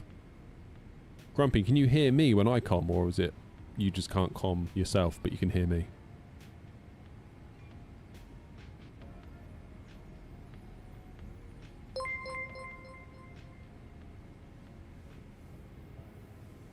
Cheers, big fan.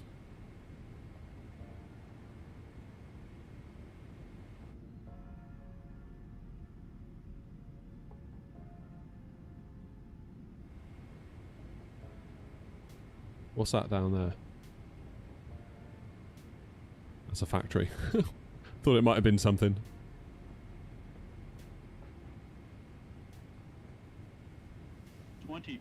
Oh, there they are. There they are. They're over there, look. How cool is that? Right, let's extend a bit downwind.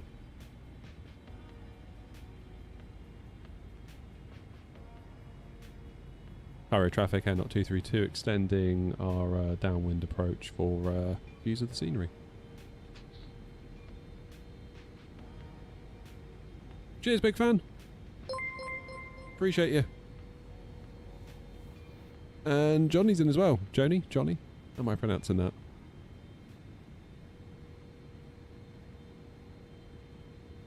Okay. Let's go then. Go LNAV. Cairo traffic, Air 232, turning to direct Charlie Foxtrot 05 centre for the ILS for 05 centre. Speed 180 knots, and we'll maintain 160 till 5 DME Cairo traffic.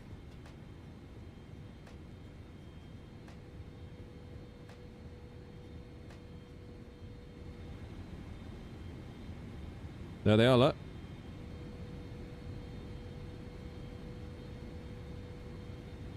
Bloody amazing, aren't they, the pyramids, really, when you think about it. Just like blows my little mind.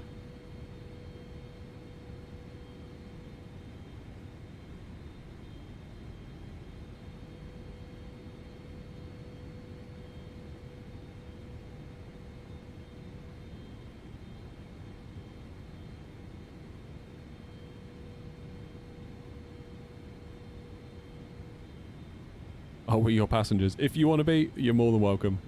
Don't necessarily recommend it though, to be honest.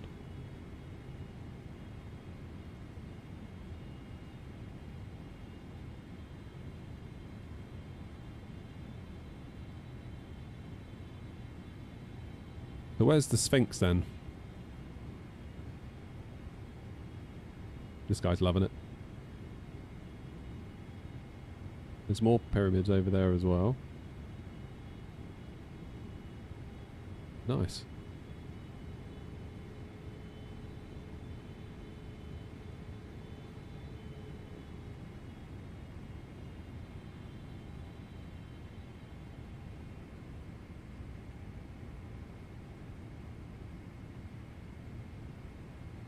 Okay, we've got our lights on. Reset our heading bug, currently 0907.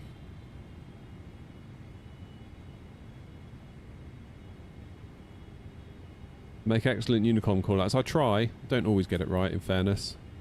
Sometimes I end up choking like a dog. Like, I'm not sure what to say, but do have the occasional tendency to ramble. But then I do that in my YouTube videos as well, so nothing new there for everyone, I guess.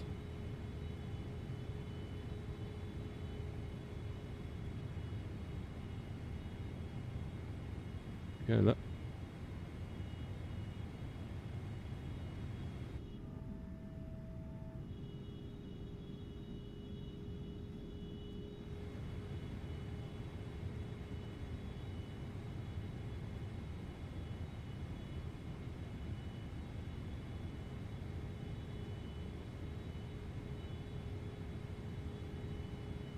Should we go into approach mode? Oh yeah, Philip's saying on the localizer.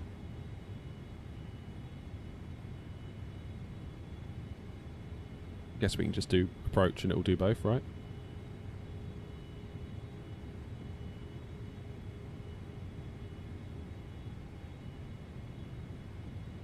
There he goes.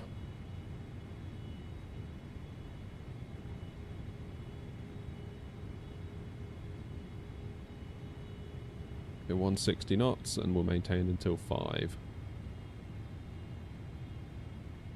Can't see the runway.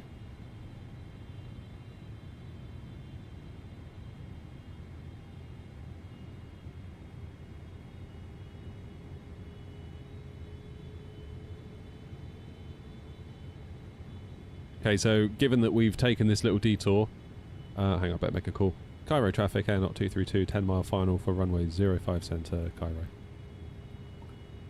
Yeah, given that we've taken this detour for scenery purposes, we do have a slight tailwind component, so we'll have to keep that in mind.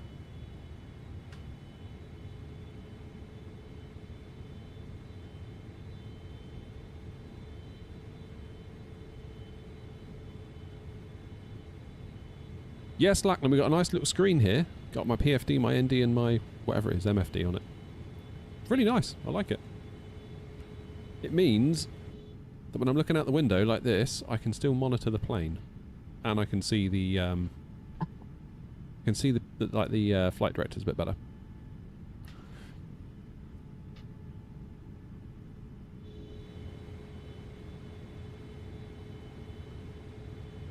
Okay, is it going to catch it? It better. There it goes. And Cairo traffic, Air Knot 232, established on the ILS for 05 centre, 6 miles to run, Cairo traffic. Gear down.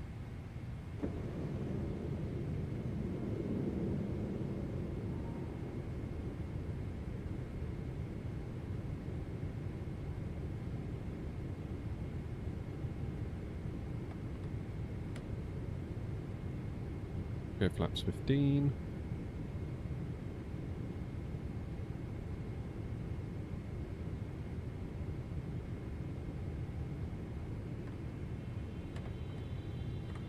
Flaps 30. Still no visual. Is this like a sandstorm then? Is that what's kind of generating this? 136 is our final approach speed. Would you normally add 5? Or is that accounted for in the triple?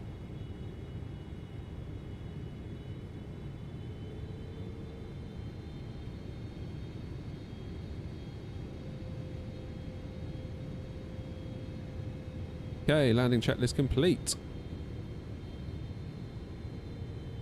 1,000. Cairo traffic, air not 232, short final, 05 centre, 2.5 miles, Cairo. No visual as of yet. Might be a go around at this rate, if I end up guffing up the landing.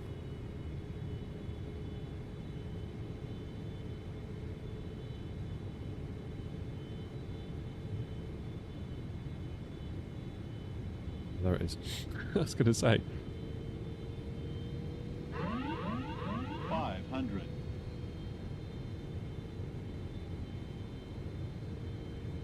400.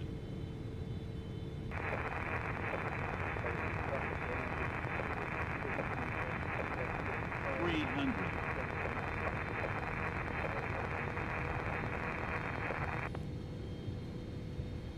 200. Approaching minimums.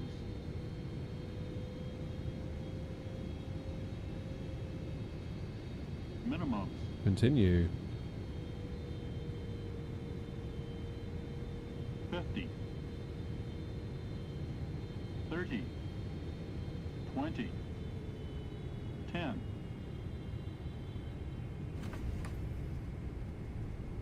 Only just in the touchdown zone, wasn't it? But we butted it. 200 feet per minute, that'll do. Oh, we seem to do long landings today, haven't we, in this thing? Okay, reverse. Right, my reverse is working. Oh. Auto brake's doing it anyway. Disarm the auto brake. And we will jump off here.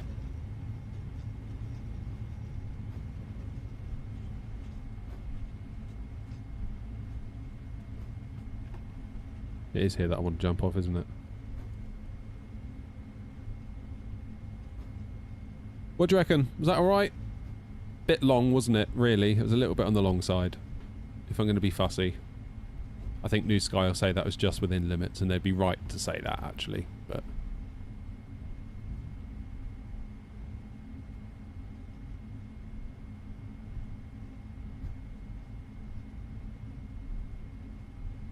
and Cairo traffic, air not 232, 05 centre, vacated Cairo traffic. Okay, speed brakes away, flaps up.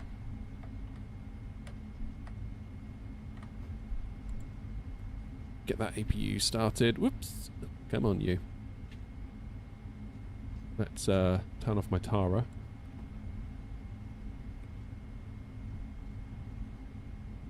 Stay on the straight and narrow. There's no way I'm going to be able to see even Grumpy Land, I don't think, at the moment, is there? Let's turn off the approach mode. Flight director's off.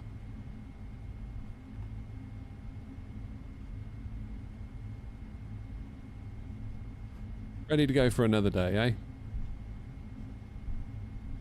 What's a landing rate tracker? That's New Sky. Not accounted for, add 5 knots. Okay. Duly noted. I'll remember that for next time. Do you basically always add 5, regardless of, like, anything?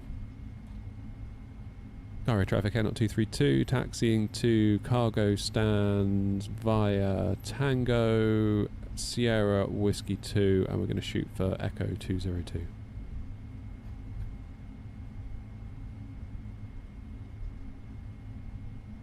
That'll do. That was alright. Quite happy with that. Nice view of the pyramids as well. Glad we got that in. Starting to get the feel of the old yoke again. Which isn't bad going, considering we've only had 2 flights in it.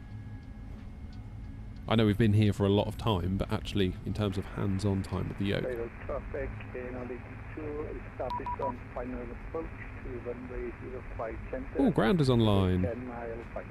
121 900.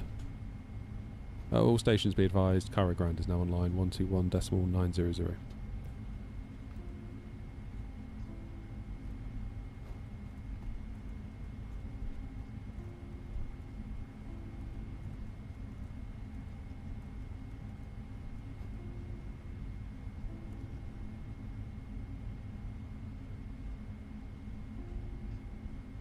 Ground, very good afternoon. Air Knot 232. We were taxiing on Tango for Echo 202.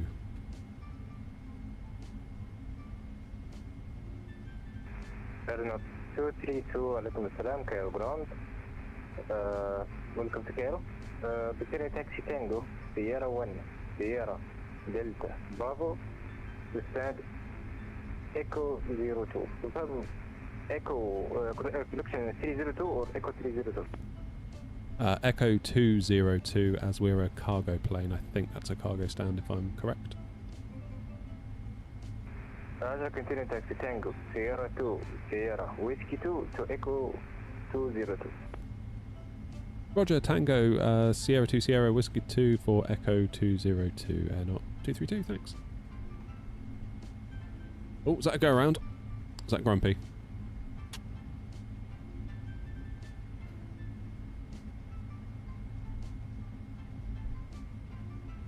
Sierra 2 is here.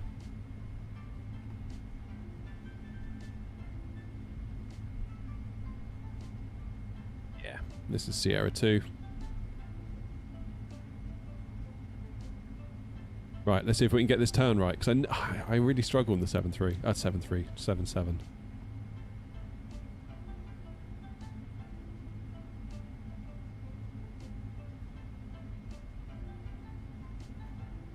Flight sim down for you. Yeah, it's been down for a lot of people today. I think, all things considered, we've been very, very, very lucky that we've been able to do today's stream.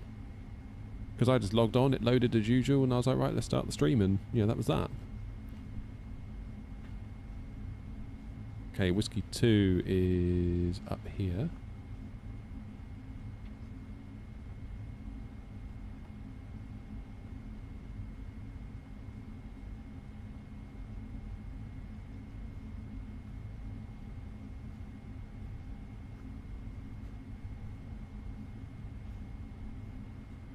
So, yeah, Gaia did this, didn't they, I think, Grumpy was saying. A sort of handcrafted version of Cairo. So yeah, this is all default. I haven't bought anything. To be honest, my personal view is if Gaia have done it, I don't really feel the need to buy any other option because it's good enough, you know? Good enough for me. Echo 202.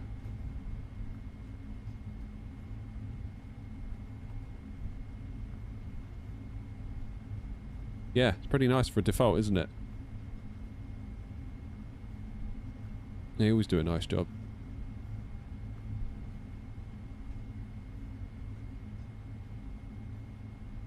Advise you take the Thai model one for Cairo. Really? I use it when I stream ground control. Oh. Is the Gaia one accurate enough though? Like, is it alright? Like, am I going to cause problems by using it, I guess, is my question.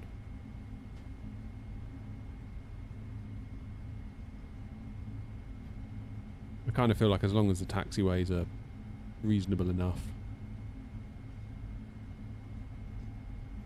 such that I'm not causing a massive headache for controllers by going somewhere that I shouldn't, but the default scenery says that it looks alright to me, but obviously it doesn't align with charts.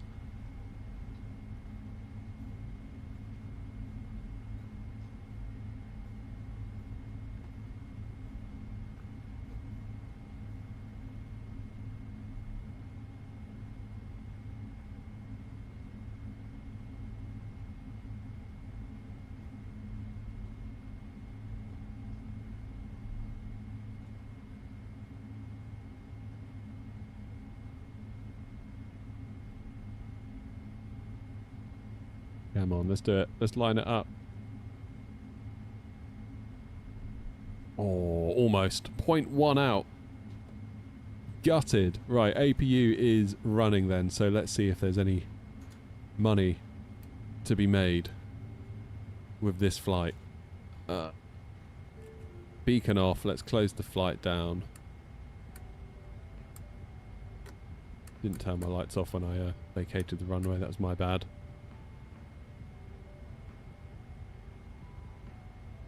Right, New Sky, what do you reckon then? Hey, we actually made some money this time. 17,000, though not enough money to offset the loss we made going from Istanbul down to Larnaca, but never mind. Distance from threshold. Okay, that says that was alright actually. We had about 100 metres more. Great touchdown, 1.22 G. Average centerline deviation 2 metres, maximum was 3. I'm quite happy with that. Quite happy with that. That'll do nicely. That will do nicely. Good afternoon, Nautic 2, requesting taxi to gate. Look at that. Not 82, alaikum salam, Cairo ground, welcome to Cairo. There is any requested gate or any gate you... Yeah, I mean for default scenery. If possible, please. Not 82. Say again the gate number. That's looking alright, isn't it? Papa. Look at that. Cheers, Jay. Yeah, that'll do nicely. We'll definitely be coming back here. There is no gate in Cairo starts like Baba, so if you want to be next to the Airnot 52, no problem. Yeah, that's fine. Airnot 82. Got the Airnot 82 taxi Juliet 3, Juliet, Sierra, Whiskey 1 to gate. That's better. Right. Yes, let's have a little look at the scenery. Pretty good, that. I mean, is it like Pirigi levels of detail? No. Does it need to be? Probably not. Terminal building looks nice. The taxiways look like they're intact. The gates look nice. That's fine. Job done. Job done. You know? This is looking great, isn't it?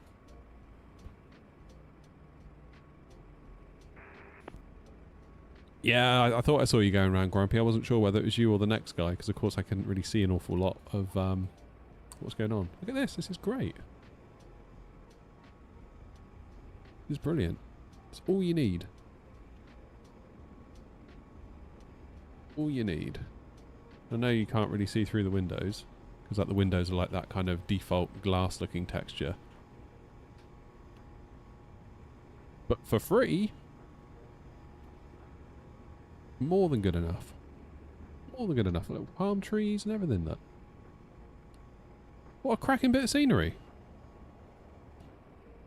Can I get close to Terminal 3? Where is Terminal 3? 3 is that one, isn't it? Is 3 the orange one? What Manchester scenery? Mako Sim, I believe.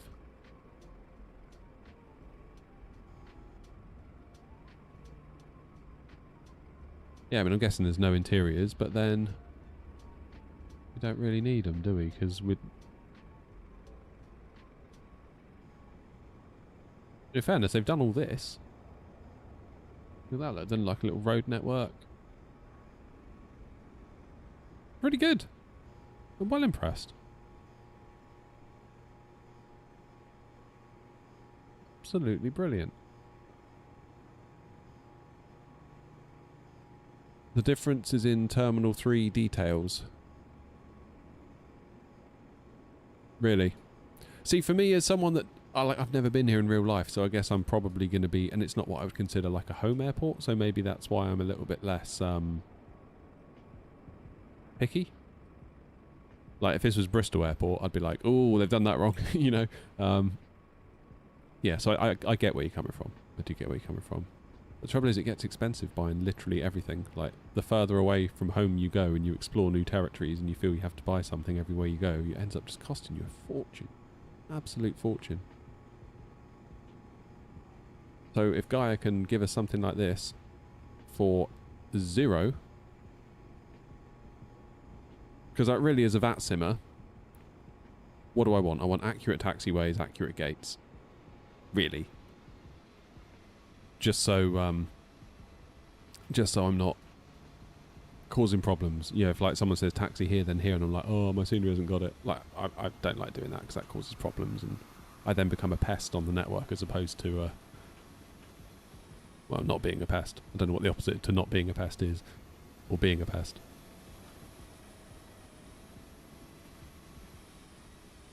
Yeah. Well, the plan is hopefully we're going to come back here a lot more.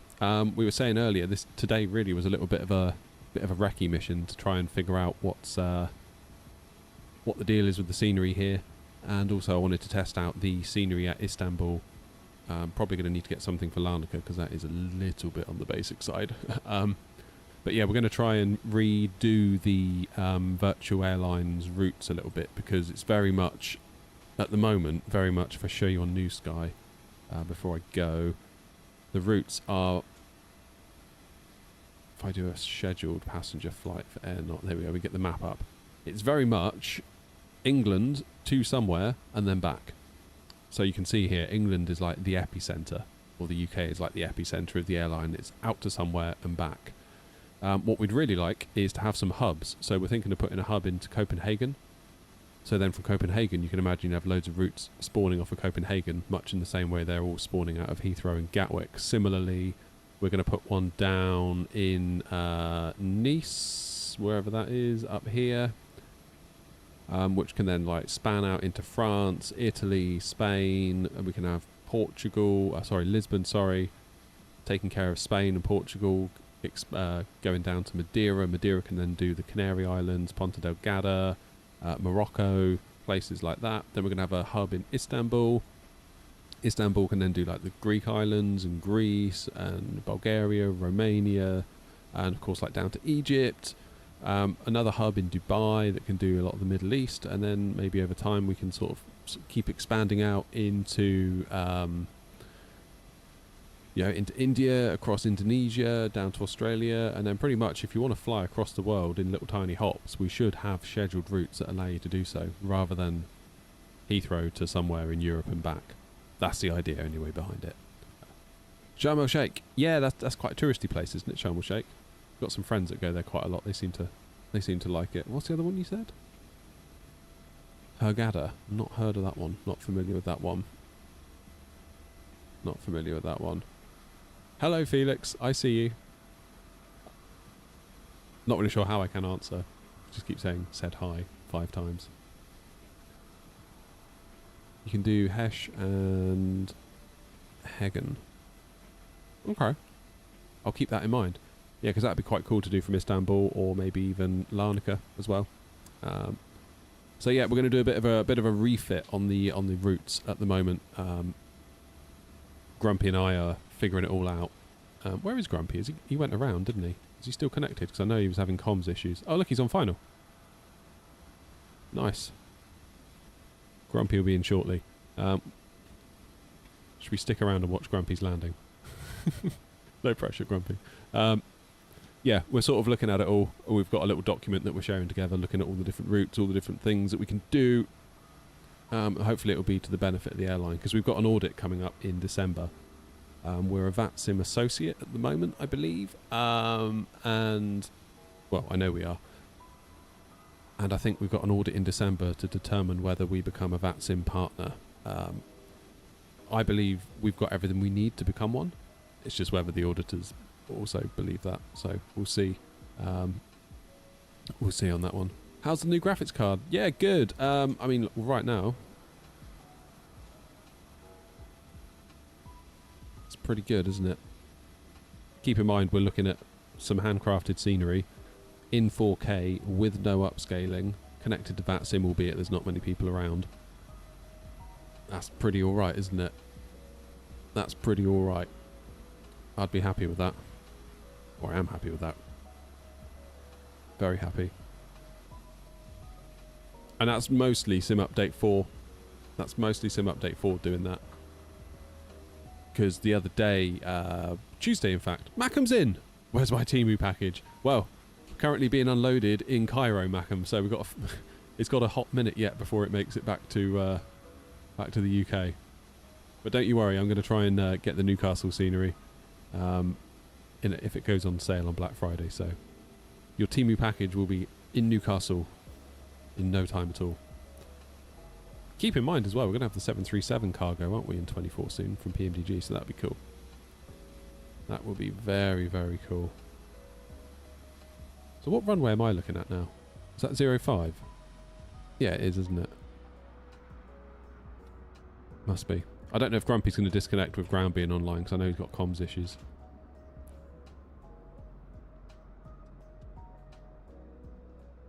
Call it what airport? 0570. Yeah, so that's the one I landed on, isn't it? Thought so. Cool. But look at that. I mean, I've capped my FPS to 60 because I'm on a 60 hertz TV and we're getting 60. Tiny little blips occasionally. Teeny tiny little blips.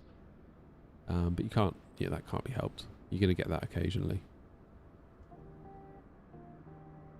It is still the sim after all, but sim update 4, man, it's gone such a long way. Because on Tuesday we were in sim update 3 and we started, where did we start? Newcastle down to Bristol, then we went Bristol to Nantes, then Nantes back to Gatwick. And by the time we got to Gatwick, our FPS, our main thread, had just got so loaded up that I think we were landing into Gatwick at like 22 frames per second. 22! With a 9800X3D, that is utter madness. Newcastle Airport is near a place called Ponteland, so everyone from Sunderland calls it that. Ponteland. Okay, cool. I shall remember that. Yeah, because it's a bit out the way, isn't it, Newcastle Airport from the city? Feels like it's a bit sort of out in the way. Oh, Joanna, there's a DM from you.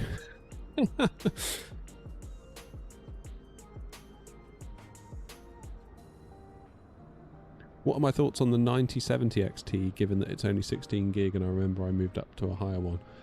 Yeah, I got a lot of questions about that. Oh, there's Grumpy. Go on, Grumpy. Down you go. Well done, well done. Yeah, I got a lot of feedback on that choice of card because the 9070 had just come out, and I think a lot of people were excited about it. And they said to me, why did you go for a 7900 XTX and not the 9070? And it's like, well, I already had a 4080 Super that had 16 gigs of VRAM, so it would make no sense at all to change to an AMD card that also has 16 gigs of VRAM, when the whole point of upgrading, or side grading if you like, is to get more VRAM. And there were some people in chat that I just couldn't get it through to them. They were like, yeah, but with FSR4. It's like, yeah, but it doesn't matter about FSR4. I need more VRAM. Just couldn't get through to them. Really weird. But yeah, it's worked out well. The only thing that happens is that the card occasionally crashes. You get like a driver timeout error. And I undervolted it and that went away. But you shouldn't. I shouldn't have to undervolt my card. I shouldn't have to do that. Just at all. That shouldn't be a thing that has to be even thought about. Like, I've never had to undervolt an NVIDIA card to make it work. Like, if I was not a computery person and I'd bought a pre-built with that card in it. Grand Air Knot 56 Tango vacated runway 05 centre. Request stand Foxtrot 7, please. He made it. 56 Tango, عليكم السلام, Cairo ground, welcome to Cairo. XT to stand Foxtrot 7 via Tango, Sierra 2, Sierra, Yankee and Charlie. Yeah, like imagine if I wasn't a computer person and I'd bought my kid like a big old gaming PC and it started doing that. You'd return it as faulty. You would absolutely return it as faulty. Where am I off to next? My kitchen to get lunch, actually. I'm going to have to end the stream in a minute. Don't really have time to go anywhere else today, and I've got some odd jobs that I need to do as well on the channel, so I'm going to crack on with that, I think. But thank you all. Cairo Grand 56 Tango, yes, sorry, I'm having communications problems here. Can you repeat taxi instructions, please? If I can't hear you or whatever, I'll disconnect. You can do what you want, but I will say the instructions again and you have the decision. Taxi Tango, Sierra 2, Sierra, Yankee and Charlie. Your gate, Foxtrot 7.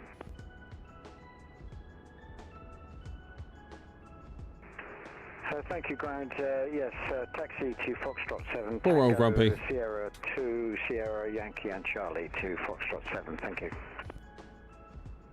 Beautiful. Right, well, I'm going to head off, guys. I need to get some jobs done before I go and get the kids from school, but thank you very much for today. Thank you for coming along. Thank you for all the support. I do appreciate all of you. And I will see you all very, very soon. Keep your eyes peeled on the YouTube channel as well, because we're going to have some videos popping up as well over the next little while. Macam, nice to see you again, mate. Always nice to see Mackham. Mackham's like channel royalty at this point, so you've been around since like 500 subs, Mackham, haven't you? It's crazy.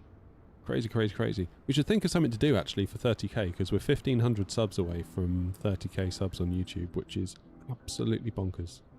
Absolutely bonkers. I can't believe that. That's just like the most hard to comprehend thing for me. Like, yeah. It's weird because it's in terms of YouTube, it's a lot, but it's not a lot. Like, there are people that have got like millions of subs, isn't it? But it wasn't until I went to that McFly gig in Birmingham a couple of weeks ago, and the place held like 15,000, and I was like, God damn, that's a lot of people. And it's like, shit, you've got nearly double that on YouTube. Like, it's easy to lose sight, is what I'm trying to say, and yeah, definitely don't want to become jaded by YouTube stats. So I do appreciate all of you. So thank you all very much indeed. You all have a nice rest of your day, and yeah, like I say, get subbed, ring the bell, then you won't miss any content, whether it's a video or a live. And I will see you all very, very soon. But thank you all for your company, and have a wonderful rest of your Thursday. Cheerio ho!